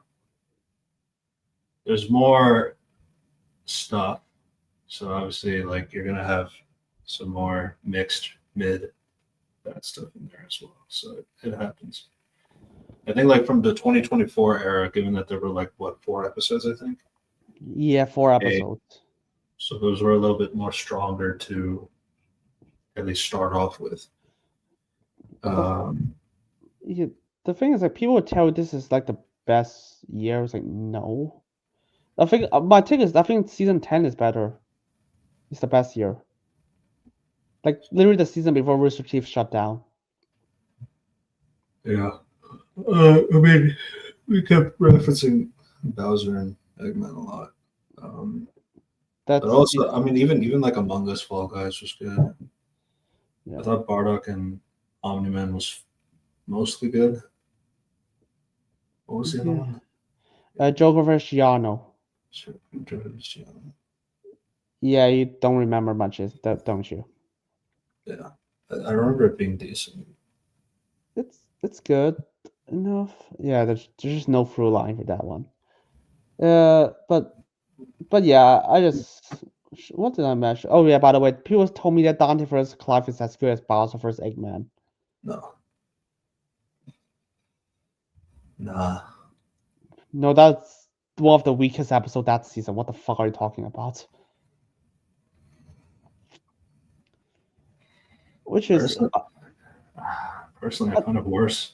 I kind of find it worse than Kratos. I can't do that because Kratos has like the alternate ending, and that's just terrible.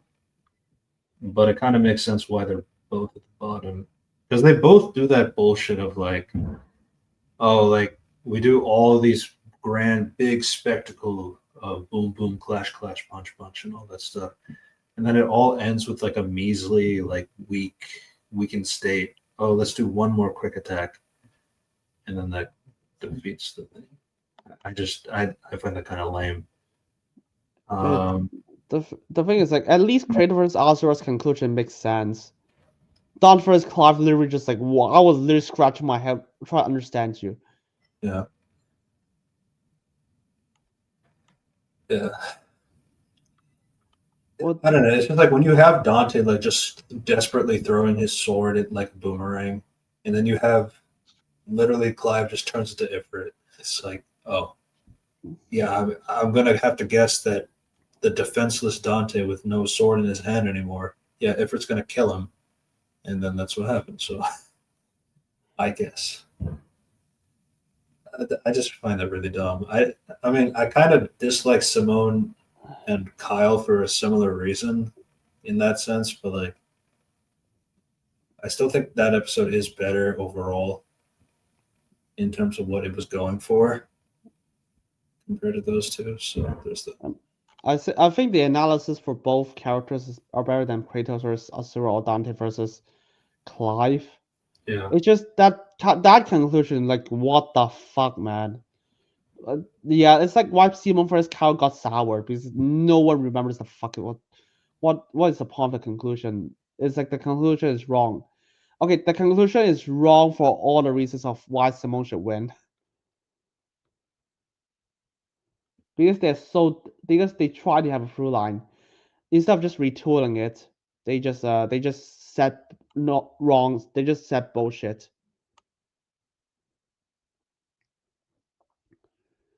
Uh, God. But yeah, literally the only reason why people say Dante vs. Clive it's as good as Bowser vs. Eggman is because let's be real, we don't have the same standard of why these two episodes are good, and most people don't. Bowser vs. Eggman is because the writing for the characters are really that good. It has a through line throughout the episode, and the writing, it's like spontaneous throughout. People think they're as good as the other, it's just how much stuff is on screen, how much stuff is animated. When they look at the fight, they don't look at the writers, they look at the animators. It's like, oh, how dare you don't like the animators? Like, no, yeah, of course, I don't give a shit if the writers could not, if the writing is just bad. I'm sorry, but that's just truth. For the Bowser and Eggman thing is like I still think the animation does do a lot for that as well. Because again, like I still think like if it was just Bowser and Eggman solo for solo, then yeah, that's not going to be a good fight. I mean, Eggman himself can't fight at all.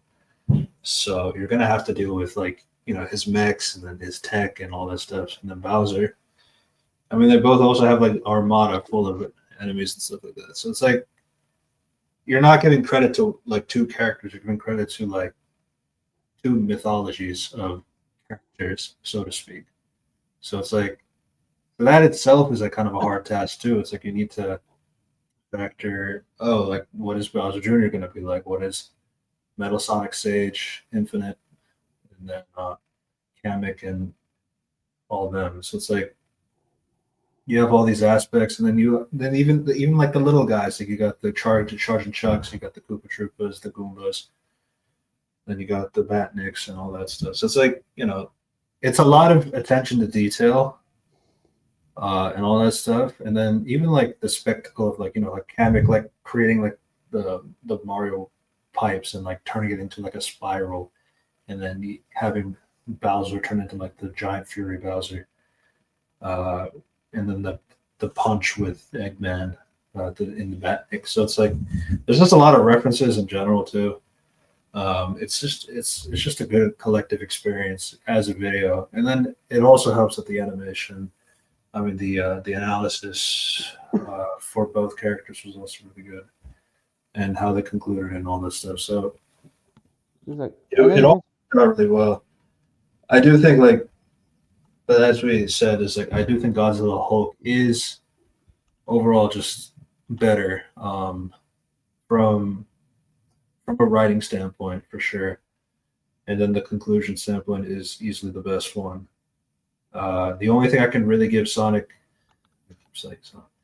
Eggman and Bowser is like, well, that fight scene is it just has a lot to latch onto from a visual standpoint, that like I can really appreciate that, along with its writing. Um,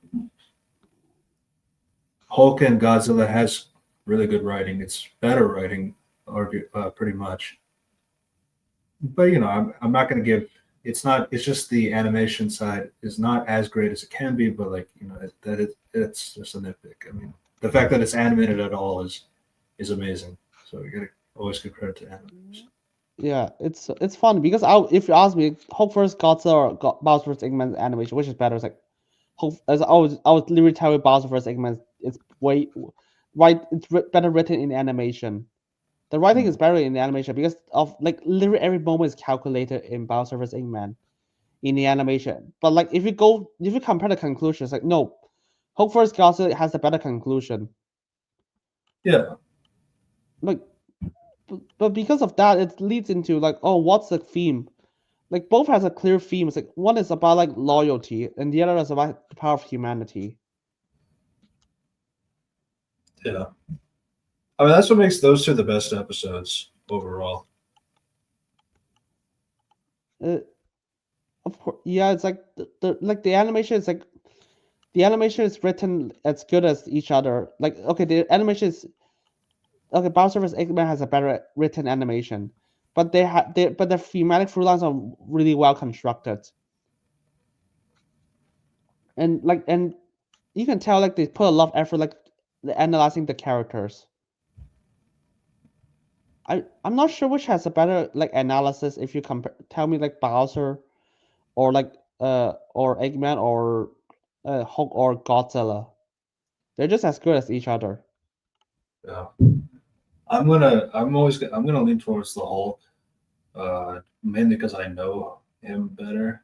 Well, I know the characters outside of Godzilla pretty well, but I will say like what I liked about the Hulk in general is like there's just so much misconceptions with the Hulk, that like the fact that you have something that's clear, concise, and like gives like a good representation of who the Hulk is. I mean, there's a reason why he was always considered as the big three for Marvel with Spider-Man and Wolverine and all that stuff. So it's like he's there for a reason. Um, so I thought it did a really good job of like really capturing like why people like the Hulk to begin with. Uh, so I think it's important from that standpoint as well. I know it's not Death Battle's responsibility to have people care about characters or not. They're just being fans at the end of the day. But I still think it's important that like you have that, when you're conveying information, like you want to make sure you're really uh, representing who you're trying to have in this battle, and like why you should care about them, basically. Maybe people already know this information, maybe people don't, and they just want to learn the characters. So it's like I don't know. It's like it's always like a nice.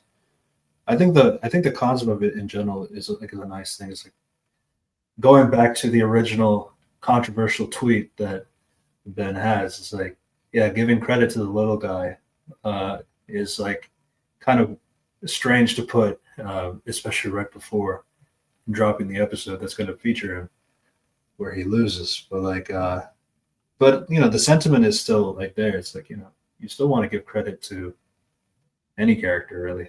I think it's a nice sentiment to have.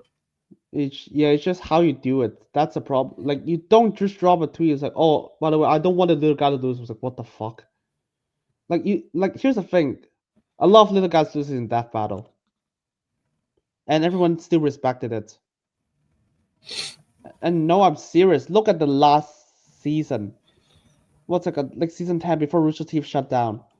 Who are the little guys? Give me a second. I gotta go for the entire list first. Death Battle season 10.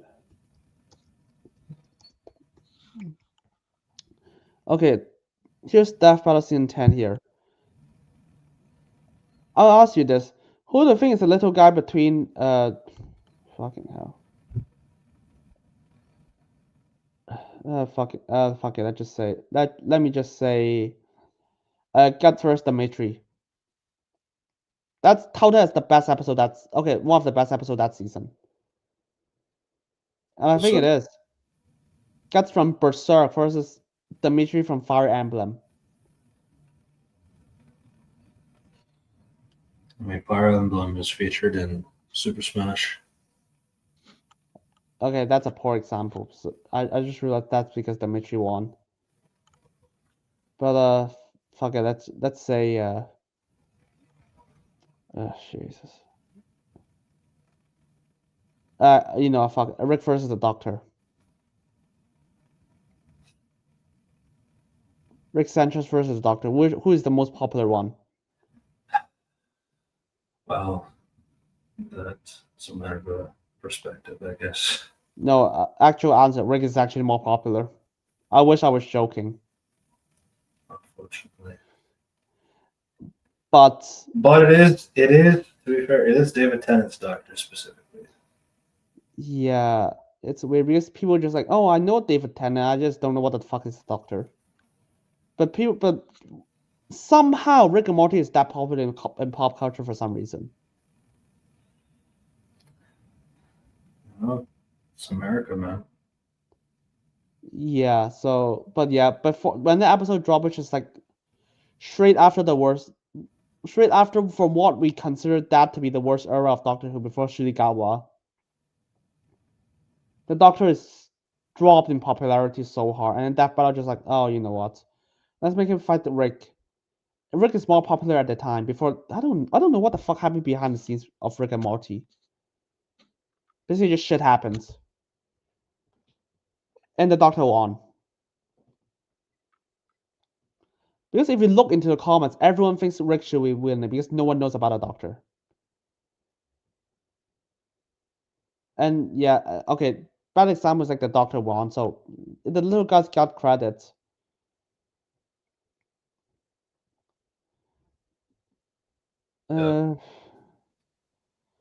What about Darth Vader's Obito, Stitch versus Rocket? Okay, what do you think is more popular between Stitch and Rocket? It should be Stitch. Like let's be honest, it should be Stitch. Stitch won. Yeah, that was a good episode. Yeah, and people still respect Rocket. People do respect Rocket.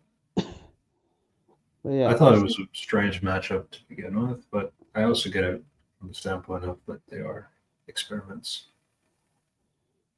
Okay, what about like? Here's the thing: in season 9, there's a lot of like underdog story. Before Arcane, emphasis. Okay, fuck it.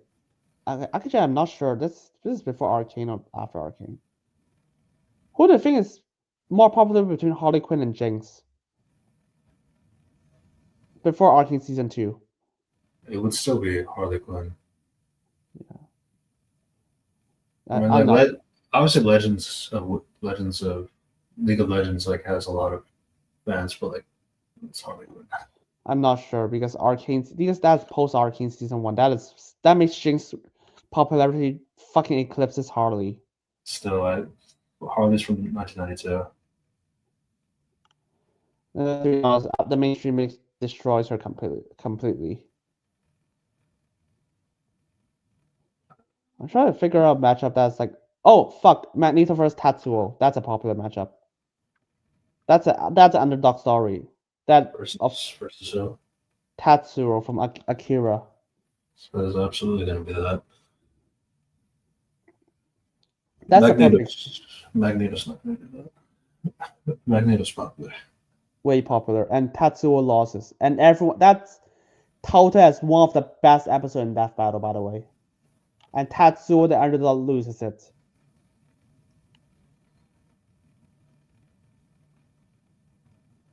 So yeah, you don't have. Of course, it took me a while just to find out a perfect example. But yeah, you don't have to make the underdog win all the time. You just have to respect his character, and even though if he loses it, if he go off like, if he's well written, it's like, oh, everyone's gonna celebrate it.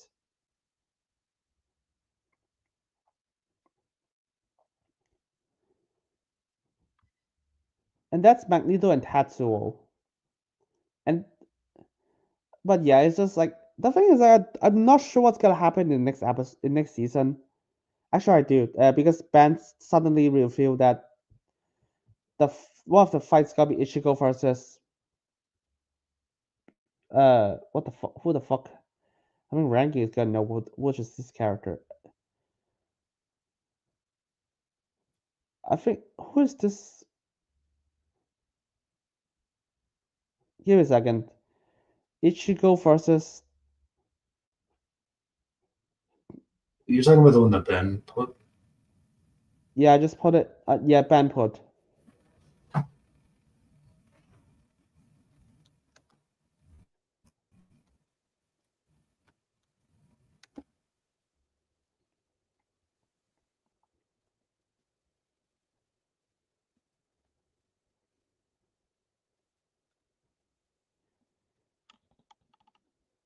What's a Oh, matchup? Yusuk. Not sure. Yusuk.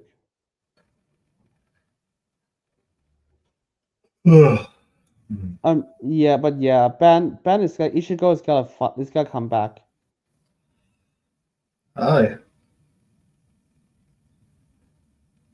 We just finished up all the discussions. But yeah. But oh well.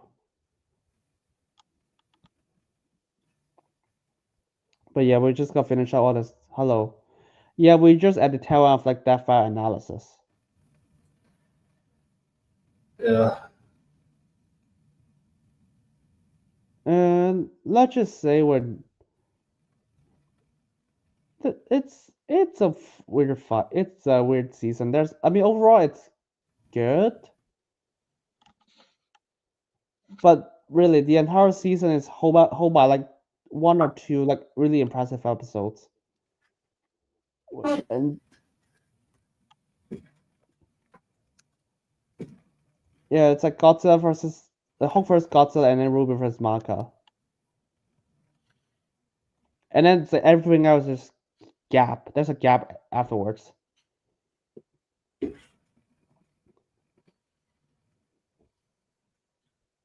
It's weird. It's a weird phenomenon. Yeah.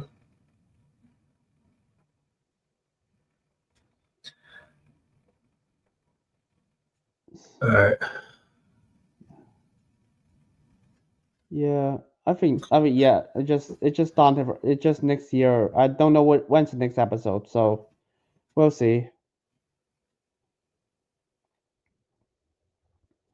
With the next yeah, I don't know. I think the first episode is probably gonna be Groove versus Megamind.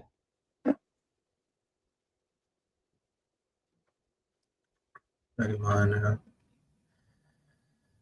All right. So yeah, that was our thoughts on Death Battle 2025.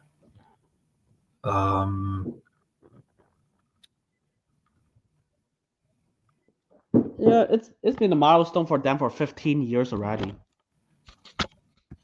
And they survived like 3 companies collapsing.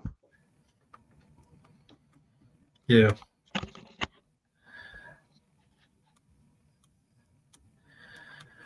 All right. Call it a night. Thanks for watching. Subscribe to the channels. Another Reviews Core podcast where we archive these videos, Red Devil reviews, and Unity review and analysis. And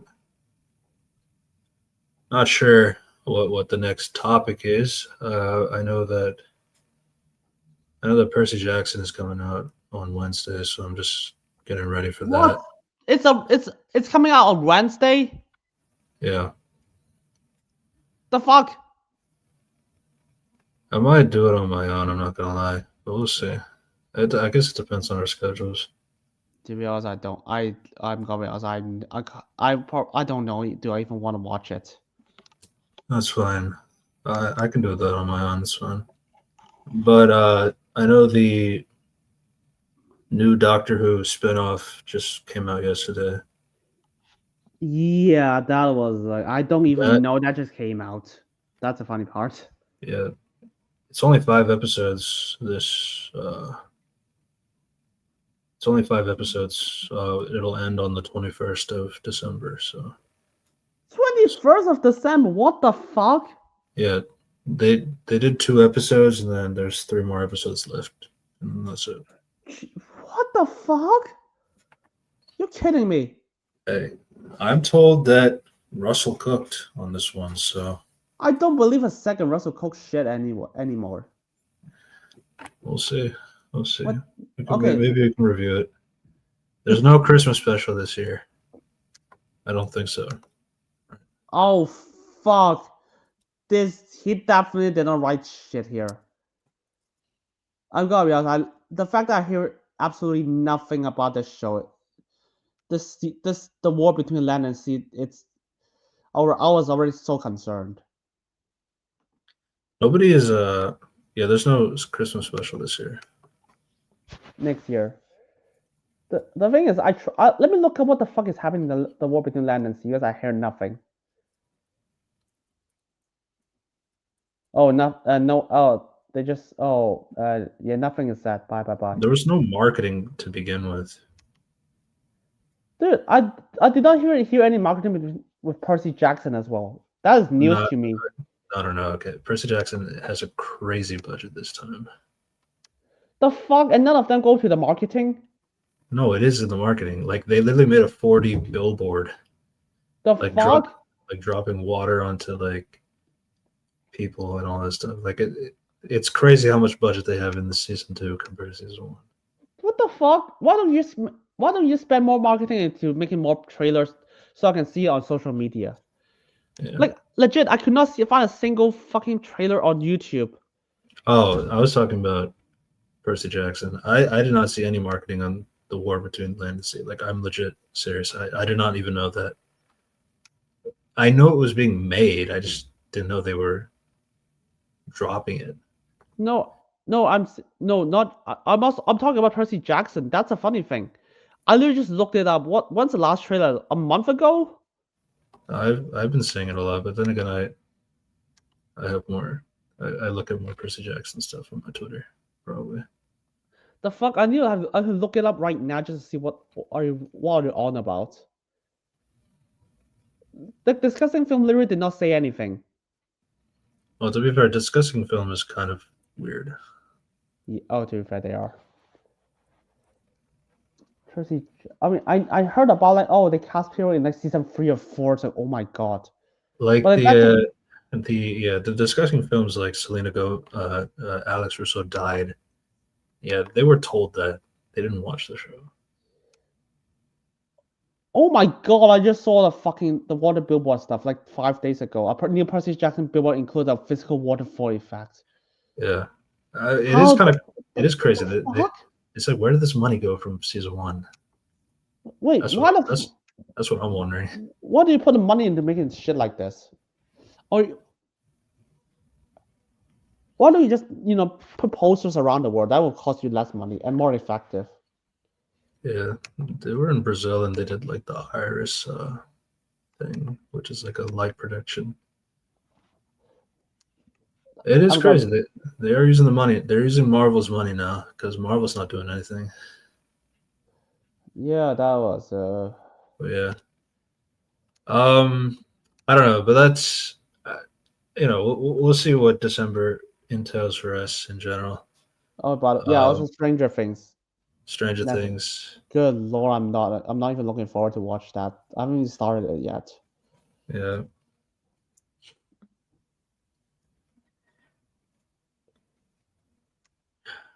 And they're making an animated show after the season is over. I am not gonna watch that shit. You gotta let things die, man. Just like let franchises die. It's okay. Like, just do what you want to do, get it out, and then be done. Maybe go 50 years in the future and and then do like a sequel show because that's how we work now. I mean, the Falcon City thing is so done with the franchise. You just move on to Marvel now. Yeah. They've actually got cast as, I don't know, probably a big character in Spider-Man. If not, or else They're she would not- not have that. She would not have that attitude. They're intentionally not saying her character's name so that people can guess and guess and guess. See, the thing is that's the thing Marvel is better at when it comes to marketing. They know fans are going to do all their guessing and guessing and guessing, and James Gunn is always the guy that no, this don't think that way, don't think that way, don't do that. That's why his marketing is not that great. But yeah, it's part of the game. To be fair, it's weird because MCU still lost its money. Yeah.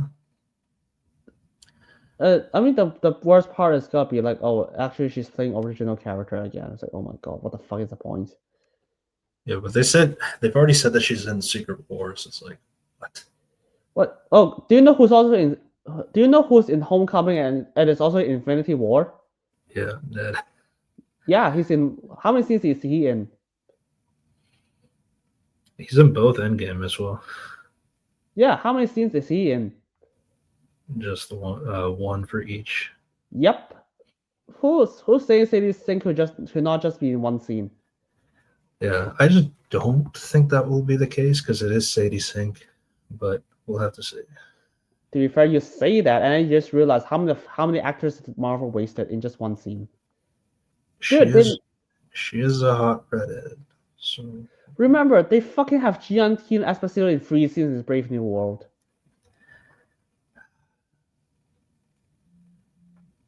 I thought it was whack to begin with, but yeah. Yeah, it's whack that they put it in 3 scenes. And As they're a already as a rando, when they know for damn well that like they've been trying to get him as like a popular character for so long.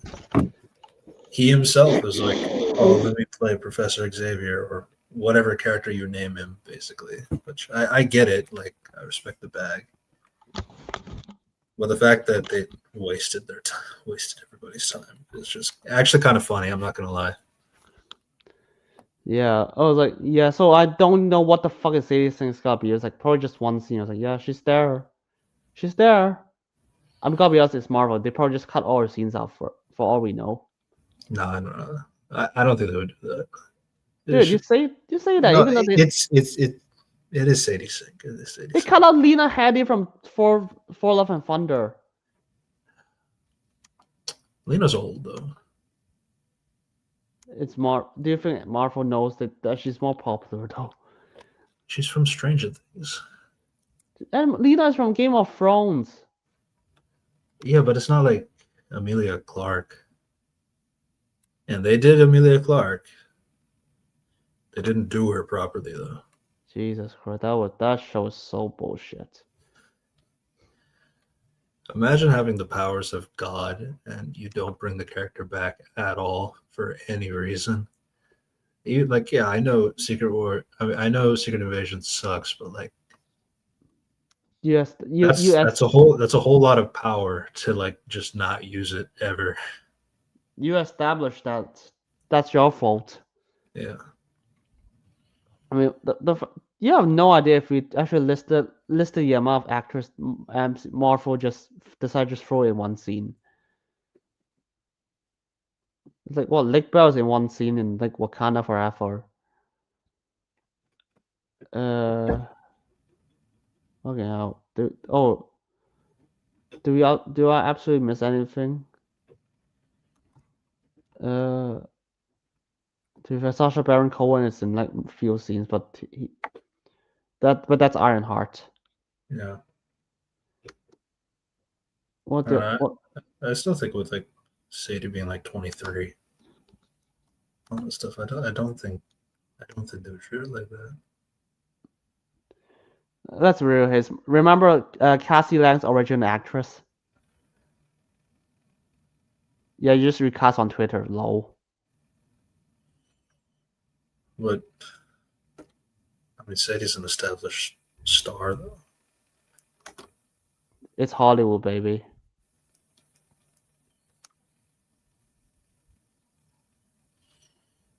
But I'm gonna be honest. I probably just her review is probably just gonna be like, oh, she's just playing another fucking random character. Yeah. I mean, I mean, the best guess is just, oh, she's playing Gwen Stacy. That's all I think. Yeah. I don't know. I mean, they did get Marvin Jones 3 from the third from Black Lightning, but he's playing Tombstone. That's a good cast. I mean, he's Michael also Michael the Mando's coming back as a Scorpion. the thing is like remember he also plays in Spider-Verse. Yeah. The thing is like John Watts is not back for this new Spider-Man film for some reason. Yeah. You know, everybody keeps saying Destin Daniel Cretton is going to cook just because of Shang-Chi had pretty good action looking scenes. Fight scenes, like, I guess. So that's why it's going to be cinema. And all Destin has talked about is like, yeah, we've already found all the comic panels all the comic covers that we want to homage, because that's what makes good cinematography, I guess. No, I mean I don't know. I still refresh John Watts. At least he understand what he wants with the character. What the fuck Yeah, is Destin wants to do with Shang-Chi? He's like, I love my sister, even though I abandoned her since childhood. I'll still give him the benefit of the doubt that he's a director, not the writer. But okay, But I don't think but we'll know what the fuck the director does at this point. yeah, I'm just confused. What the fuck does the Punisher and Hulk? We talked about how good the Hulk was in Death Battle. Get ready to bring back the bad one in a Spider-Man movie, and not the Thunderbolts movie. I mean, the Captain America 4 movie where he should have been in the movies. So there's logic. I just want to know what happened to John Watts. He just said he was burned out, basically, of Spider-Man movies. He doesn't want to do it anymore. Really, that sounds like bullshit excuse. I don't know. That's what he said.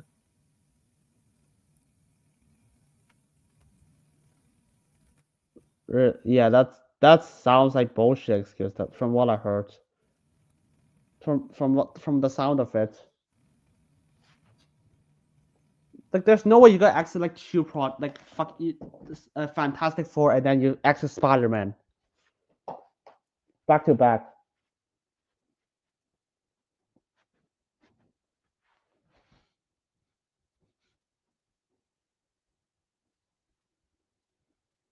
I don't know. That's not the only explanation he said. He's just kind of tired of the superhero movies, at least.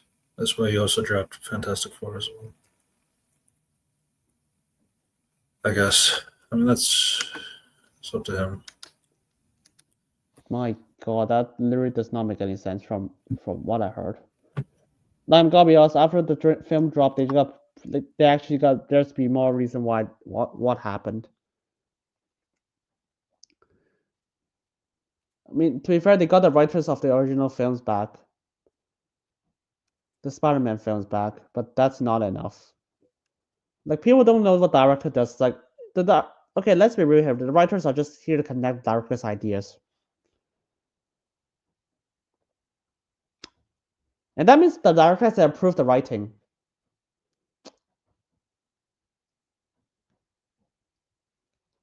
So yeah, that would be fun.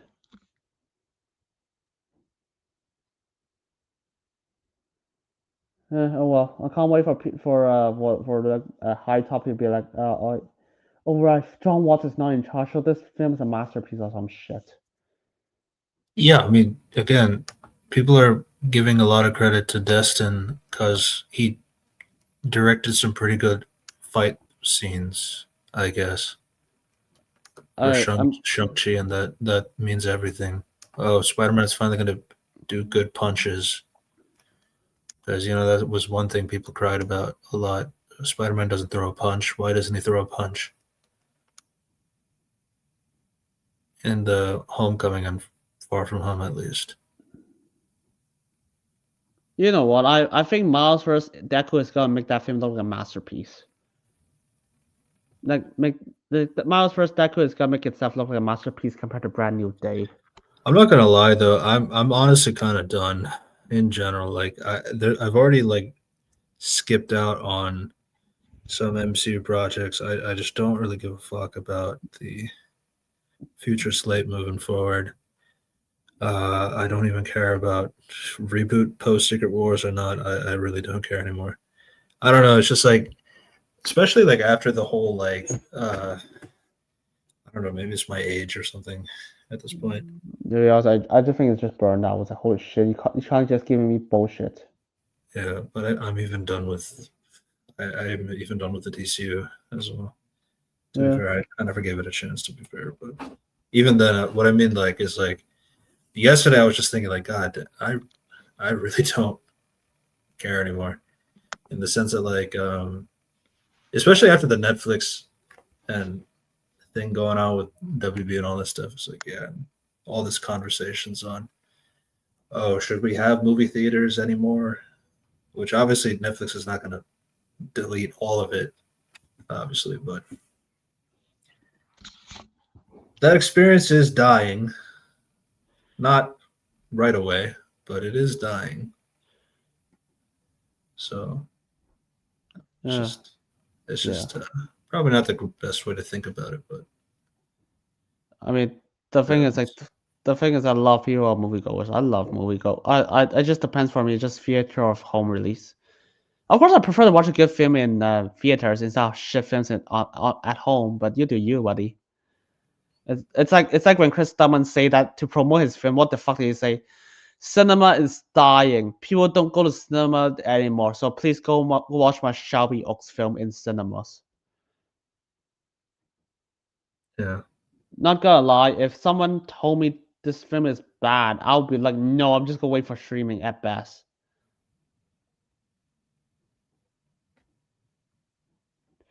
By the way, I did not make that joke. That joke is made by Red Letter Media. Mm-hmm. When you heard about Chris Stuckman's defense of why they want people to watch Shelby Oaks, despite the poor reviews. Yeah, that's the same film his close friends told him to, you know what, stop writing.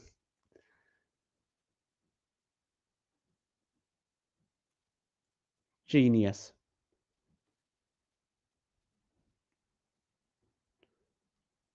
Well, yeah. I'm still trying to get a Christmas video out. Still working on that. And I'm hoping that we can at least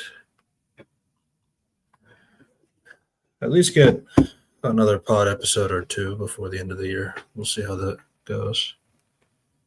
Yeah. Absolutely. If I actually give a shit enough to watch anything.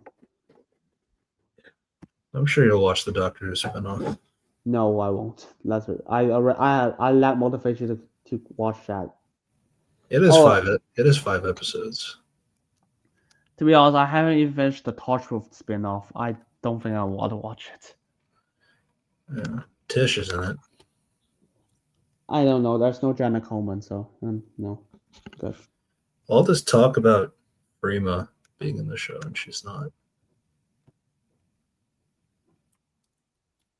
Does she have a problem with the Doctor Who community?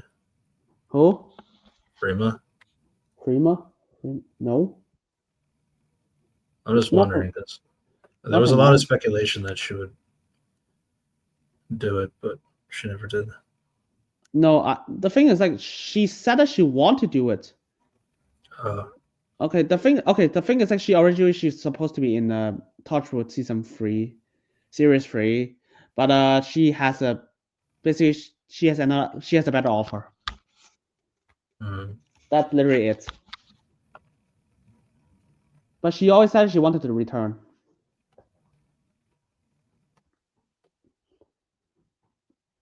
All right, she hasn't done anything recently, but that's because she's in the theater right now. Makes sense. Yeah. To be fair, I think she will love it if she get caught.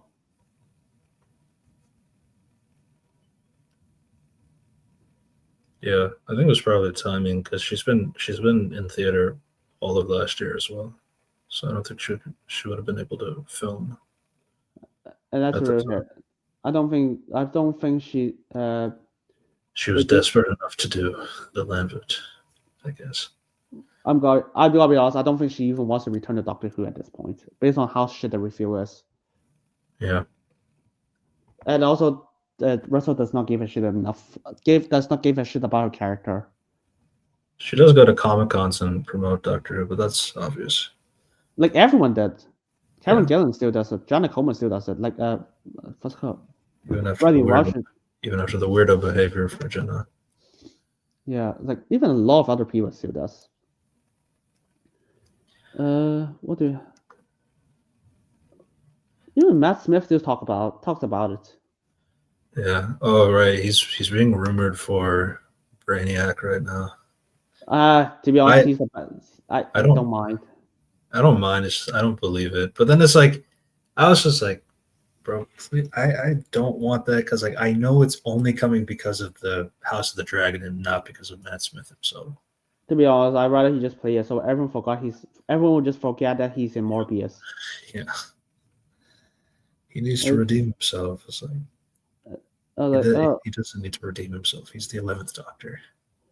No, I just want to see him play an evil. I get that. Character. Plus, like all the other Doctors so far, except for Jodie Whittaker and Shirikawa have been villains. So no, technically, Matt was a villain. It's just not a good one. No, same as Christopher Atkinson. Yeah. That's unfortunate. Yeah, that's Christopher Atkinson hates his role.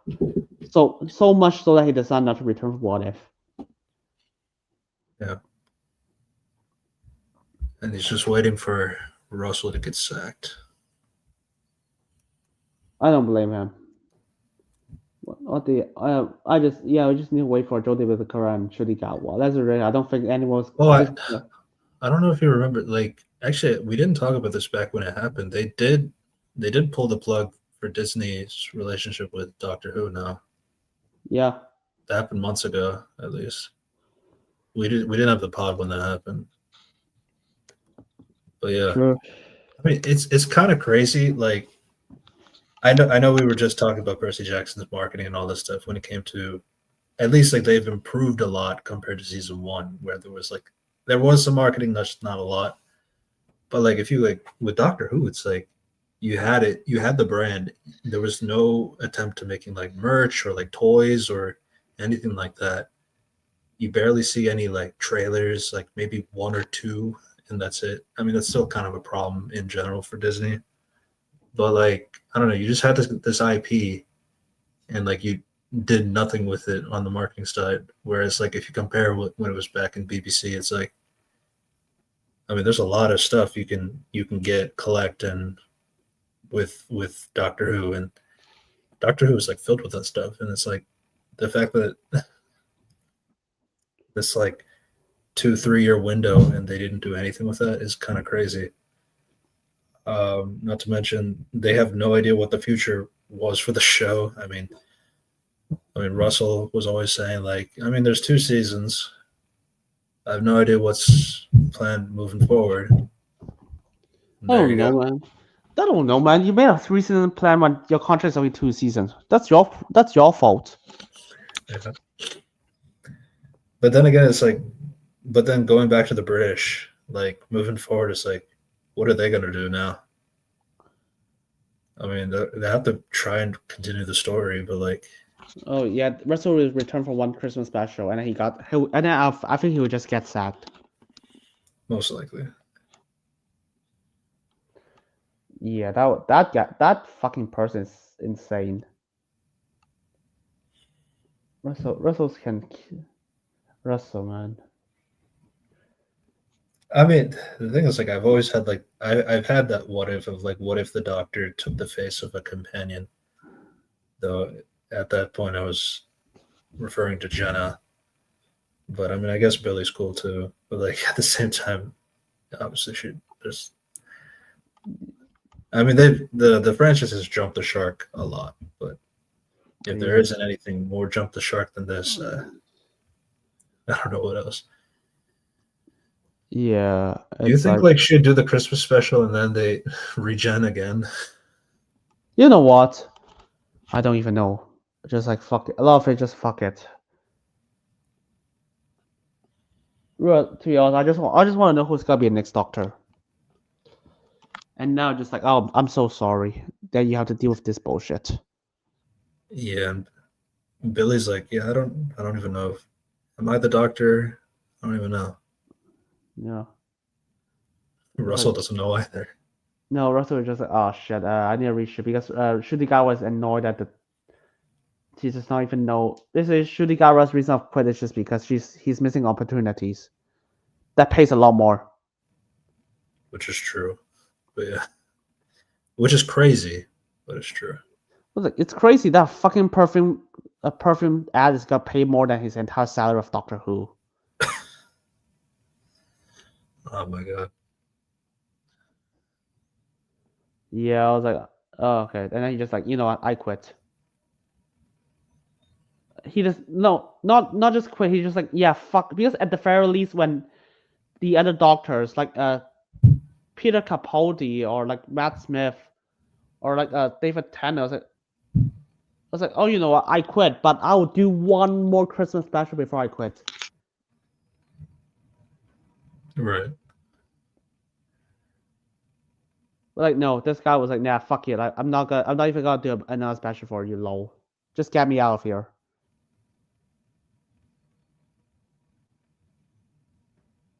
Genius.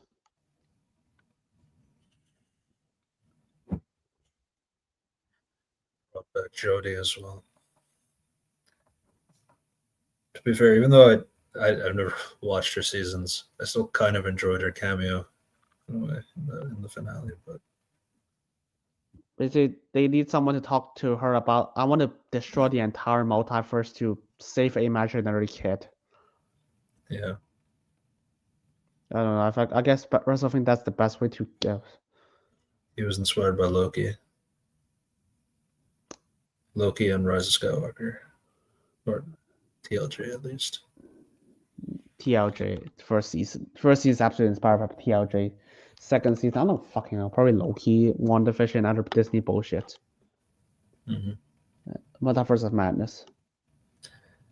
Legit, that's from Multiverse of Madness. I want to destroy the universe just to be.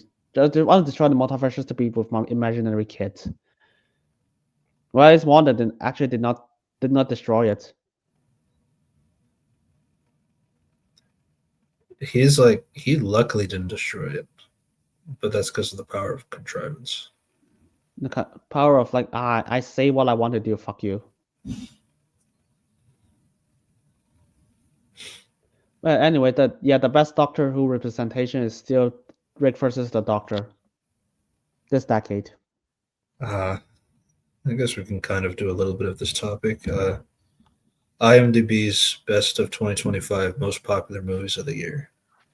Number 1, Superman. Number 2, Weapons. Number 3, Sinners. Number 4, One Battle After Another. Number 5, Jurassic World Rebirth.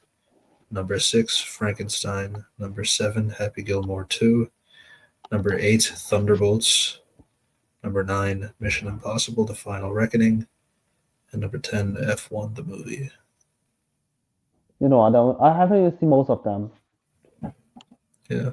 I just can't give a fuck enough to watch movies now.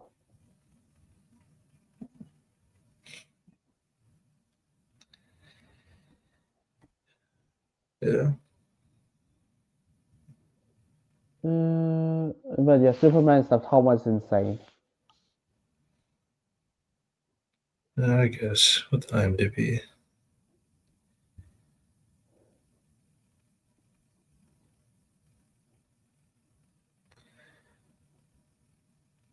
All right. I think we should call it a night. Yeah, I think we should. I'm too tired at this point. All right. Subscribe to all the channels, and we will see you next time. Bye, everybody. Bye.